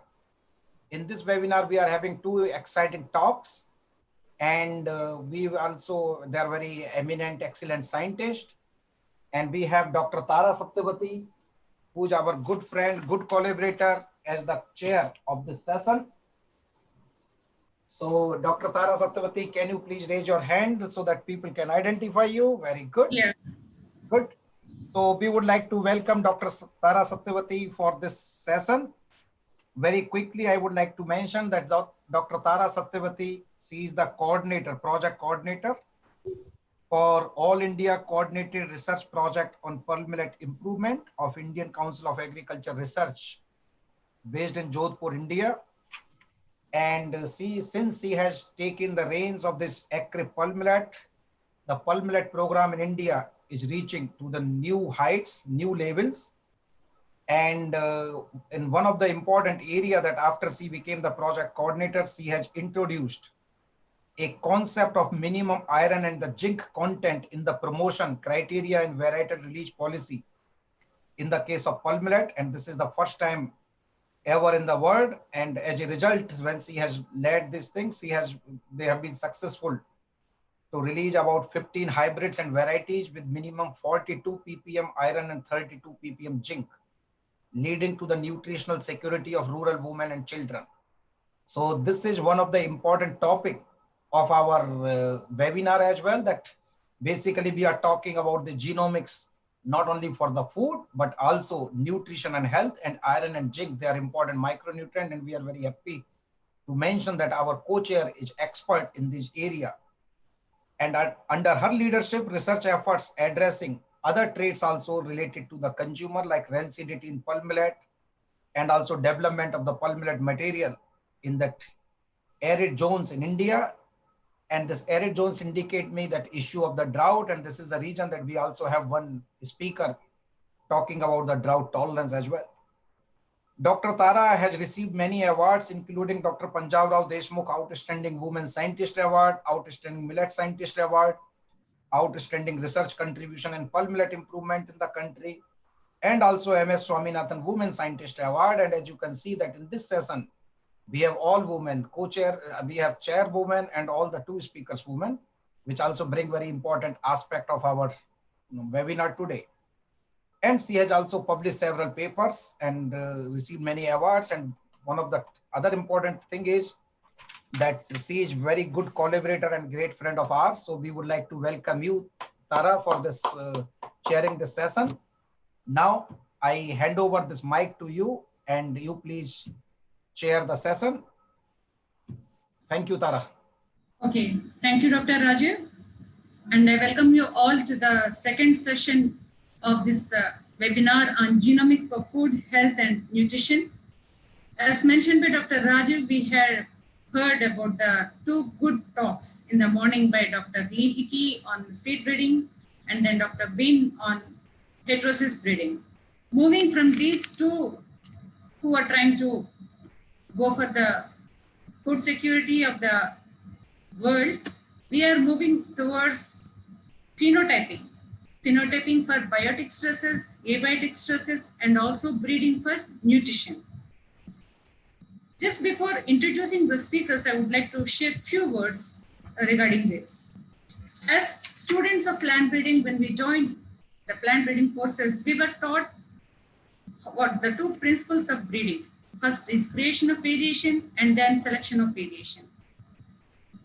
Selection of variation means how do you go, how you select in the field or in the lab. There comes this principle of phenotyping. If we see how our old breeders have started phenotyping or selection, you remember that all our teachers, our senior breeders, they used to go to field. They used to have a diary, a pencil, a scale, and all those things, carry them, stand in the scorching sun, take the observations, and then bring back the book and then see the data, then process it and analyze it, and then come out with the results. Now, as we move on, the concept of selection phenotyping has changed, and we are seeing a lot of change due to the technological advancements in various fields.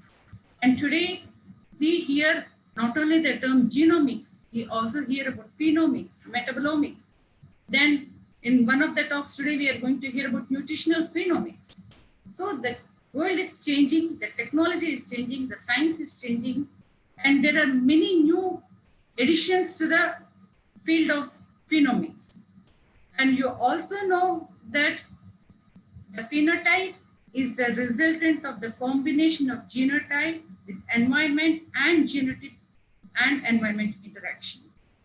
So to capture the changes imposed by all these factors, the genotype, the environment, genotype into environment interactions, we have to have very fine-tuned equipment or tools which can capture these changes and help the breeders to select those things. That is where the phenomics come into picture. And if you see the phenomics, it is just not a single discipline. It is an integration of many basic disciplines involving mathematics, physics, chemistry, computer science, computational biology, and biometrics, and electronics, many things, along with artificial intelligence. So friends, today we have two eminent researchers in the respective fields who are going to give talk on different topics. First, we have Dr. Christine Newman, then followed by Dr. Dil Tavaraja. First, I'm going to introduce Dr. Christine Newman. Dr. Christine Newman is a long-term scientist working in the Leibniz Institute of Plant Genetics and Plant Research, popularly known as IPK in Germany. She studied biology at the University of Potsdam and then conducted her PhD work at the IPK in the group of resource genetics and reproduction, working with a diverse barley collection on mapping drought tolerance at different developmental stages, applying genome-wide association scans. After her PhD, she started working in the field of non-invasive high-throughput phenotyping, that is HTP, in the group Genome Diversity. Since then, she employed HTP in different panels of wheat and barley for mapping abiotic stress tolerance related traits. HTP in controlled conditions allows detailed insights into the dynamics of genetic architecture of complex growth and stress tolerance related traits. Dynamic trait mapping has the potential to enable breeders to include time-dependent QTL information in their processes. Dr. Kirsten Newman is a member of the German Plant Breeding Association. Dr. Kirsten, the floor is yours. So now I have to put my mic on. Is everyone listening? Yeah, we. Good. That's the first challenge. So thanks a lot for inviting me to the seminar. And the webinar is actually my first webinar and the first webinar given at IPK. So we are looking and observing if that works fine. It might be also a platform for here. And yeah, I have to share the screen now. So the presentation is here. And Kirsten, you already got around 1,500 participants on that together on both platform, and very soon number of participants will be increasing further. Okay. So I just have to say, I have to line out this one. All right.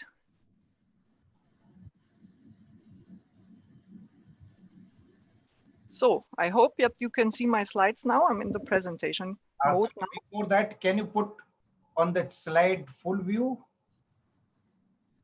Or Prasad, just help? Yeah, that's what thing. Kristen, if you can go above over there, there's an option of display settings. Yeah. Wait, that was yesterday the same. With this swap, yeah? You can just quick swap, or you can do duplicate slideshow as well. This is okay, good. This is good. Okay. All right, so first technical difficulties. Yeah, so the seminar or the talk that I'm giving about is probably on the brink of applied and basic research. As an Institute of Plant Genetics, we are interested in the genetic architecture of traits. And yeah, this is my work since a long time, to work on complex traits correlated with drought tolerance or abiotic stress tolerance in general. And we employ the diverse mapping panels for that, yeah, which mainly accessions coming from the gene bank, although not only. And the seminar I want to give today will focus on results coming from this evaluation in barley. And as you see here already on the picture, we are employing non-invasive phenotyping. Also, we do invasive phenotyping, but the main talk is about the non-invasive phenotyping aspects and what you can learn from these studies and what traits you can extract from these studies, which are relevant for drought tolerance. And before we go into details of that, I thought it would be maybe a good idea to yeah, focus a bit on the ongoing climate change under German conditions. So are heat and drought of any relevance for Germany? Because yeah, maybe from India, if you look on Germany, you would think, well, this is temperate climate. We don't have an issue with these stresses, but that's not fully true. And particularly, you will see not for the last 2 years. So while the overall annual precipitation has not changed in Germany since the climate change, and is not predicted to change in the total amount of precipitation, the prediction by climatologists are that you will have a shift in the pattern of rainfalls with more winter rainfalls and less summer rainfalls, particularly in the northeastern region of Germany, which has already very light soils. Is a prediction that up to 30% of the rainfall in the summer will decrease. And there are some new studies which even suggest that this earlier prediction that we have a higher amount of winter rainfall that could compensate for that would not be fully true, but we need to see how this develops. So let's say the annual precipitation is not really touched by climate change. However, the summer rainfall can be reduced. And of course, as every country, we experience increase in the temperatures.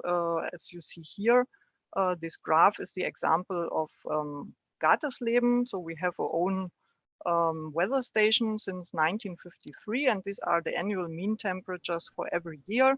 And you see clearly a significant increase also at this location with an R-square of 0.34. And I have highlighted in yellow here years that have higher temperature than 10 degree in average. And you see they all occur in the, since the 90s. They didn't occur in the 50s, 60s, 70s, 80s. And this is also increasing. So in the last years, we even had 3 years which were above 10.5 degree in the annual mean temperature, which includes all the winter temperatures and so on. Of course, that doesn't give you really an overview of is heat going on in Germany. So we looked a bit more closer at the data in the weather database on the daily temperatures. So since the year 2000, you have this information in the database, and I extracted the amount of days that is higher than 30 degree, which is mainly in the summer, of course, but can also nowadays occur already in spring. And just also in this last 20 years, these days have significantly increased. And I just want to highlight here, there's a year 2003 with 27, let's say, heat days, which was a heat wave across all of Europe, known as a summer of the century, which caused also death, heat death, people dying on the too warm temperatures in the towns, especially old people. And this heat summer could be directly attributed to climate change by climatologists. However, that is nothing compared to the last 2 years. So in 2018 and 2019, we had even much stronger heat waves, especially in 2019 with 41 such days, but also 2019 had 31 of these heat days. And you see this is not only true for Gatersleben, this was true for all across Germany. So you see here the map of Germany, and this is from the German Weather Service, DWD, that compared the deviation of the summer temperatures in 2018 with the long-term average of the normal period from 1981 to 2010. And we can argue if that would be the normal period, because already this period is warmer than the 50s and 60s. But even then, you see a strong increase of the temperatures in 2018 from plus 0.9 degree in the whiter areas to the reddish, the more red, up to more than 3.8 degree. So it was the hottest year, or the warmest year ever recorded. Since the beginning of the weather records in Germany, which started 1881. Moreover, 2018 was also the driest year since Germany started the drought monitor. And this is basically what you see here on the left side. So this drought monitor uses data from soil moisture in combination with the drought period length and also the geographical location. And this is monitored from April till October for every year. And you see there are some dry years, and you see here the 2 years, 2018 and 2019. So there was a stronger drought period in the early 70s from starting in 71 to develop, and then 76, the strongest year. But this is nothing compared to the past 2 years in Germany. So they also state that 2018 has been the driest year ever recorded in this drought monitor. And 2019 was a bit, and this was all across Germany, while 2019 was a little bit different. So we, in the regions that were hit the second year of a drought with not enough rainfalls, this drought was even stronger than 2018. But there were also regions that had some more rainfalls in 2019 and where the drought was not so pronounced. However, in the regions, and this is pretty much the pattern they were predicted by climate change, in the northern eastern region, also the southern region, you had a second year of drought, which was even worse because you already started with a water deficit in the soil. And in 2018, 70% of all of Germany's total area suffered from severe water deficit and also caused strong yield reductions. And 2019, we had a bit more rainfall, but as said, the water deficit was stronger in the soil already. And we will just look a little bit more in detail at the Gatersleben location. So you have to keep in mind the average annual precipitation of IPK or Gatersleben is about 570 millimeter. And in 2018, it was in total only raining 263, while in 2019, it was a bit more with 385, but that's still far below our normal rainfalls. And you see here the monthly precipitation, and you also see that especially here, September, October, November, December, basically the whole winter period, where usually the winter rain should fill up a deficit that has maybe developed over summer, was also very poor and couldn't fill the deficit. So we went into a drought again in 2019. Here in green, you have the growing period of the cereals. So that's from March to July. And this is here a bit more resolved. So that's the daily precipitation. So starting with the 1st of May and ending 31st of July. And while in 2018, which was a year where the drought developed, we still had some rain in the spring. It was almost completely dry in May and in June, and also really little amount of rainfall in July. And that in combination with very high temperatures during that period, which then caused the drought towards the grain filling period to be really bad. As said, the winter rainfalls couldn't compensate. And moreover, here in Gatersleben, we had almost no rain in the early growth stage period. So in March and in April, there was almost no rain at all. And it also rained only very poorly during the summer. So basically here, the 2019 year was far worse than 2018. And just as a comparison with the total of Germany, so there were data comparing the rainfall from April to 30th of September 2018, which was all over Germany drought. And they had an average 263 millimeter across Germany, while Gatersleben had only 148 millimeter rainfall in this period. So we were even hit worse than average Germany, and 2019 even more. Yeah, as said, 2018 has caused also crop failures, sometimes even, and reductions in the cereal yield, which are reflected here in this graph. These are from the Statistica website and starts in 1916, where of course breeding has not yet resulted in such high yields, but then the yields increase. Here's 2010, and then you have every year to 2011 until 2019 in this graph, and you have here the wheat yield, you have barley, and you have triticale and rye. And you see that since 2014, the yields go a bit down, and the worst harvest we had in 2018 across all of Germany, while in 2019 in the German average, it was a bit higher because not all regions experienced that second year of drought, but in the regions where they were hit with the second year, it was even sometimes complete crop failure. But in the German average, it was still better than 2018. But that also gives you a hint that here breeding also needs to shift to more drought and heat tolerance, because also that came along with heat waves. And it is clearly an issue. And we even had or have the fear that we enter a third year of drought, because also the precipitation in 2020 in this spring has been, let's say, absent, because there was barely any rain since middle of March until the whole April. Here it rained a little bit, but I mean 4 millimeters is still not enough. And just the last days it started raining, and we hope that this will last. But what we also saw that in this period we again had higher temperatures, so the crops also developed faster. So the rapeseed flowering is already over, which is very unusual, while winter barley already is also in the flowering stage, and that might also cause crop yields already.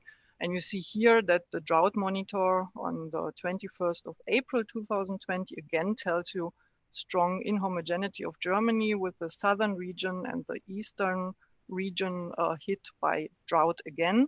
And this can be only compensated if it's really raining a lot, because we almost have a full amount of annual precipitation missing here, and this soil deficit has to fill up again. But we hope that it's continuing to rain over a long period of time now. Just to give you some illustration, so this is basically how the maize looked like here in this region that usually has a very good soil and a high yield last year. So I never seen wilted maize in our region at all. And last year it was almost a complete failure. Also the soil was very dry. This is an image from northern Germany. And there are very bad predictions. So if the global warming cannot be kept at 2 degrees, but increases to 3 degrees, that a lot of federal states will be hit by drought periods, or by an increased amount of drought periods. So Germany may more often look like this due to the ongoing climate change. So it is an issue also here for breeding to develop cultivars which are resistant or at least adapted. What we do is we try to evaluate a lot of traits non-invasively, but also invasively, which are all affected by the drought, because drought affects plant growth at any stage. So the root system plays a role, of course, the root biomass, the depth, the number, the angle, and so on. Drought can reduce the biomass, the tillering can affect the early growth vigor. It has an effect on the phenology that drought can cause earlier or later heading, depending when it hits the plant and how strong it is. It can, of course, let plants get earlier mature. And it has, of course, an influence on all the yield components. So what we are trying to observe is the above ground growth of the plants using this non-invasive phenotyping methods. And we also have a look at roots with different methods, whether destructive or non-destructive. So it can be these simple screens and filter paper, cigar rolls, or you have here hydroponic platform now, or you can also do Chauvelomics in the field. And all of this we want to combine then with genomic information that we have to, in the end, identify genomic regions that are linked with drought tolerance traits, and of course explore these regions for potential candidate genes, and in the long term and improve the drought tolerance or contribute to improve the drought tolerance of crops here. You already mentioned phenotyping. So phenomics has become a second big issue here in IPK. I mean, we are a genomic center, but without the phenotypic information that you can link to this genetic information, you also don't see the full picture. So IPK has become one of the centers of phenotyping as well. We're part of many phenotyping networks, and you can also look on the infrastructure here on this link if you're interested. So it would be a complete own talk just to talk about the phenotypic infrastructure that we have. Just to highlight, we have 3 of these platforms from a company named Lemnatech that does imaging and watering, and we are using one of the systems for exploring the drought tolerance. And the latest baby, let's say, is the plant cultivation hall, which is a worldwide unique facility. It's basically a big climate chamber where you're completely independent from the environment, and you can conduct experiments in field-like but controlled conditions. So you can repeat the conditions in the field. So you can simulate from light conditions from winter until summer, and you can also model, let's say, the temperatures from a winter period to an extreme hot summer in this hall. And in one compartment you have the rhizotron system, which was installed just half a year ago and is tested at the moment. And in the other half you have a container-based system where cameras will evaluate traits from the top view, and these are then more like mini plant stands. While in this pot experiments here, you have mainly single plant growth. So what we are using is one of these LamnaTech facilities, and in particular the oldest one in the public domain. So it was kind of the prototype. And so we use that since long time for serial growth. It has in total 520 plants which you can evaluate on the system, and they are standing here in pots on these carriers and can be transported with these conveyor belts to the imaging chambers. And you have different imaging system from visible, near infrared, fluorescence. Nowadays also quantitative chlorophyll fluorescence installed since 2017. And you have a top view camera and a side view camera for these phenotyping or camera systems.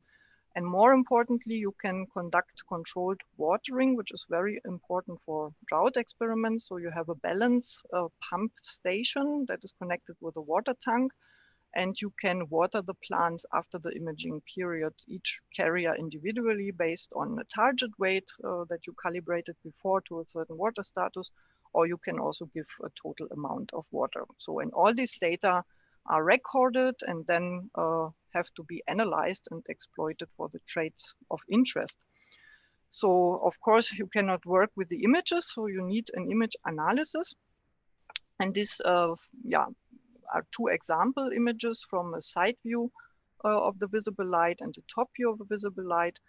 And you can load this experiment into this integrative analysis platform, which was developed by the former head of the image analysis group in IPK, Christian Klukas, who was here a long time and set up all the image analysis. And he has developed a really sophisticated system also for analyzing these huge data sets. And mainly what the algorithms have to do is to extract from these raw input images what is really planned. So it has to calculate background versus foreground and leave only the plant pixels. There are pipelines for different crops and the different systems. And you see this is one of the result images that works pretty well. So this is what is left after the image analysis. And then based on this, you can calculate a lot of features, of course, from all the three different camera systems. And you end up with a lot, hundreds of phenotypic traits, which you have over time and which you can subject to phenotypic and genetic analysis if you want to. Let's say there's some main traits that we can easier grab that is like a trait called digital biomass, which is basically a volume, a pixel volume, which is correlating always excellent with when you measure the biomass in terms of fresh weight or dry weight. You of course get the plant height, you get the plant width, you get something like the compactness, and you get color information which can matter under stress. So each pixel has of course a color value in this color space. Usually it's if it's a healthy plant, it's in the green area. So you can work with the average color value of the total plant pixels, or you can create ratios like how many yellow pixels compared to green you have. That's then the yellow to green ratio. And all these traits can be used for the genetic analysis for GWAS or looking on correlations. What is not yet possible is to count the number of tillers from the images. We do that by hand if we're interested in it. And the same goes for the flowering time, but you can inspect these images visually. So you end up with a challenging amount of data. This is just one example where Dijun Shen tried to present what is possible with all this data. So you have each of these rows here is one phenotypic trait from the different camera systems, and you can look on the genotypic effect for each trait. You can look when you start the drought here at this blue line, when does the trait show a treatment effect? So when does it change drought compared to control, or a G/E effect? And let's say for genetic analysis, it's very challenging to work with all these traits, especially sometimes you have traits that you don't really understand. So we usually use a few of these traits for GWAS. We do since a long time use this precision phenotyping platform in different projects. So we have started with barley, and this talk will be about this collection. And we had to establish the setup, did that first with a barley core set of just 18 accessions. and then applied this setup to diverse collection that we use then for GWAS and QTL mapping. We have then moved from spring barley to winter wheat in the Brivex project, where the data are also ready and need to be published now. Also to spring wheat in 1 year of the Wilby project. And we moved also to heat stress now. And in between, we also had some collaboration in the EPPN project with Swedish collaborators who were interested in scoring early growth vigor in the Nordic spring barley collection. So there's a lot of data sets, but it's impossible to show them all. So we will focus on this data set of the barley collection. As you know, IPK is also a gene bank. So all and the whole barley collection was single seed descended in the Bridge project and subjected to fingerprinting by GBS, genotyping by sequencing. And what you see here is a principal component, so the clustering of this almost 20,000 domesticated barleys, and they cluster based on origins and also row type. And long before that project in our group was established a mapping panel from 224 diverse spring barley accessions, which were already part of a core collection created in 2003, so long before they were fingerprinted.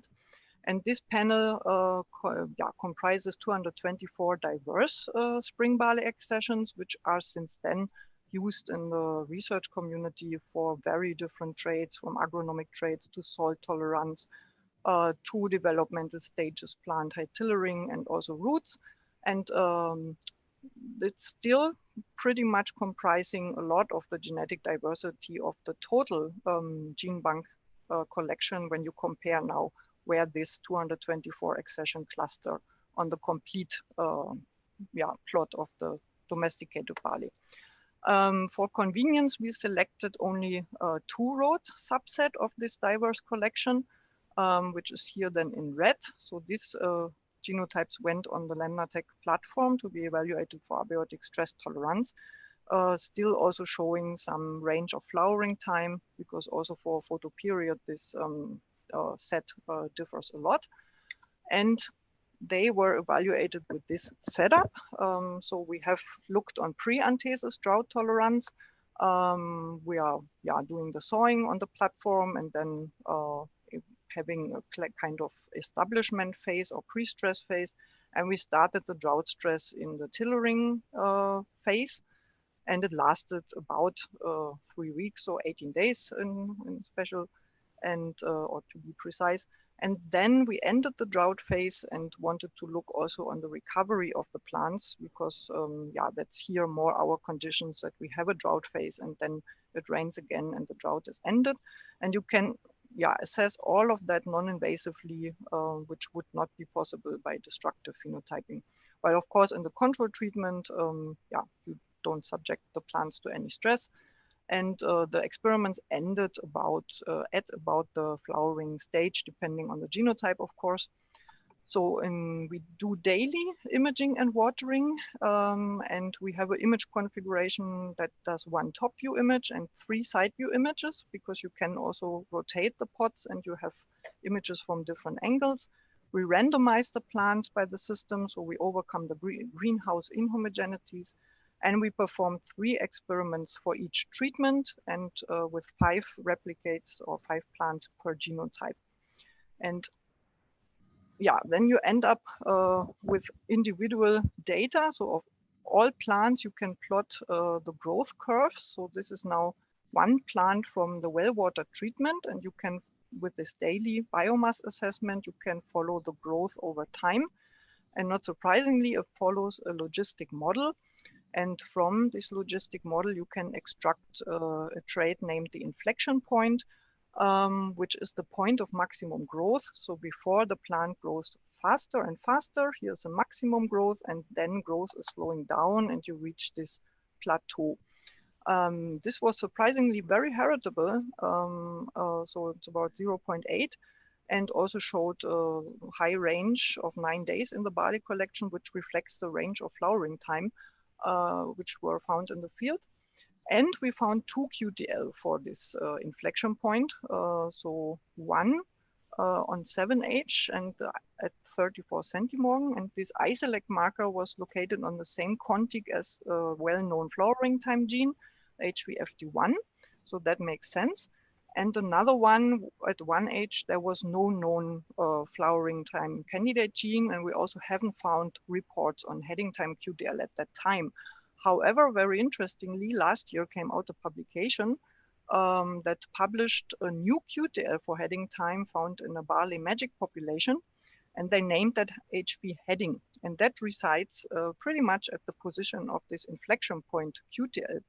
And moreover, several of these magic parents are part of our two-row GWAS panel that we found here, this inflection point QTL. So that's probably the same QTL, and it proves that this QTL is not an RFLET artifact, but actually has something to do with heading in barley, and there must be another flowering time gene, but it's still unknown which one that is. Of course, we're more interested on the drought here. So in drought conditions, you have another growth pattern. This is now again one individual plant, and we did this modeling with all plants from all experiments. And here you have more this bell-shaped curve. So here the drought starts at this first dotted line. The plant, of course, still can grow for a while, but the stress gets stronger, and at a certain point, the growth is stopping and this digital biomass is decreasing, which is reflecting a loss of water. So the leaves start hanging and you don't see anymore the full area of that plant. And therefore you have a loss in this biomass, and this is wilting of the plants. Once you rewater the plants, which happens here, the biomass is recovering fast, because then the leaves get erect again, and you have a more or less linear regrowth, because here we ended. It will switch to logistic, but we couldn't see that anymore because the plants left the platform here. So what we were interested in to know this time point, when does this wilting start? And this is basically with a bell-shaped model, you can get this time point, which we call wilting time or time A. You also can then assess the biomass at that time. And you can cross that information with the watering information, which you have. And basically we found out we wanted to know at what water status in the pot is that time A for each plant. And that is in average at 21% available water content. Also, this trait had a high heritability. And you see there is a certain range also for this trait in the barley cultivars. So some will only wilt at a very low water content, while some will already wilt at a much higher water content. Also, the time A had an excellent heritability for such a noisy trait, let's say, and also quite a huge range of 6 days in this collection. Later we found, when we repeated this experiment in 2017 with chlorophyll fluorescence, that around this wilting time you also have the photosynthesis decreasing. So here you have the control treatment, and here you have the drought stress photosynthesis. And around the wilting time you have a decrease of the photosynthesis. Then in the strong drought phase it's decreasing strongly. But once you rewater the plants, if they are not severely damaged, also the photosynthetic efficiency recovers very quickly. And interestingly, the drought adaptive biomass QTL that we found were in this, let's say, severe drought stress phase. But we will come to that very soon. First, I want to just also present the correlation of biomass in both treatments. Of course, first, it's highly correlated. Once here's the drought is starting, here's this red line, and then this correlation of biomass in both treatments with a severe drought goes down and disappears and goes up again, mainly after rewatering. So you have here in this phase of the severe drought phase, no correlation of biomass anymore of both treatments. That means the ranking of the genotypes is different, and you expect different QTL when you compare the treatments. Also, the tillering, of course, is affected. So after the drought ended, which is here day 45, so that's the last day of drought, we counted the tiller, and the tillering is severely reduced. But barley has this retillering ability, and in the end, after 2 weeks of recovery, these plants even had a bit more tiller than the control treatment, However, this will be mainly unproductive tiller, so it doesn't mean that the yield will be higher or better.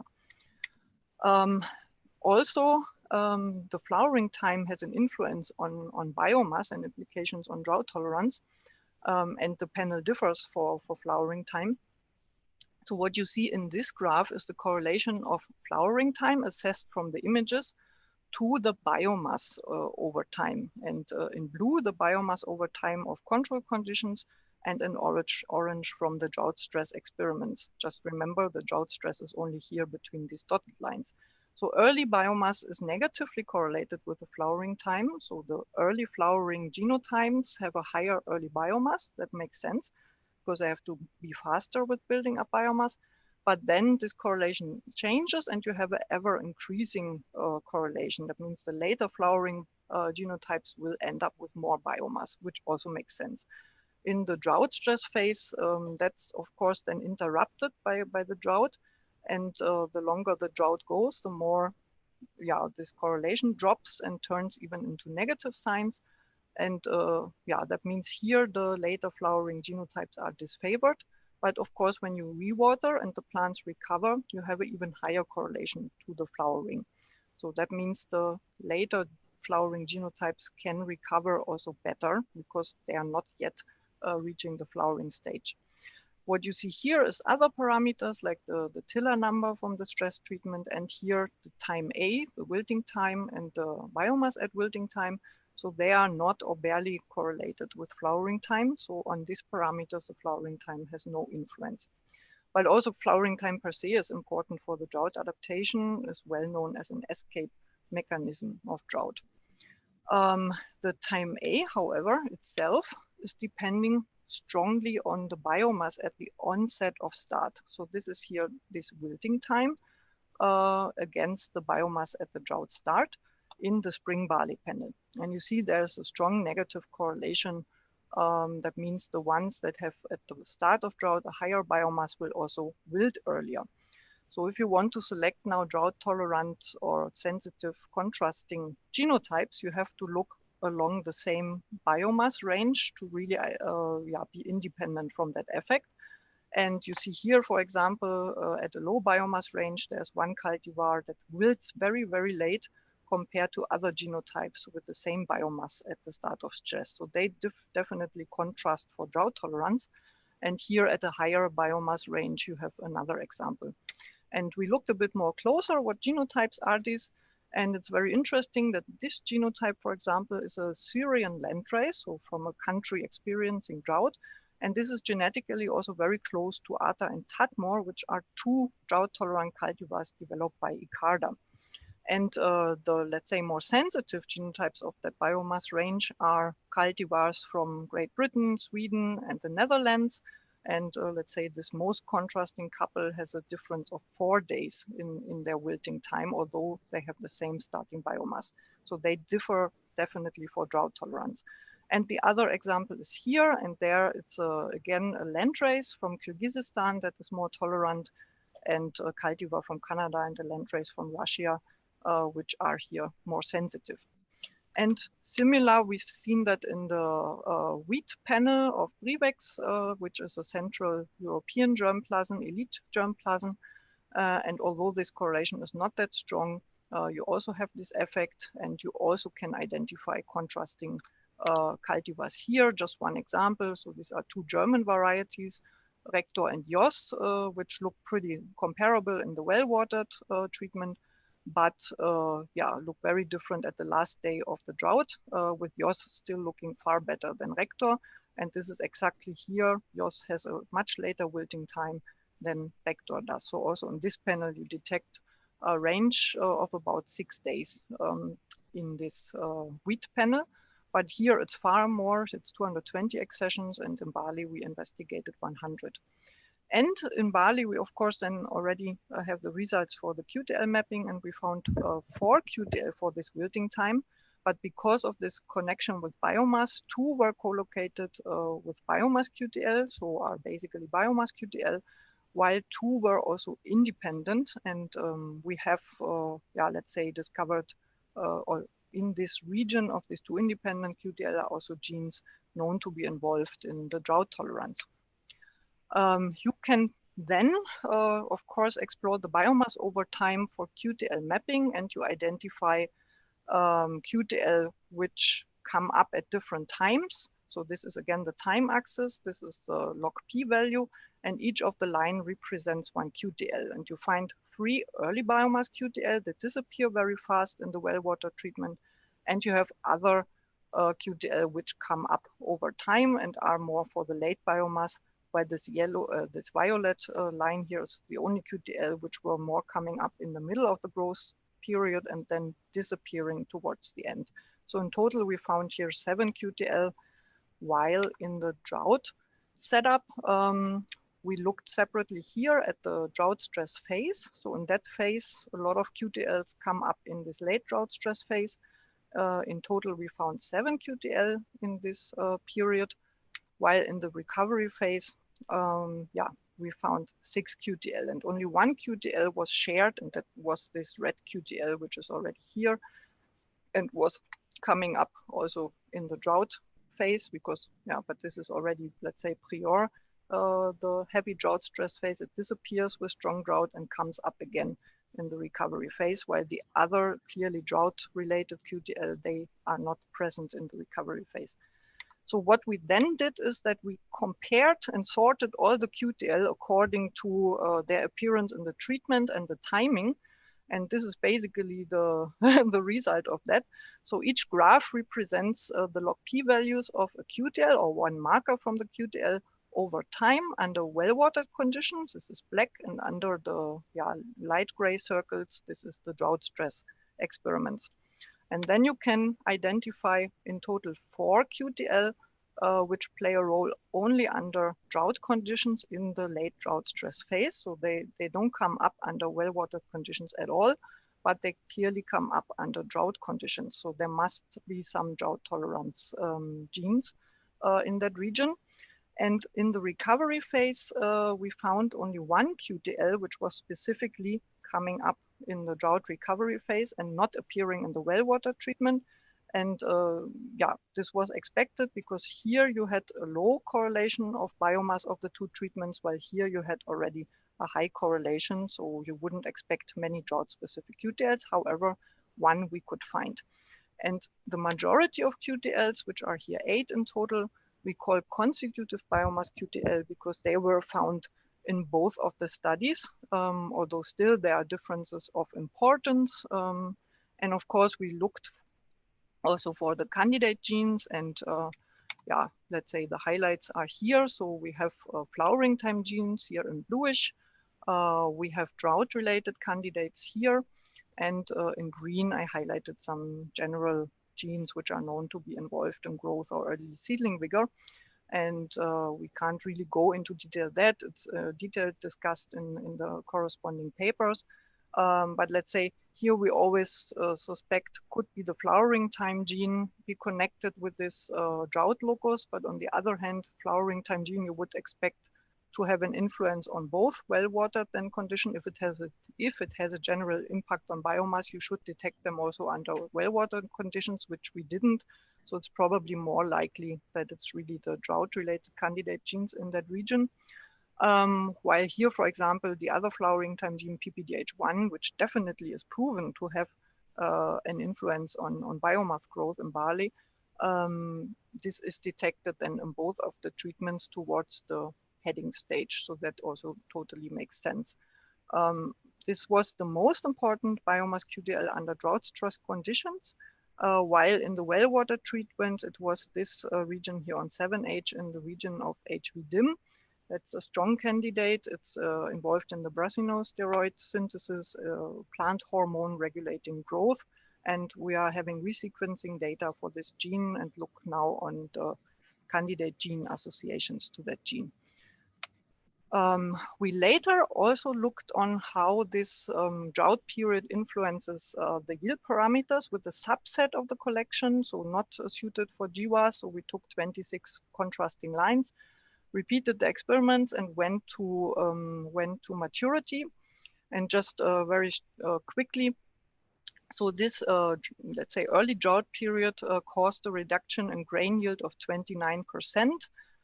Straw yield, not that much because the plants recovered a lot of tiller, but they were unproductive. And you see that here you have plus 19% in tiller number, but still the grain yield penalty is strong, so almost 30% less grain yield after such a pre-anthesis drought. And we looked a bit on contrasting genotypes, and we found here this landrace BBCH 1480 is a Russian landrace that has almost the same yield under control and drought conditions, so has a very low reduction, while another landrace has a very strong reduction under drought in the grain yield. So there could be contrasting genotypes for different grain yield under drought. So we have done this in wheat as well, but I think I will skip that slide. So this should be the last slide because we are advancing in the time. So as said before, we have not only looked non-invasively on the growth and well-watered and control and drought stress conditions. We have this panel was also subjected to root analysis in 3 different studies, which were all published last year, funnily. So this is a study with the cigar roll technique, where we looked on root and shoot growth in the seedling stage under well-watered, or let's say optimum conditions and osmotic stress. Then there was a study here by Nico von Weren's group who looked with the same collection on roots from rhizotron approaches. And there was another study from the University of Bonn, which had the collection under a rainout shelter in the field and did shovelomics at the heading stage. So, and this map is the QTL map from Abdelghani, and I try to highlight the overlapping QTL regions. So the 2 blue stars refer to the other root studies with the same panel. So it's the same barley panel, and you see that a lot of QTL regions are shared. There's of course more overlap between the 2 seedling stage approaches, but there's also overlap of certain QTL regions that were found by shovelomics in the field at heading stage. And a very interesting region is here on 6H that was exclusively associated with roots. And whereas a strong candidate gene is the PIN7, which is a pin-formed gene, which are known to encode auxine transporters, and they control radial root growth in barley, or not only in barley. And this was found by all 3 studies. And we had SNPs by this GBS approach from sequencing or fingerprinting the gene bank accessions. And there were SNPs from within the gene, and they associated even higher with our root traits than the iSelect marker from the genome-wide association scans. So it's a very strong candidate for this locus. But moreover, we also looked for co-localization of root traits and above ground biomass. And we do find also regions which we find in the, let's say, non-invasive phenotyping biomass studies that overlap with root QTLs here. So there's also somehow a cross-link on the genetic level there. This we will skip because the time is passing by too fast. And so I just want to summarize more or less this result. So first of all, we saw that growth per se, but also growth under abiotic stress is really highly polygenic and influenced by the environment. But with this controlled condition phenotyping and the non-invasive approach, you can really resolve the dynamics of the genetic architecture of these traits, and also explore these trait relationships during the life cycle. You have the possibility to model the growth curves and reveal more traits which are not accessible otherwise. And you can do trait integration, and that reveals drought-related traits which are useful to classify genotypes according to this drought tolerance or pre-anthesis drought tolerance.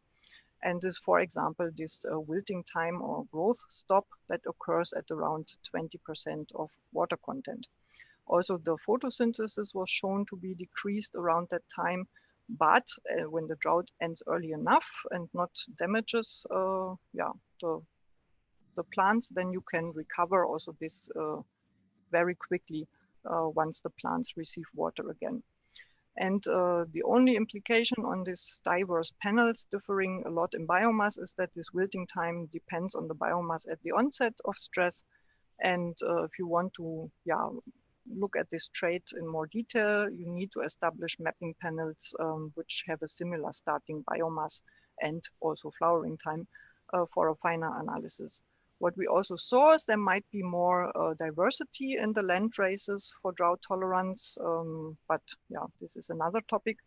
And we saw, for example, that in the barley landrace panel or mainly landrace panel, the vegetative growth correlated with grain yield in both treatments, while this is not the case in this winter wheat panel, but this would be a complete different talk. And what we also saw is that this panel established from the IPK gene bank is really a useful resource for the exploration of many complex traits that are contributing to drought tolerance, and not only drought tolerance, it was also shown to be useful for salt tolerance, for example.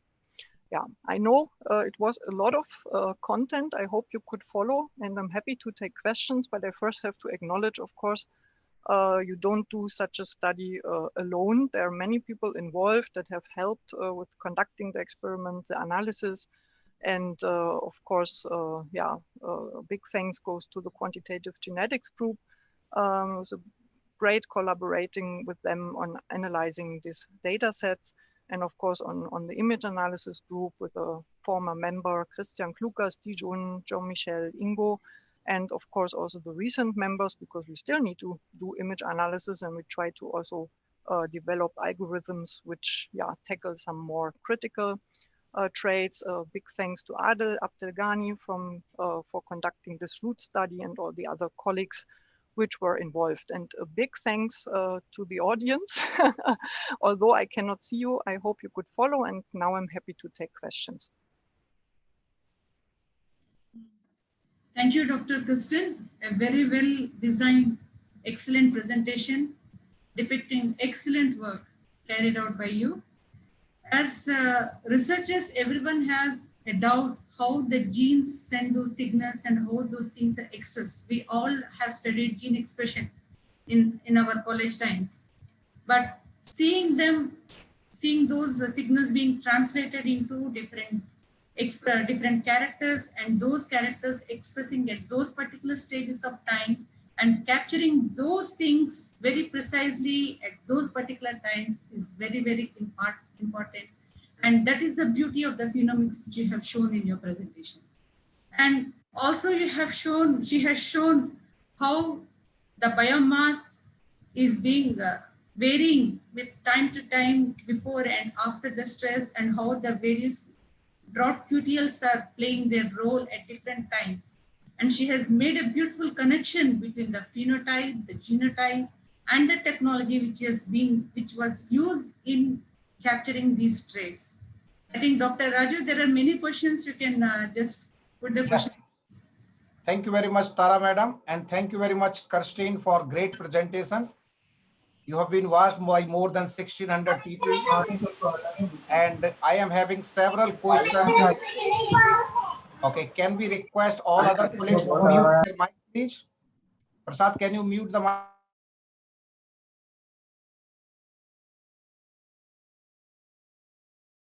Zoom some questions from that YouTube. And Christine, you can respond some of these things here. And at later stage, as I told to all the participants, they can talk to us through Twitter or Facebook. We can get those answers again. So now the first, well, there are many questions, not in order. You can answer. Duration and intensity of drought stress influence growth and yield of plant. In your opinion, which could be given more importance for phenotyping, duration or intensity? That's a good question. So I mean, drought is an easy word, but it's a very complex term, because of course it depends a lot on the environmental factors, and there are a lot of things that you maybe cannot model in a pot experiment. So it's a particular type of drought which you can model there. But of course, intensity is how long the drought occurs is a very relevant factor, but all the other environmental factors as well. How is the soil type? Is it a light soil, like a sandy soil we have here in the northern German area? Or is it a heavy soil that can hold the water for a long time, so plants will dry out or the soil will dry out slower? And Okay. what is the temperature at that time? So we can model certain things. I mean, we could explore different soil in this system. We can, with the, let's say, technique that the greenhouse allows, also conduct heat stress experiments. We have done this already, and we're at the moment exploring on 2 genotypes in a pre-experiment, heat and drought, and the combination of heat and drought on winter wheat, high-yielding cultivars. So Good. you could make 1,000 drought scenarios, but you need to decide for one and let's say aim at the scenario which is maybe in your region, more often occurring. Good. Other question is temperature fluctuation more harmful or stable hot temperature? So which in your opinion is more harmful for the yield for the crop? So temperature fluctuation or stable hot temperatures? That's that's a question we haven't addressed. Okay. So in general, a high temperature has all. I mean, it's similar with drought. When does it hit the plant? So is it in the grain filling stage? It's maybe not so painful as in the flowering time stage where the pollen is affected and so on. Nothing or little to nothing is known about heat effects on the early growth stages, because here they don't really appear. So you have heat mainly in the grain filling stages or around the flowering stage, but in the early growth stage phase, that's not really investigated. However, that might change with climate change as well. So we see that the hot days get earlier and earlier. But I think what's really very severely affecting yield is when you have a longer heat wave. So plants cannot breathe in between, let's say, that temperatures goes up and down. So I would say the long-term heat has a higher effect. And many people, majority of the people appreciated your presentation. They really liked the presentation, your slides, and many of them, they are congratulating you for the huge work which you have done. Some people have asked some technical questions, that which program, which software you use. Some people asked, what is the cost of establishing those kind of phenotyping platform? So I don't think that we need to do. But that's a talk on its own. Yeah. The other, a few other questions. How to phenotype only heat tolerance? So they're talking only heat tolerance in respect of biomass. How to standardize stress frequency and the duration of stress? So because I mean, sometimes this temperature and drought, they are together kind of thing. How do you measure?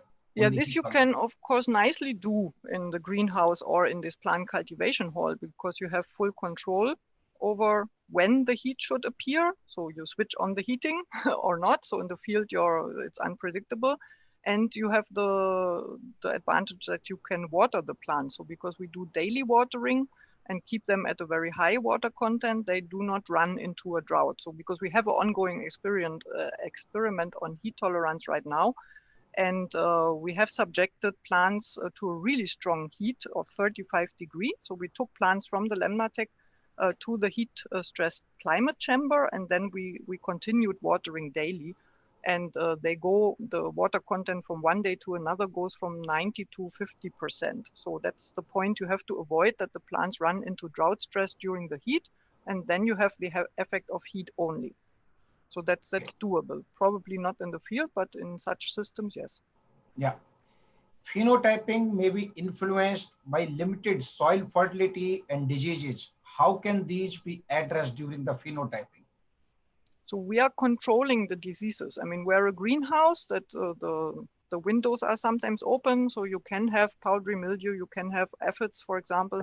So if we discover symptoms like this on few plants, we spray. So we control this because we do not want to have a mix of disease and abiotic stress. Yeah. And of course, soil fertility, you have to decide for the soil and test this substrate and apply fertilizer if you go over a longer period of time. So if you don't look just in an early growth stage, you need for sure to fertilize the plants. Yeah. This needs all calibration. That takes a lot of time. Yeah. No. And what is the correlation with drought and photosynthesis activity during and after wilting process, as your biomass decreased and activity increased before giving water? Yeah, basically that's a tricky question because you have to imagine we had this setup where we rewatered the plants.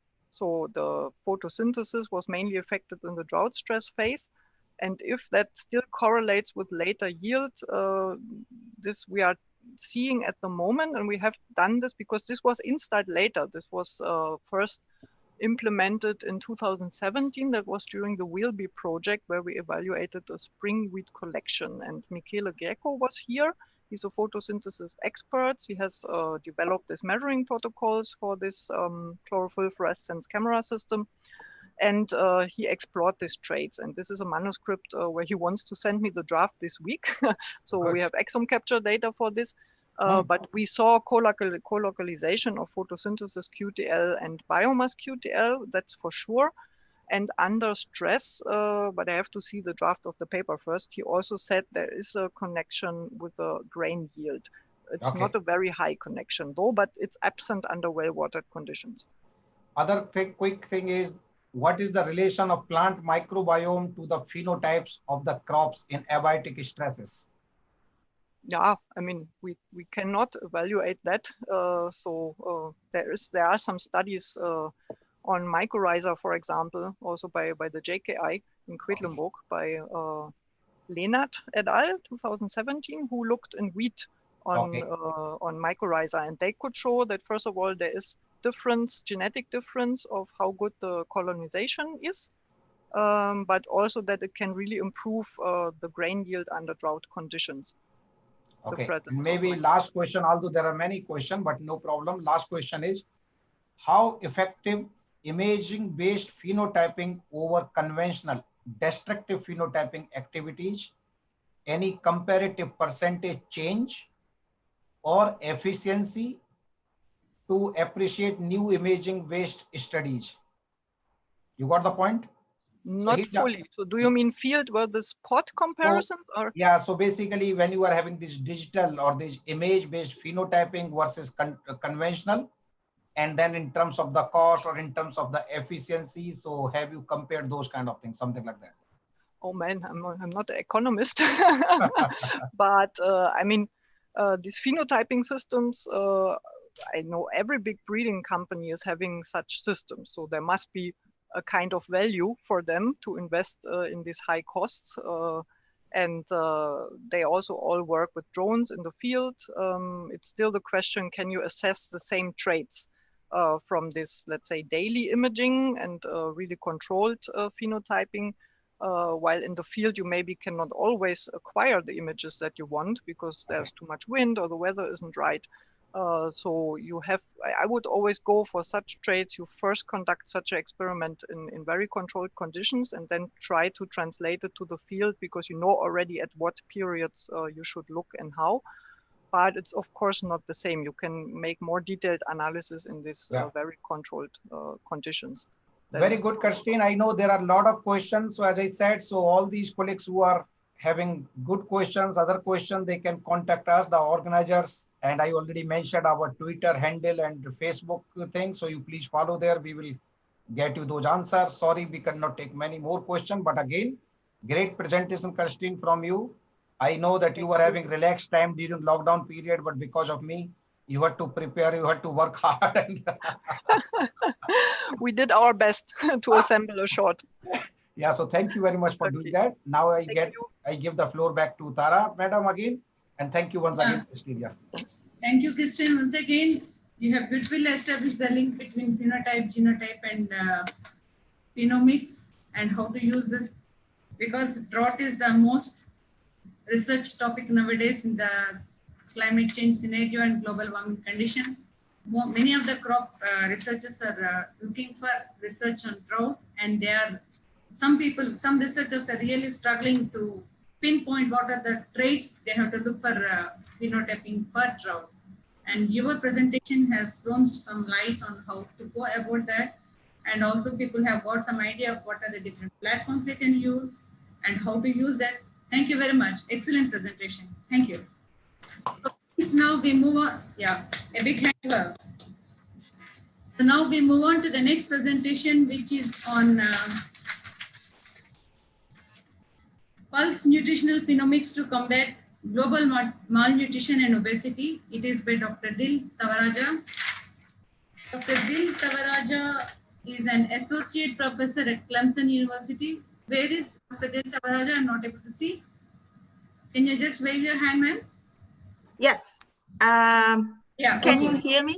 Yes, yeah, I'm just going to introduce you. We just wanted to see whether you are there or not. Yeah. Right, I am there. Dr. Dil is current.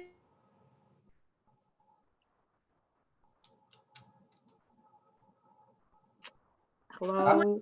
The phenomics component of the Feed the Future Innovation Lab for Crop Improvement at Cornell University.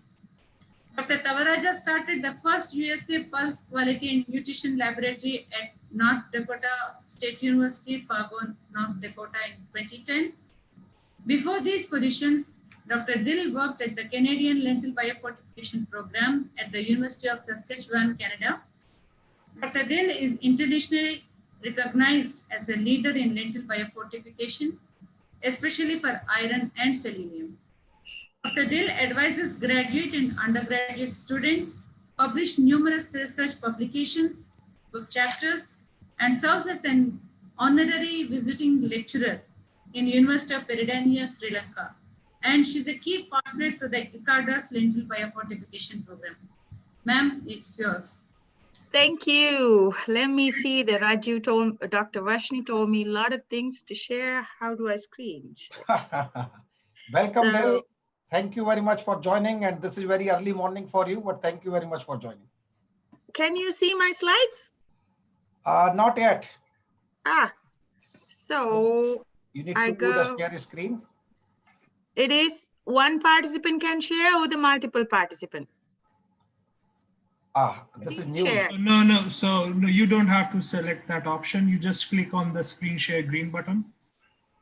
I did. Okay. Okay. Screen 2. And select the window of your presentation. Can you see now? No. Not yet. 1 second. I was good at this. We did the rehearsal also.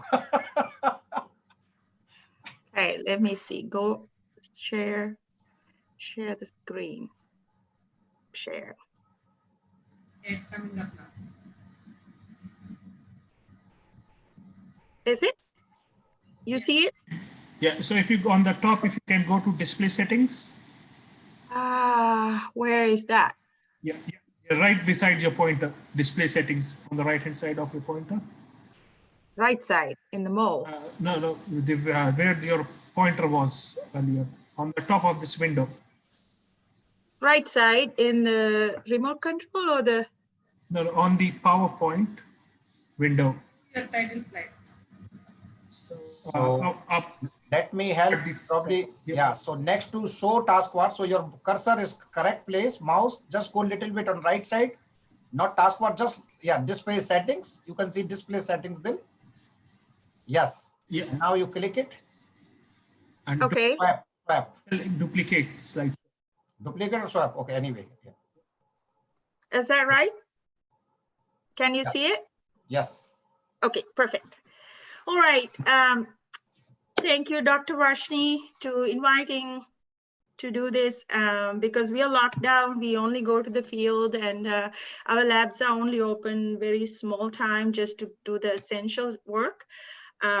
Yes, it is little in the morning, but it's a beautiful morning, 6:30 in the morning AM. So the talk that I wanted to talk about how pulse nutrition, because which is very important, but I listened to Dr. Vashni's talk in 2018 or 19 at Morocco IFLRC meeting. And one of the things he was telling us was genomic era, genomic work is so cheap, but the bottleneck is what the work I do, the nutritional phenotyping, because it's a chemical phenotyping, it's very expensive. And we need to find a way how to go hand to hand with the genotyping work people like Dr. Rashni and Dr. Krasavich, all these people doing, but we have to feed the nutritional data into this pipeline. We had to find a way how to do that. So I wanted to talk about a little bit of work from chemical phenotyping, how we can move forward. I don't have much of the data right now because we just started moving from destructive phenotyping to non-destructive phenotyping. But next year, this time, I think most of the breeders around the world, ICARDA, ICRISAT, can use our techniques. So with that, first I like to acknowledge my team, Clemson Pulse Quality team. Without this, quite a bit of people, Dr. Shaipi is my in-house breeder, and Dr. Tava, Tristan, all these people, they help us to get it going under difficult situations, and our lab functioning very well. And our funding mostly for the federal funds from NIFA and USAID. We also developed the organic plant-based protein, which is the project funded by Good Food Institute and USDA-ARS. And also we do like a community food and nutrition programs and helping gardening and having the proper legume crops with the leafy greens and the tubers, so which is also funded by NSF, National Science Foundation, and also Department of Agriculture and CAFLS. That's my college. And so these are all the people, and also ICARDA does a great job helping us to keep moving with our lentil biofortification. Dr. Krasavich team and our wheat breeders, Dr. Boyle, and everybody listed here, they all help to make this possible. If everybody can see, I just wanted to get this down so then everybody can see my, okay. So I wanted to start with something Dr. Norman Barlow said. Food is the moral right of all who are born to this world. Dr. Norman Barlow, 1914 to 2009. This is the father of the Green Revolution.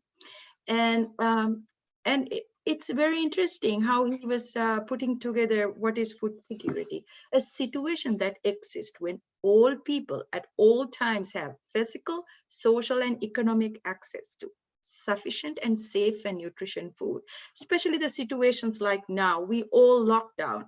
Are we all getting enough nutritious food? It's a problem. I know we will talk about that a little later. So in the food security, 3 categories that we wanted to talk about is the availability, access, and utilization. All these breeders around the world, they are doing such a great job producing food, but we need to make sure these are available to everybody, everybody has access, and they know how to cook and how to eat, what is the nutrient bioavailability. This is a complex situation. So, okay, here is the trends in micronutrient malnutrition. If I can move this bar so I can't clear it. Okay, so this is the global overview of the malnutrition. Malnutrition is in all different forms. It could be micronutrient malnutrition or obesity or overweight. So you can see here from 2000 to 2019, the actually stunting is decreasing. But this is the overweighting, overweight or the obesity is increasing, and wasting is right here.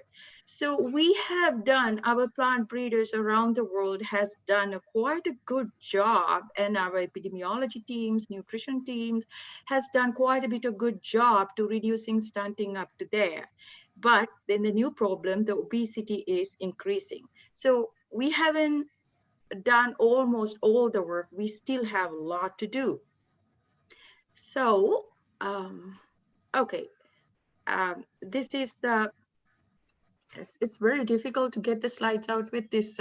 Okay, so you can see here, this is the 7 sub-regions have the high or very high stunting prevalence. The purple ones, the red ones is the Southern Asia, and this the parts of Africa has the most severity. So, our goal should be Africa and Asia bear the greatest share of the all forms of malnutrition. This is the micronutrient malnutrition as well as the obesity and the overweight. So we have still a lot of work to be done for Africa and for Asia. So when I look at the Sustainable Development Goal, this is the brand new report coming out from the UN. And there, one of the emphasis was like, how, when, and what? How can we move from 2016 to 2030? How we can sort it out, this stunting, also overweight, obesity, and wasting. So one of the first thing how we're going to sort it out is sustainable, resilient food system for healthy diet. So one of the thing is the healthy diet. So what can we do? Most of our biologists, agriculturists, food scientists, what can we do? So how about we use agriculture as the framework, and within that framework, we can have a diet rich with nutrient, not just nutrients. We need to consider the bioavailability frame. Also, agriculture, diet, how we can empower this. We need to empower the smallholder farmers, especially in Africa and Asia, because they contribute quite a bit, 95% of the agriculture production. And also we have to emphasize the nutrition. So it's just not only cash crops. How do we having range of crops, maybe cereals, legumes, tubers, bananas. And so that way we having a range of different types of food, we can have a diet that enrich with all the nutrients. And then empower the women, empower the mothers, and also then the outcome should be human health. Instead of the grain yield, can we link the yield and the human health? So that is a kind of a so next, I like to share the components of the food system. This was actually done by Dr. Graham Welch in 2010 with Jerry Combs, which are my advisors that I really enjoy working with them and taking their legacy further.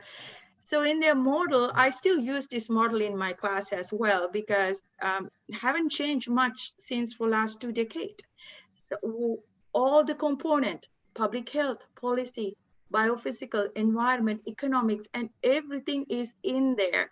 And you can see production, acquisition, and utilization. This is where utilization, this is where the women and the mothers, they fit. So whatever the food come to the household, we need to make sure they prepare right and they feed their children. So that's why I really like the biofortification platform. The biofortification platform is introduced by the Harvest Plus 2 decades ago. So, and it is continuing, and my research program totally focused on lentil and field peas. We work on chickpea little bit with the Dr. George Vandermark from WSTU, but more focus for the lentils and the peas. So our platform, we make human health as the clear goal based on the Sustainable Development Goal. Is it for all forms of malnutrition? It could be micronutrient malnutrition, or it could be obesity. Right now, we most focus on protein malnutrition and the carbohydrate, low digestible carbohydrate. And also not only that, and we have these breeders, they have these varieties, and we make sure these nutrition traits are in there, and what happened after cooking, cooling, or like how do you prepare at home, and then when you eat it, what happened inside the human body, and then we educate them. Keep continuing, keep doing. You can't stop. You have to continue to do this nutrition throughout your life to have a healthy lifestyle and not to have these non-communicable diseases. So we have, our motto is the improved health can be addressed by changing the paradigm for the agriculture. So what's happening now? Now is like the time that COVID-19 pandemic. So you see the actual model of the 2 decades ago, the Dr. Combs and Welch developed that model, but now the model is a little different. And because of the COVID impact, and people producing. These are our organic pea trials in South Carolina. We are producing, but we need to make sure these things will be, and this is a smallholder farmers from rice farmers, and we need to make sure these things will be actually access to these people. And the problem, this availability of food, and if anybody is interested, this is a really good paper from Turner et al. And you can read it. And the model is development based on their his paper by the UN. And now is a problem with the accessibility, and also the production system is going to be disabled because of the lockdown. And we will facing threat increased level of malnutrition because all this food is difficult to go there, especially fresh food. So it is a good time if you stock up your pulses. This is a good time, rice, pulses, because most of the other fresh vegetables going to be a problem. So that is the pandemic, what we are happening. But I also like to show this. This is the figure that I got from Dr. Welch 2010 paper. There's not much change for 2 decades. And you can see this is the cereal production, okay? And here is the population growth, and look at the pulses growth. So there's quite a bit of gap in the production. I know our breeders are working very hard to increase the yield and match with the cereal yield. But cereal is the #1 thing, provide the energy for us. And to make it balance, you have to mix that with the pulses, basically to balance the amino acid profiles and provide quite a bit of other micronutrient into the diet. So there is a gap here. So that is for until 1999. So this is our data from 1961 to 2009. You can see how people eat. Actually, people eat a lot of fat supply, grams per capita per day. And this is the sugar supply, kilograms per capita per day. And look at the pulse supply. So this is up to 2009. But if we go further beyond, this trend has not changed yet. I haven't looked at the very recent data. This was done a couple of years ago, like 2-3 years ago, but still the trend is not changing. So if you want to be a more healthy, nutritious diet, we might have to change this trend a little bit. And why? Because legumes were forgotten. And this Nature paper was absolutely right timing. And it was talking about neglecting legumes has compromised human health and sustainable food production. This is one of Dr. Rashni's team and Dr. Forrest's team. So like the really good number of authors that actually care for these legumes, and it shows us legume production is declining. So we have to do something about it, because that means we are losing a lot of nutritious food. So especially for Asia and Southeast Asia, as well as Africa, we need to promote these crops. I grew up in Sri Lanka. I ate 3 meals of lentils. That's our main thing.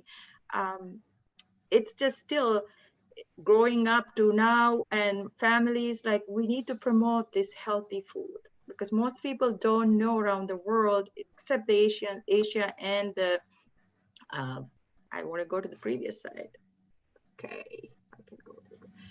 So, and I really like this model. So how do we, this is the model developed by Dr. Rashni's team, I'm sure. So they're talking about all the gene discoveries and the breeding efforts.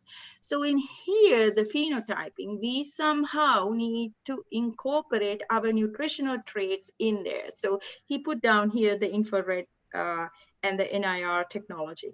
Yes, these are very good, because breeders can select their crops at the field without like a 50 cents per sample.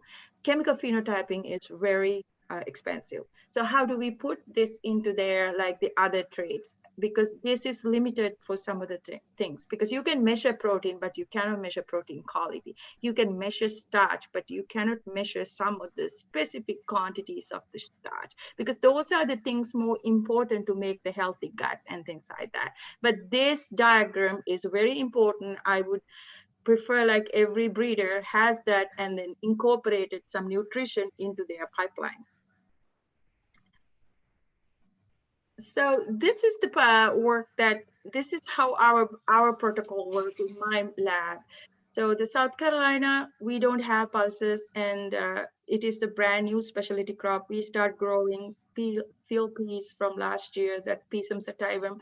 So the 4 things, but I work with the breeders around the world. So 4 things that I work with the breeders is, yes, agronomic adaptability is very important. If you don't make money, the farmers don't make money, then it's going to be a problem. So yield, disease resistant, drought tolerance, nitrogen fixation. So those are like very, very important things, and quite a bit of genomic facilities and gene identification. It's almost all done for this. People are working on it. And then what about the major nutrients, that how we incorporated that into? So basically we are looking at carbohydrate, proteins are the number 1, our major goal. And then we are moving into vitamins and minerals. And also don't forget about color, shape, milling and cooking qualities. Those are very important things into your breeding pipeline. So when you have your breeding pipeline, I would prefer you talk to the consumers and the farmers, everybody, and put that information into the pipeline. And then when you develop your varieties, how well they cook, because we need to make something that mothers like and the children like to eat. So all these things had to be in your breeding pipeline. So you cannot forget the nutrition education. So it is nice each breeder talk to like a clinician, a nutritional clinician. So our program, we have a clinician we talk to, we have breeders, we have genomic experts. So it's like a collaborative effort with my lab that we work. It's not a single effect. So so this is the pipeline that I was talking about, like we were working on my lab. So how we improve the nutrition crop. So most of the reference genomes are, so Dr. Krasovich team, he's the director for APT for the Clemson University. So his team helped us with the quite a bit of the genomic work. And then my team, we have all sort of nutritional phenotyping system in the lab. We have from analytical chemistry equipments to the non-destructive tools, like this is the FTIR unit. Now we are moving from NIR to FTIR, which is more powerful to look at some of the protein quality work. And then we develop these kind of handheld ones. This is actually developed by the Cornell University, Dr. Mike Go. And then this, Pheno app developed by Jesse Poland. So we are working as a team. So how these chemical phenotyping at the end come into here, so the breeders can select their, I don't know, F4s or F5 single row plants in the field and discard them because, oh, this one has a better protein quality than this one. So if we can improve that, all the systems and the crop improvement going to be really well. But the problem is, like, this is the end. This is how people eat lentils, cook lentils, but what they like, the taste, quality, smell, all these things go back here, and this is a circle that never spends. So all the nutrition quality traits that we do, we have to incorporate that into the genomic and bio computational analysis. So this way we can identify the genes and their functions, and we can develop the varieties with all these qualities. So I wanted to more emphasis on the food matrix. So this is the lentil seed. So when you look at the lentil seed, 60% is the carbohydrate, 25% protein, 2% fat, 3% ash, and this is the all 3% is the other nutrients that you all talking about, like micronutrients, vitamins, and everything in this 3%. So it is very important because pulses has this 6% ashes is the mineral, and then 3% is other nutrients. So this is a very important part, but also carbohydrate, which is we neglected and we always blame for, but it is really good component too, especially for pulses. They are called low digestible carbohydrate, and they digest in the system very slowly. So if you look at this, this is the how much nutrients you need for your body. So this is about 55 nutrients, like 9 amino acids, lipids, and minerals, and trace elements, and vitamins. So all those things in this little 3 to 6% right here, but quite a bit in here and quite a bit in there. So in your breeding program, you need to make sure that these people who are going to eat that actually have some of these nutrients. So some varieties like Harvest Plus objectives to increase the high iron, high zinc, and beta carotene. That is really, really good objective. Also now, then the next thing we need to look at the carbohydrate because of the obesity and the protein. So what is the quality diet? So quality diet, according to the WHO definition, is a healthy diet highlights the importance of starting healthy eating habits, so mothers, babies, and the families in early life. So if you learn how to eat pulses very early time, like I'm a good example, and then my child, like I teach her how to eat that. So therefore, then when you grow up also, that's how it grow. And then limited intake of free sugars or the added sugars and the salt. And if you look at, so this is a picture of our faculty coffee that I started introducing pulses to South Carolina, and they enjoyed quite well. This is when I first started in Clemson. Now, quite a bit of people eat lentils and peas, and mostly hummus is very famous in US. So if you look at all these crops, lentil, chickpea, field pea with rice, you can see quite a bit of protein from these pulse crops. And also this is iron. This is all the data that I generated from my lab and for the last couple of years. The most things right now we emphasis on this prebiotic carbohydrate, because prebiotic carbohydrate change the gut microbiome, and it helped to reduce the weight as well as the reduce some cancer and other metabolic disorders. And also resistant starch, which is the part of the prebiotic carbohydrate.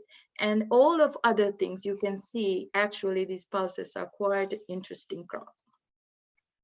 So let's look at what is the prebiotic carbohydrate. I need to go previous. Okay, here is the prebiotic carbohydrate.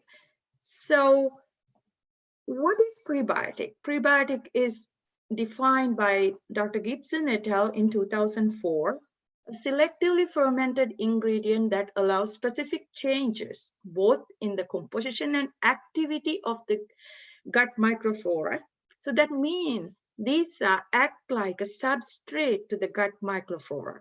So if you eat the diet rich in prebiotic carbohydrate, that would help to have a better gut health.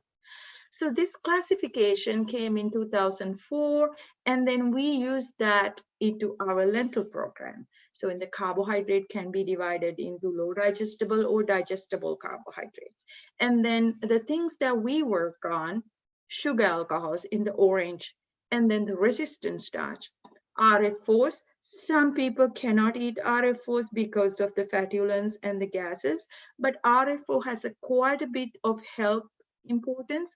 A decade ago, most breeders like to knock down RFOs in their varieties, but now we know RFO has quite a big influence of the gut health, and also fructooligosaccharides. So these orange ones are what we are interested on, that not only human health. One of my graduate students are right now working on it, because one of the graduate students who start with this, and he's a medical doctor now, and what we found was that was the human side.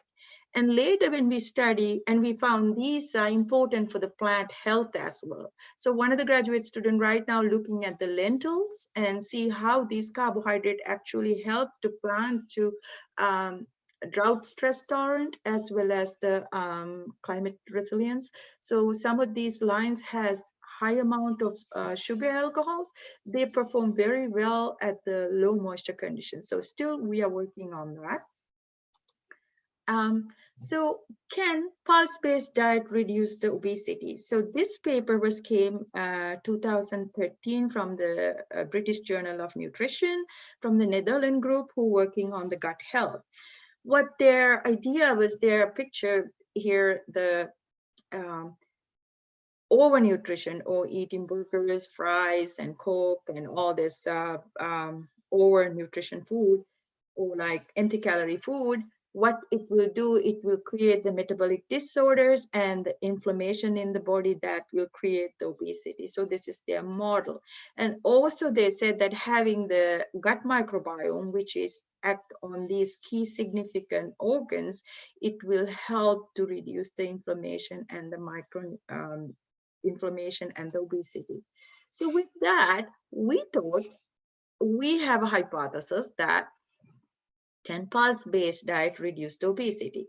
So if lentil rich in RFOs, fructooligosaccharides, resistant starch, can these utilized by the gut microbiome? And will that change the good microbiome, that is the bifidobacteria, and reduce the pathogenic bacteria? And if we can change the microbiome, it will change the metabolic composition, and ultimately it will reduce reduced obesity. See, one of the food science major student was in my lab, and we start pushing this hypothesis further. So this is the, if you look at this one, this is how the lentil prebiotic carbohydrate composition in lentils. So it's about it's about like 10 to 15 grams in 100 grams for the total prebiotic carbohydrate, and the recommended intake is about, if I can move this, sorry. So if I can move all the things that I can see the slides. So anyways, so what I'm talking about is the lentil has quite a bit of different prebiotic carbohydrate, and in 100 grams, it provides about 12 to 15 grams. That is the dry seed, but dry seed is not the one that people are going to eat. What happened when it's eaten?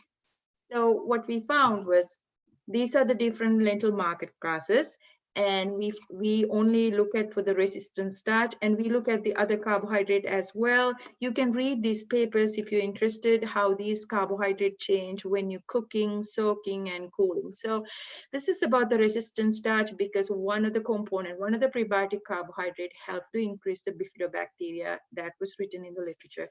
So we looked at the resistant starch. What we found was this is the cooking, and the blue lines are cooling and the reheating. You can see that the resistant starch amount almost died, 3 grams to 6.5. That is a big thing. So what we are talking about, like you cook the lentils today, and then you put in the refrigerator, you eat next day, you microwave it and eat next day, that increased the resistant starch almost double. So these cooking procedures and how you use that in the house actually benefit the nutrition changes. So I know it is hard to incorporate these into the breeding pipeline, but these are the things that breeders need to think about, because it's not the dry seed, what happened after cooking and cooling. So at least if we have minimum number of carbohydrates or the resistant starch in the dry seed, we can predict it, how much going to be after cooling and cooking.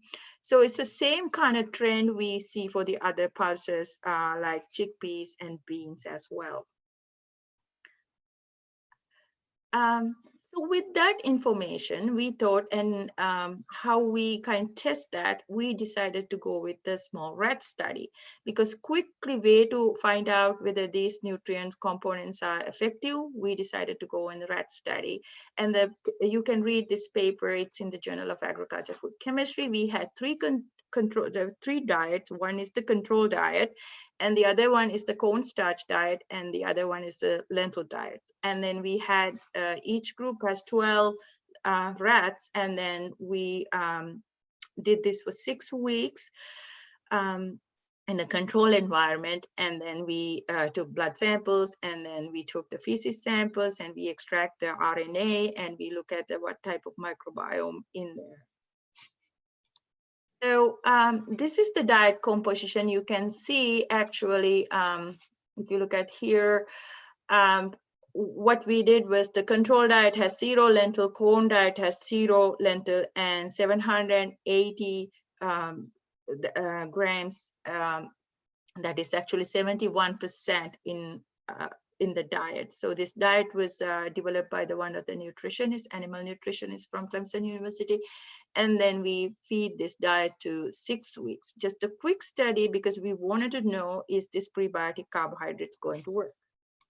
And here is the data. This is the 6 weeks time period and the 3 diets. You can see the red lines are the lentil diet, and it's after 6 weeks compared to the corn and the control diet, it was quite significantly different body weight. So that was promising. And so then how is the body composition? So this is the body fat. Look at the control diet versus lentil diet, which is significantly different. This is in 6 weeks. So actually lentil is really, really healthy. And this is the liver weight. We also got the liver weights, and we wanted to see whether fatty liver developed, and we want to take the tissue samples of the liver. So we did not see significant difference of the liver weights, but the lentil diet has some reduction. And this is quite interesting. This is blood plasma triglycerols. And you can see lentil diet has quite significant, similar to control, but the corn has significantly high. This data is from 6 weeks. What we need is a larger clinical trial to do that. But this, I wanted to make sure, is this the promising work? So that's why we did this study in the lab. And then here is the abundance of the microorganisms, what we see. And what we see was the good bacteria, that is the Firmicutes and Bacteroids, was about 46 to 73 and 25 to 24%. And then we saw the Clostridium were decreasing, and quite a range of the bacteria phylum. All the statistical analysis is in that paper. You can see that some of the bifidobacteria species were significantly increased in the lentil diet. But actually these were done in a clean environment. We took the feces samples and extracted the RNA. It would be important, like that's the only way we could have done, but there's quite a bit of things that we could have done, but it's a quick study. We want to know whether prebiotic carbohydrate works. Actually, it did work. So, and then we took a liver sample and look at the, this is SEM images, and looking at how the changes.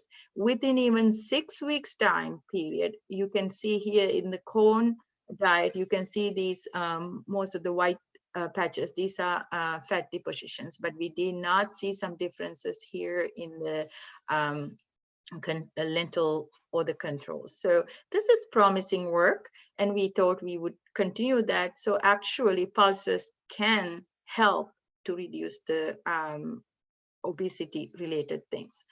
So, and the next thing, so this is Nathan. So we have 2 graduate students who are looking at the what are the types of prebiotic carbohydrate, and then how its effect on the human health using the animal study. And then another graduate student who thought that, well, okay, then let's think about what happened, these carbohydrate, when you have it in the seed or the leaf, what kind of plant health mechanism.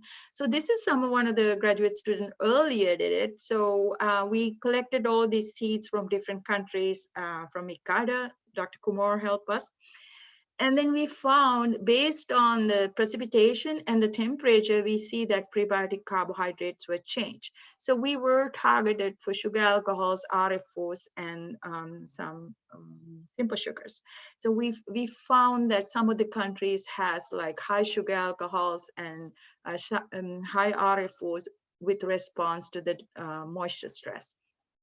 So with that, Nathan decided to find out, okay, so is that the case? How about we all look at this pathway? So really, all these sugar alcohols, mannitol, sorbitol, they produce in the leaf and they export into the seed. So maybe that's why we are expecting this kind of correlation with the moisture and the temperature. So this hypothesis paper was published in the New Phytologist new journal, like we published very recently. if you want to interested on that. So we think there is a hypothesis that in the leaves, these sugar alcohols were produced because of the temperature changes or the drought responses, and it will influence the seed nutrition quality. So that we decided to looking at the genome-wide association mapping. So we work with Dr. Kumar's program, and he gave us 2 mapping population, the global diversity panel, lentil diversity panel, as well as the heat tolerant population.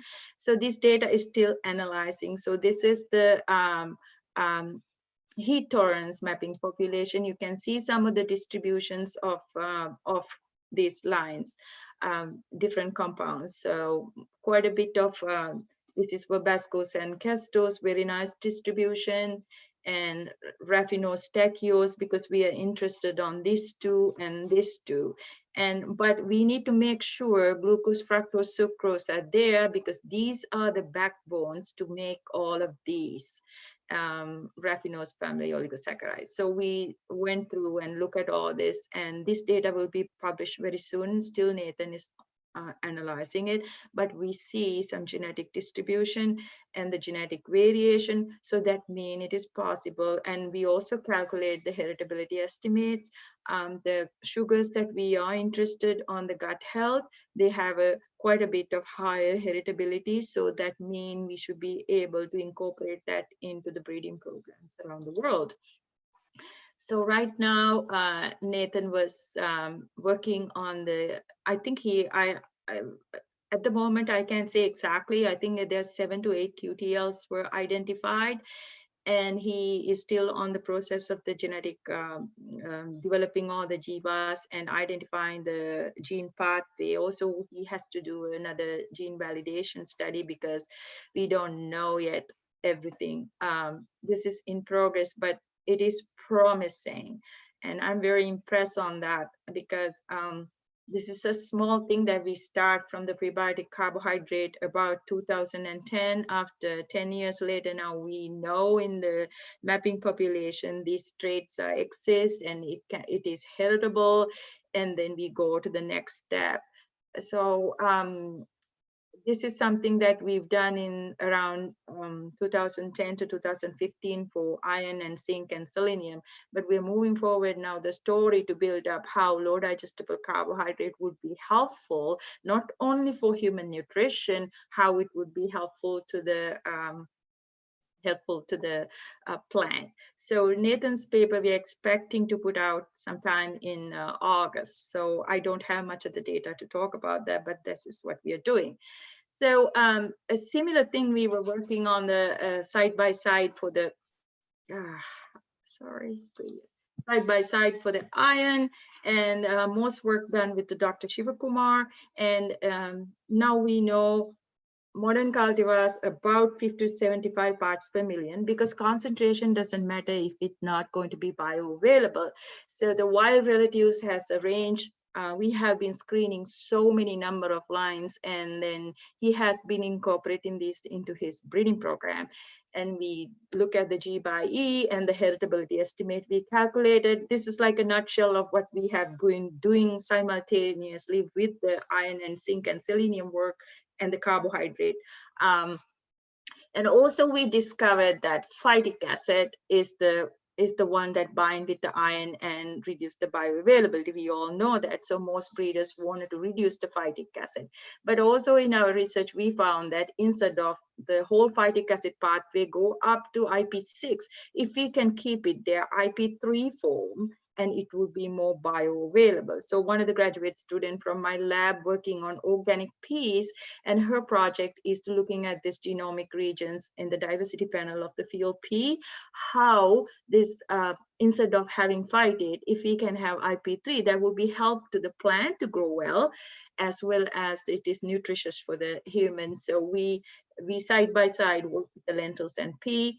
And also we found out like the iron availability, bioavailability can be measured by Keiko's cell cultures, which is done in Cornell University or Dr. Raymond Gland's program. But it is expensive, but we try to now screen with if something has high ascorbic acid and the target phenolics like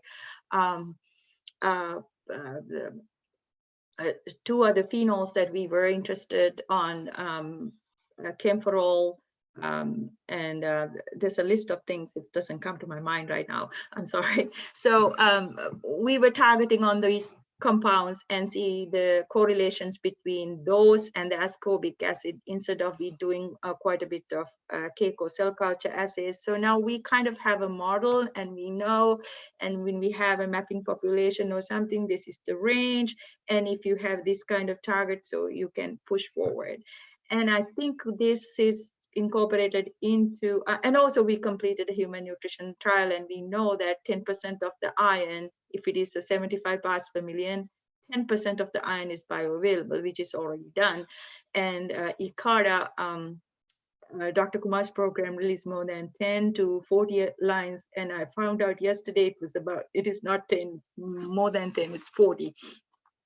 And now we know all the biochemistry happening there. Now the next step is, can we develop a protocol that iron, zinc, and selenium can be measured in the field using a non-destructive tool. So that's right now we are working on it. So these are kind of things that I want to talk about, how phytic acid cooking influential, because when you cook, some of the phytic acid, like this is the pardina lentils, it's almost gone. So that's why I'm telling this, like cooking and utilization and how you process, how you store it. If you can incorporate these into the breeding program, that was very, very valuable. But I know it is difficult, but we have to somehow find a way to incorporate this kind of information into the gene pool to do more genetic work.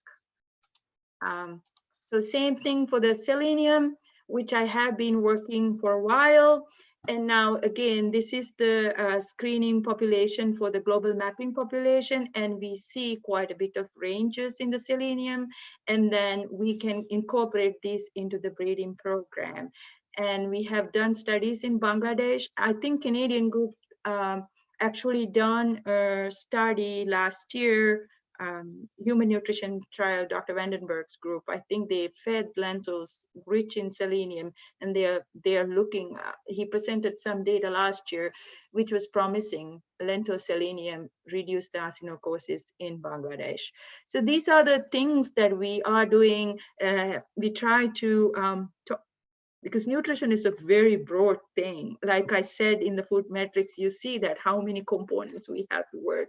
And that's why we need help with all the genetics and anything we can get it. So, this is Dr. Kumar. Most of you know that I have been working with him, and it is really privileged to work with him and this variety that they released, and rich in iron, and we know it has high in ascorbic acid, and it has quite a bit of yield, as well as his work done in Ethiopia. And this is kind of an outcome if we can take it, and we know the genetics, and then we know the nutrition component, and we know what happened after the cooking, and then all these things going to be bioavailable. So that's a great success. And I want to talk about a little bit about this new project we started last year in November. It's the Feed the Future Innovation Lab. I want to go back. Previous. So this is the Feed the Future Innovation Lab for the crop improvement, established in Cornell University, with the partnership with the K-State and Clemson University, RTI, and the other partners from McRae University. And we established this lab this is the director, Dr. Stefan Krasovich. So the idea is improved varieties of key food crops are one of the surest avenue to reducing the risk of economic, environment, and climate shocks for millions of people. So our goal is to have these crops have the high food security and high nutrition quality, but this team has to develop tools to help the breeders around the world. So if you wanted to go to this website and follow it, it's all in there. And Dr. Krasavich is the program director, and from the Cornell University. He locates in the Princeton University. So, which has a which has 5 priorities. These are the areas of the inquiry leaders. So priority setting, and then trade discovery run by Dr. Jeff Morris, and the genomics by Dr. Buckler. And then our group we are working on phenomics, that how we can develop these tools, the chemical tools, into non-destructive way. Dr. Gore and Dr. Jesse Poland, they already have developed quite a bit of tools like PhenoApp, and then Dr. Gore has this handheld NIR to measure dry matter content and other components using the NIR.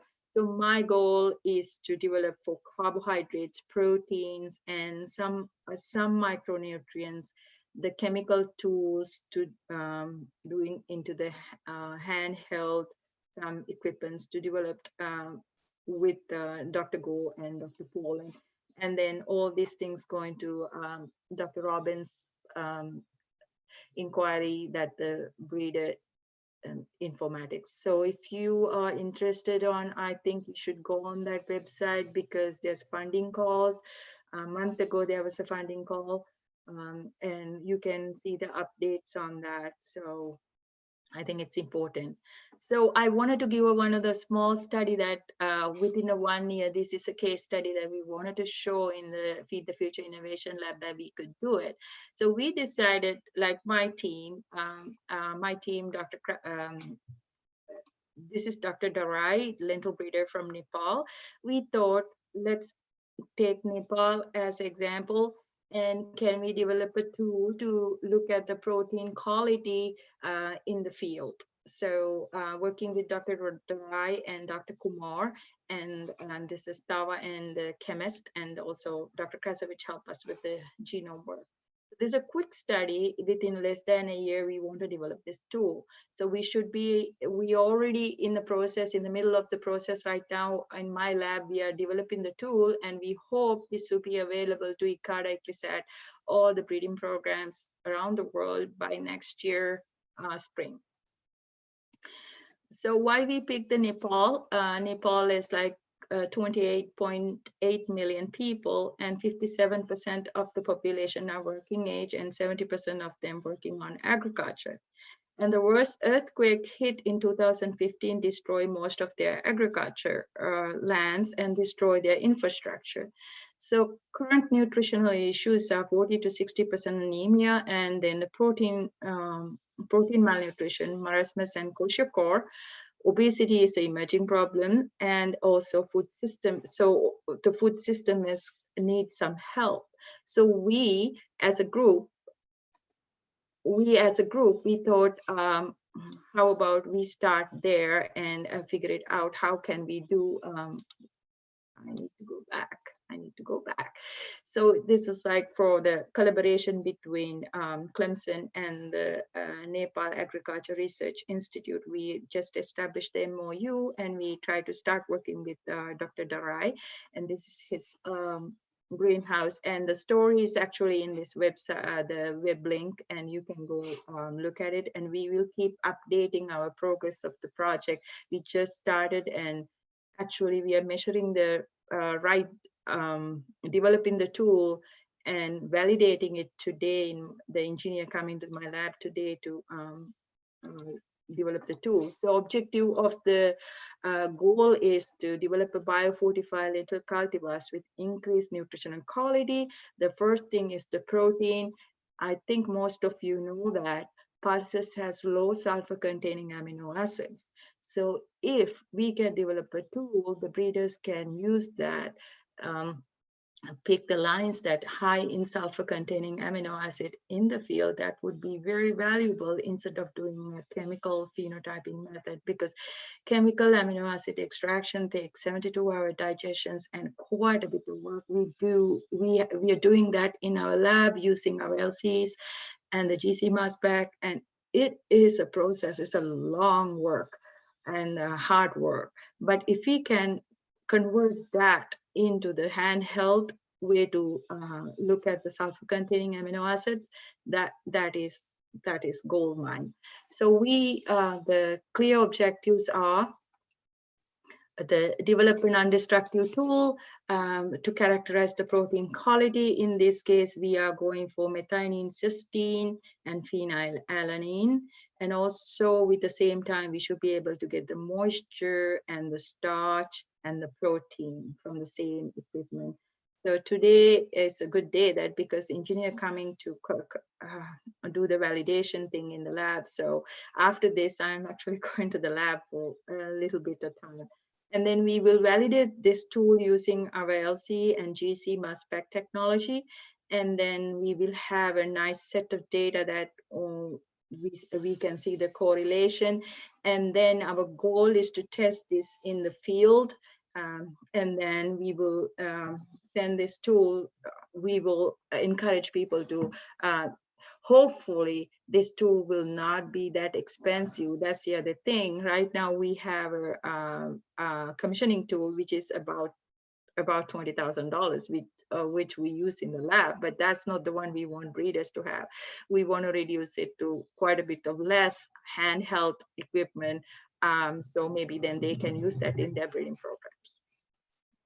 So this is the plots that Dr. Darai's field plots, and he planted those in 2019. And then we're using FTIR, Fourier transformation, infrared spectroscopy to measure this sulfur-containing amino acid. And don't forget, we're trying to do a workshop to train these breeders. Dr. Darai is supposed to come and train, and then we try to, with the development of the Feed the Future Innovation Lab, we should be able to do these workshops around the world with the partnership with the PhenoApp group. I would like to give this technology to most people to use it.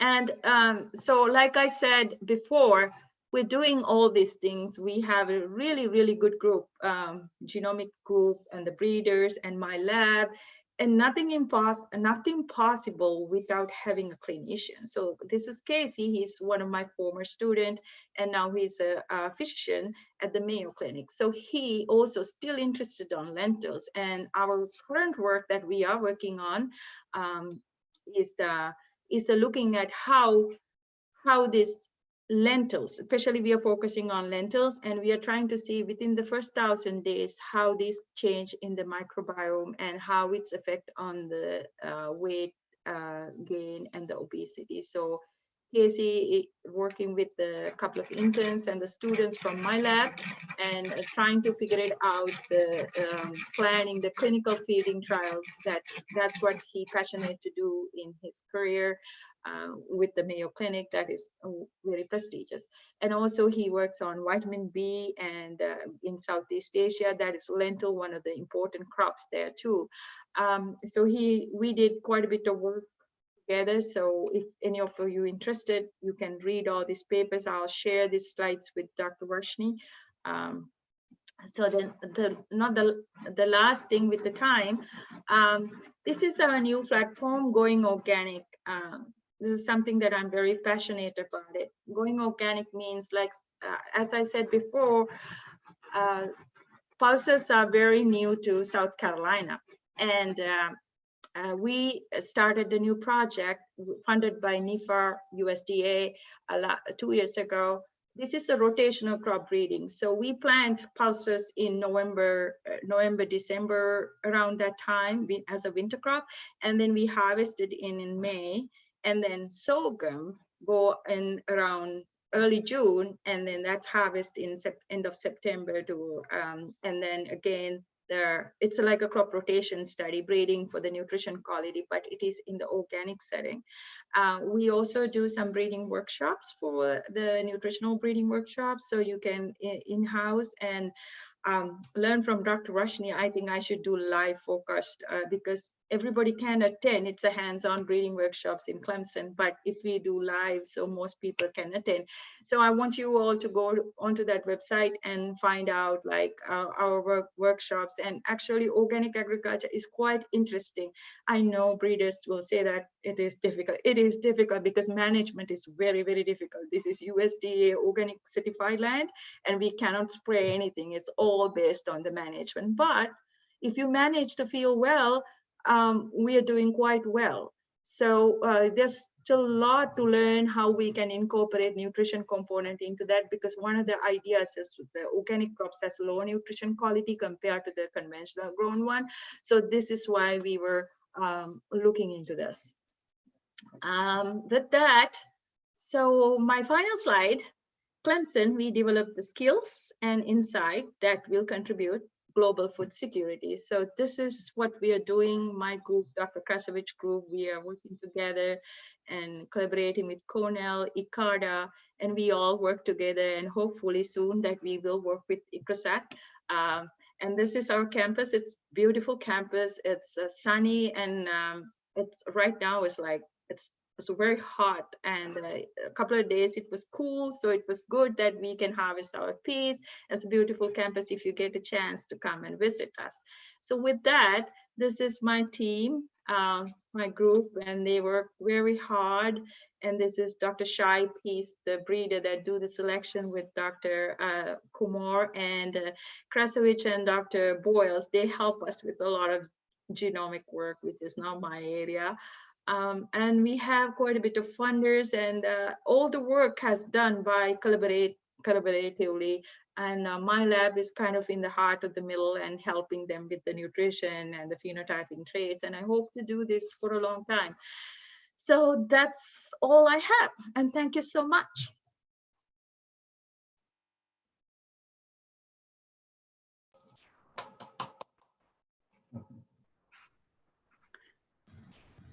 Thank you, Dr. Dil, for a very exhaustive and excellent lecture. Very good presentation.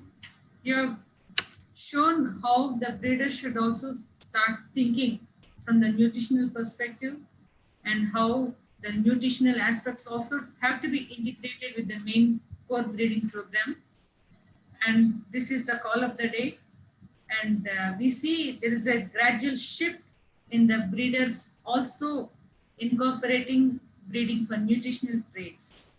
And moving ahead, you have also tried to show that your goal is to come out with a handheld instruments for good phenotyping at a low cost and save the time and resources and energy and labor.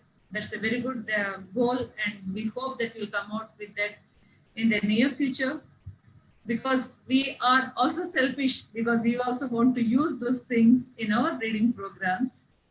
As a pearl millet breeder, yes, we have been breeding for high iron and zinc.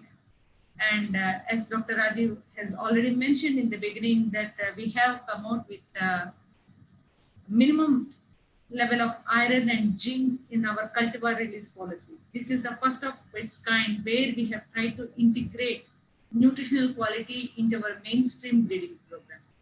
So we hope that such things happen in near future in other crops also. In lentil also, I see that we have come out with very exhaustive information which can be tapped and used by the lentil breeders across the world.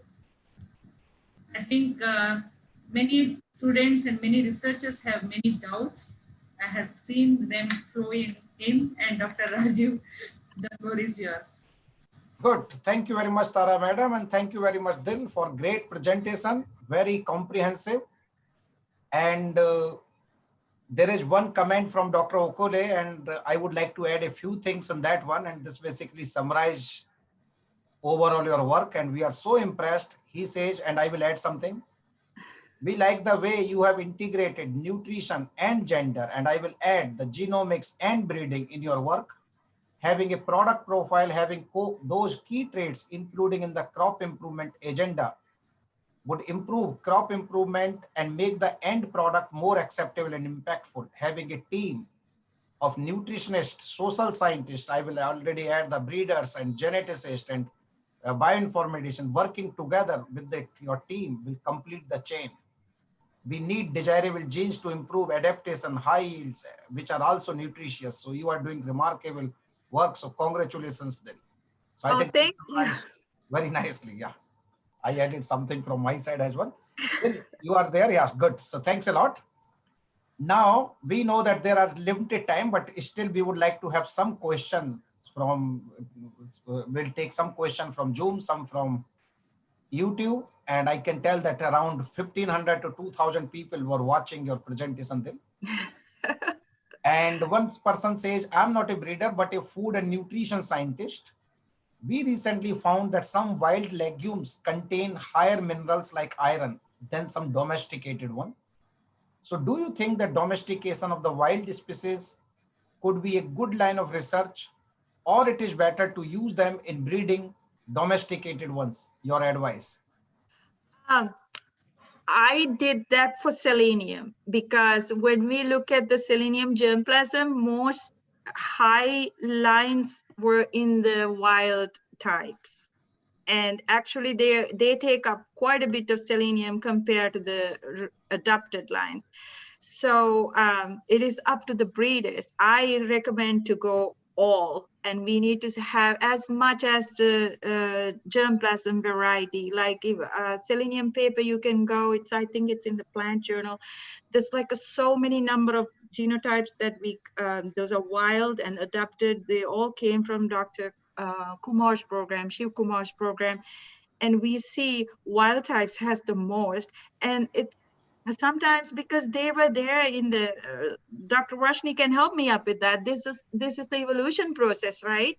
Yeah. And so based on the soil or where the harsh times that they were growing in, so they have adapted to that. So if we can get their valuable genes into the adapted lines instead of taking non-valuable ones, I think that is so important. That is a question like someone like Dr. Rashni can help us with, to get those genes into the pool, which is that we are doing for selenium as well as iron and zinc. I can't comment on the carbohydrates yet, but I have a feeling that amino acids going to be quite changed in the wild lentil collection. Yeah. And which we will have data. I am hoping to give all this data to Green and the USA database, so everybody can access and go pick the accessions. Because I want all the breeders to use this. And Dil, as I mentioned earlier, and just for this audience, so we have the colleagues from about 67 countries, and many countries they're from Africa. So some colleagues from Africa, they have made this point, and one of this very nice point, they say that we need that kind of breeding for the nutrition in Africa. So we are really looking forward to see its work, and we hope that your work is going to make the impact on our program. So this is really good comment from them. And one quick question that they say, one person asked that, do you know if there is an interaction between polyphenolic compounds and carbohydrate absorption? In other words, can polyphenols reduce the glycemic index? Yes, yes, there's quite a bit of literature in it. Carbohydrate and polyphenol interactions. We haven't studied that, but it is something in our plate to study, because studying polyphenols is quite a challenge, I would say. Right now, we only do target measurements like camphorols and some of the ferrolic acid, the target ones for the iron bioavailability. But this is, see, I'm telling you, like, this is never ending process. So if you focus on carbohydrate, all the machines are working on carbohydrate. So we have no time to do polyphenols. But with the approach of metabolomic approach, I think we might be able to find out the connection.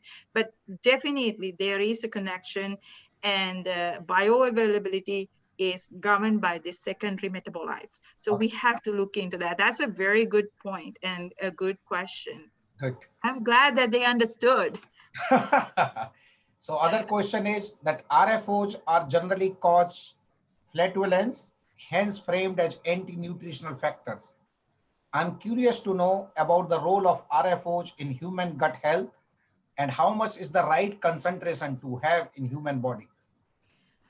That is a very, very good question. So that's what I said in the earlier of my presentation. Decades ago, breeders actually trying to reduce the RFO, especially for chickpeas, lentils, peas, because of the fatulence and the gas. It's kind of a problem. But now we are seeing more literature. This RFO is one of the good substrate for this bifidobacteria, which is proven by our rat study. But I can't tell you exactly how much, because working with Casey, we are trying to understand this question, because if you grow up in a country eating lentils, or like after your 6 months or 9 months, your first diet is pulses, your gut microbiome actually adapted to this kind of food, right? But if you don't, like the Caucasians, like here we're in South Carolina, so if you don't grow up eating with that, you have a difficulty on digesting and the fatulence. So you have to start this slowly and work it out. So we still don't know exact how much, but you cannot knock it down because it helps to keep the plant health as well. So I should be able to give an exact answer probably within another 3 months. We can tell you exactly how much for the lentils, but then someone else had to work on the other crops and see how much in it. Okay. When you mention other crop, then there is a question about rice. They say that what is the role of prebiotic carbohydrate in case of rice crop? Just want to know. I'm doing my research on nutraceutical and micronutrients properties in rice. So I would love to take some opinions and advice from you, madam. And yes, it's really high time to collaborate, to have the collaboration between quality breeders with the nutritional scientist. Well, I would love to, we can personally talk about it, like the rice has quite a bit of info, like the sticky rice mean how the way you cook, you have quite a bit of resistant starch coming out. So if you have resistant starch, that means it's good on your gut health. So whoever that person, I would happy to help. And actually Tava did one of the study with adding some coconut oil when you cook the rice. Or like adding coconut milk, it changed the range of concentration of the RS, which help on the gut microbiome. So rice is also like one of our main crops, right? Yeah. And I am not working with it, but I'm very happy to help. When you say about non-working, and although you have been a great friend, but I always have this complaint to you that you don't work on chickpea and pigeon pea on our crop. I do work on chickpea with Dr. Vandermark. I just only present this for lentils and pigeon pea. With the Future Innovation Lab, and I really want to work with Dr. Rashni as well. Like, I don't know, I have been working with Dr. Kumar for like decades as a grad student. Although Dr. Kumar is also a good friend, but no, nevertheless. So, well, anyway, so now there was a question on pigeon pea. That's the reason I also raised this point. Right. And this pigeon pea researcher says that we worked on agronomic fortification to enrich zinc in pigeon pea with application of relatively more dose than recommended dose. Got good results in increasing zinc in grains, which is encouraging. However, zinc content in the grain was low when the crop was grown on the zinc deficient soil. Right. May I know your opinion, please? Oh, that's a great thing. Everybody knows about Dr. Chakmak in Turkey, that their wheat was they found that the stunting and the growth, and when they add zinc, and this is very well known. I'm very impressed. And I think it's so we can do the same thing for selenium too, but is it economical? That's the problem. So breeders might not want to do this all the time. So if you can, and they have a high heritability, so I think we should be able to breed it, right, Dr. Rashni? Sure, I think so. And anyway, so I think there are many questions we cannot take now, but nevertheless, we are grateful to you again for very great presentation and to create or to excite everybody here, especially in terms of this nutrition and then combining the different areas. We are very much impressed, and we look forward, especially I'm looking forward to working with you, Dil. I hope that sometimes you will show my picture also in your slide. So I'm looking forward. Of course. Of course. Thank Thank you very much. so much. Yeah, thanks a lot for joining us. And again, thanks to get up so early in morning and to join us. Thank you very much. Now I give this floor back to Tara, madam. Please, Tara, madam. Yeah. Yeah, thank you, Raju. So in the afternoon, we had a very good two lectures, both by excellent speakers showing excellent work. And it has incited curiosity among the researchers, especially the students, and many doubts we have seen. And really thank you, both the speakers, for your wonderful presentations. And also thank Dr. Raji for organizing such a beautiful, excellent webinar and using this lockdown period very effectively. Thank you, Dr. Raji, for giving me this opportunity to chair the session. Thank you. Thank you very much, Tara, madam. And thanks a lot once again, Dil and Kirstine, for great presentation. Have a good day. Before you guys log off, we have very small session, and this is about valedictory session. And we have our next speaker in this session is Dr. Arvind Padhi. I hope that Dr. Arvind Padhi, you are there. Wherever you are, can you please raise your hand? Wave your hand. Arvind sir, you are still there? Anu and Anu. Yeah, I'm there, Rajiv. Okay, good. Good to see you, sir. You're looking very fresh and very calm, very quiet, very good. You are always inspiring. Thank you. Thank you. So Dr. Padhi is right now the country director for India for ICRISAT. He's the director of business relations and country affairs. And Dr. Padhi is a great friend, my well-wisher. And one of the very important thing with Dr. Padhi is that he is one of those unique combination of researchers and administration. So those of you who are coming from Asia and India, they know that in India, we have this Indian administrative science. So Dr. Padhi is an IAS officer. He did his IAS in 1996 and belongs to the Odisha cadre.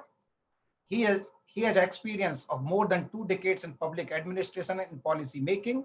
He's so active that after every 2-3 days, you will always find his opinion and the article on the different leading newspaper magazines in India and around the world, and always on the topical subjects on agriculture. So he's really disseminating knowledge around the country. And and right now, as I said, so he's heading this India country office of ICRISAT for last 3 years. Among the various positions he has held are district magistrate and collector, which we know very important positions, and director for agriculture and food production, revenue divisional commissioner, chief administrator of Sri Jagannath Temple in Puri, commissioner cum secretary, tourism and culture department, Odisha, joint secretary, Department of Fertilizers, Government of India, etc. And during his tenure with the Odisha government, he was instrumental in the drafting the Odisha state agriculture policy in 2008. Government of India appointed Dr. Padhi as the first nodal officer to implement direct benefit transfer in fertilizers. Dr. Padhi has been honored with several awards, and in this one I would like to mention a few. So for instance, during his civil services, he got the Best Collector Award in 2003-2004, National Award for the contribution to the humanitarian services given by the Indian Red Cross Society, and many more to his credit. Right now, he is also sitting in some high-level policy committees for the nutrition, and this session is dealing with the nutrition. So we thought that we will not have a better person than Dr. Padhi for this particular session. So we welcome you, sir. Thank you very much for joining us. And we would like to avail this opportunity to thank you once again for supporting all of our research, and especially me. And we would like to request you to deliver your address to this group. Thank you, Dr. Rajiv Arsani, for this opportunity. Let me open with a good fact. In fact, the success of a webinar is adjusted by the number of participants in the last session. You can count the numbers, speak for themselves. I can see about 720 in this Zoom platform. I don't have access to the YouTube. And Facebook also, we are having around 600, 700 people right now. That speaks of your personality, your reputation, your network, and your goodwill that has made this happen. This is literally amazing that a very beautiful seminar on a very good subject. I wish to begin with my thanks to you and your entire team in the Center of Excellence in Genomics and Systems Biology in ICRISAT.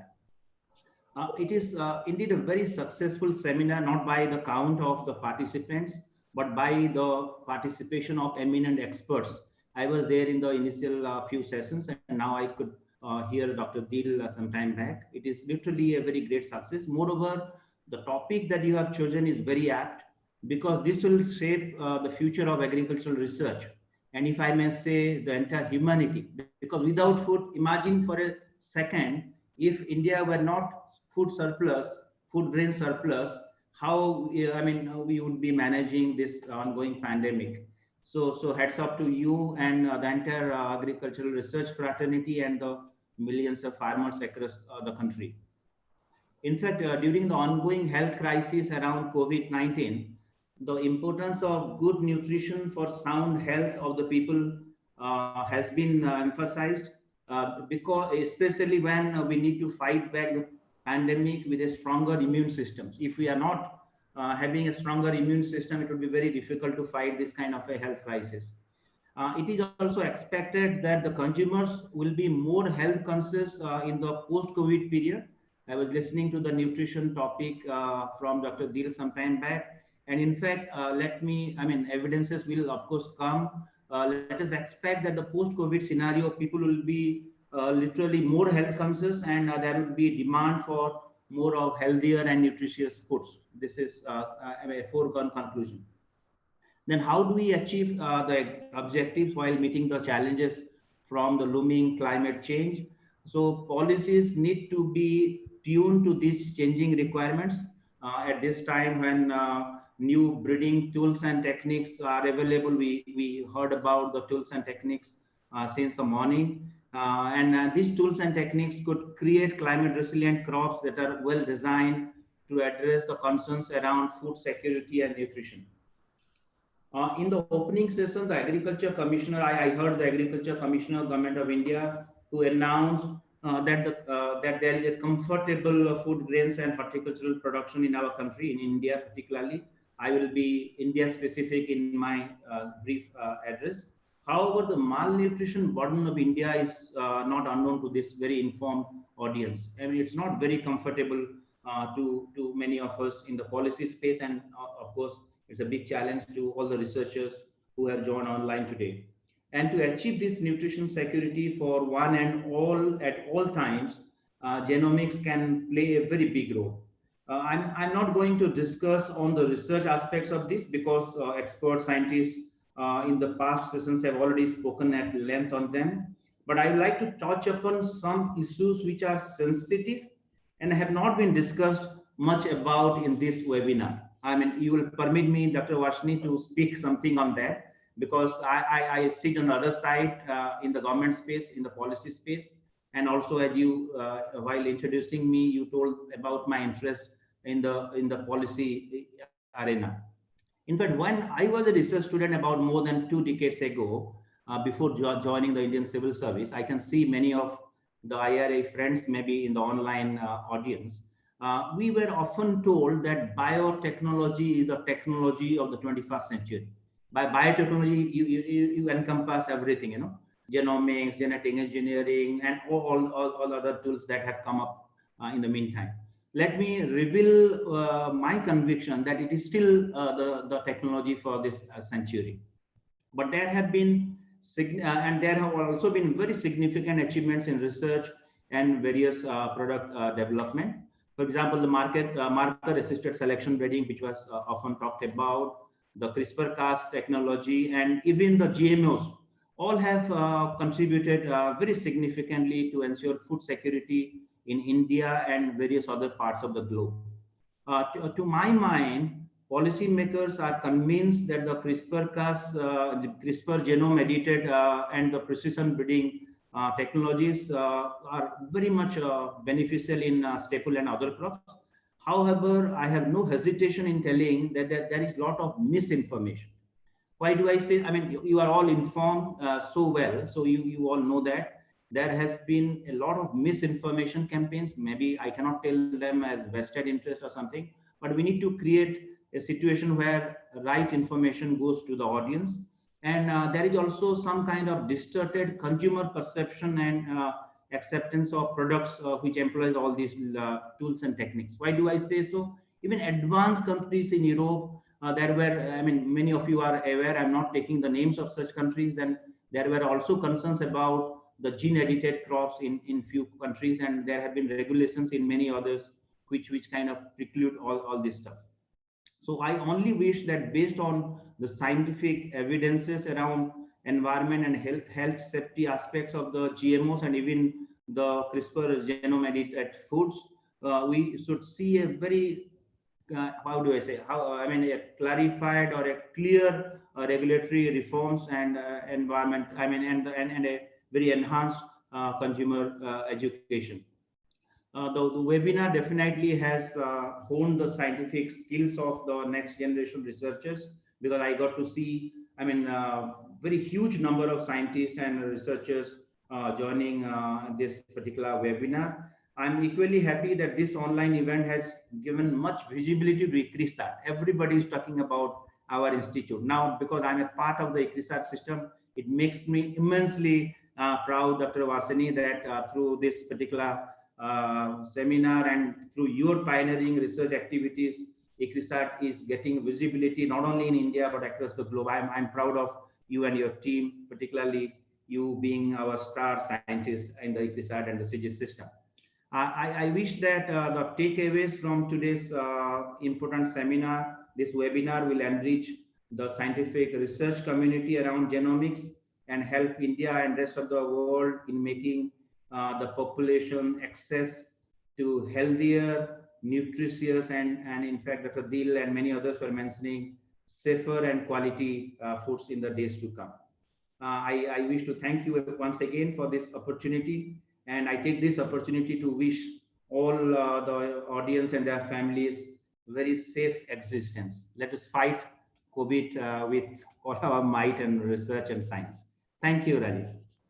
Thank you very much, sir, for very kind words and summarizing the webinar very nicely, and also giving that or showing the other side of that research impact as well. As you mentioned, policies are very important, and we are very much pleased that from ICRISAT side, and you are sitting in those important positions, you are contributing those policies, and they will be really very helpful to take our research to those community, our farming community and the consumers. So we are really grateful to you. And on personal note, again, thank you very much for all your support and cooperation, sir. We are really grateful to you. Thank you. In fact, if we would have this formal, I mean, not online, the real session, we would have been really pleased to distribute the certificates to several students, because we are having 50% of those students, they are participate, 50% of the delegates are students, which is good. So now we would like basically to request you to give certificate electronically. And what we will do, sir, that we will, and this is the announcement to all the students, so we will not be able to give all the certificates now, but we have requested Dr. Padi that he will show, or he will hand over some certificates. So when I mention the name to those people, so can Deepak, can you come on this thing and wave your hand if you are there, Mr. Deepak Katkani? Deepak, are you there? Prasad, can you unmute? Probably that Deepak cannot be speak on this, so maybe this is one of the reason. Yeah. Asked him to unmute. Okay, so Deepak, can you come and then just grab the certificate? We will send by email. Yes, sir. Thank you, sir. Okay, very good. Thanks a lot, Deepak. Thank you, sir, for this wonderful session. Okay, sir. Now the second page. Yes. Now we have Miss Suhasini Selvaraj. Can you please come online, Suhasini? Prasad, you are doing for Suhasini as well? Yeah, she's not, or she's offline. Is offline, but anyway, we will give this thing to her. And next one is Miss Snehal Chaudhary. Snehal, are you there? Nope. Prasad, you find her or you see on the... Yeah, she is also not there. Sorry, unmuted? No, she's offline. She is offline. Maybe these students, they were sitting from morning. Let's see that who is there. But even though those students who left, then also we will give the certificate to them. So don't worry. Now we see Miss Darshana Patra. Darshana, are you there? She is from Odisha University of Agriculture and Technology, Bhubaneswar. Prasad, you found Darshana? So when she was there 5 minutes back. Okay, so see, and let's see the last person, Mr. Shubham Singh. He's there. Shubham. Yes, sir. Thank you, sir. Thank you, sir. You are coming Thank you, sir. from Delhi. Yes, sir. Yes, sir. Thank you, sir. I am especially thanks to you, sir, for organizing this wonderful webinar for during this lockdown period. And this is really excitement and which I have learned what are the news era, what are about genomics is going on. And so, since especially I am thanks to you, sir, for this organizing this webinar. Thank you, sir. Thank you very much. Thanks very much, Shubham. Now we are having the last person, probably Mr. N. Pavan Kumar, or well, Pavan Kumar was not there anyway. He's there. He's there. He's there. Sir, can you open again? We can give this, show the certificate. Can you open this file again? Sure, I will do that. I'll do that. Yeah. So Pavan, join online. So let's keep on moving. Next page, maybe this. Yeah. So Suvas, we already told.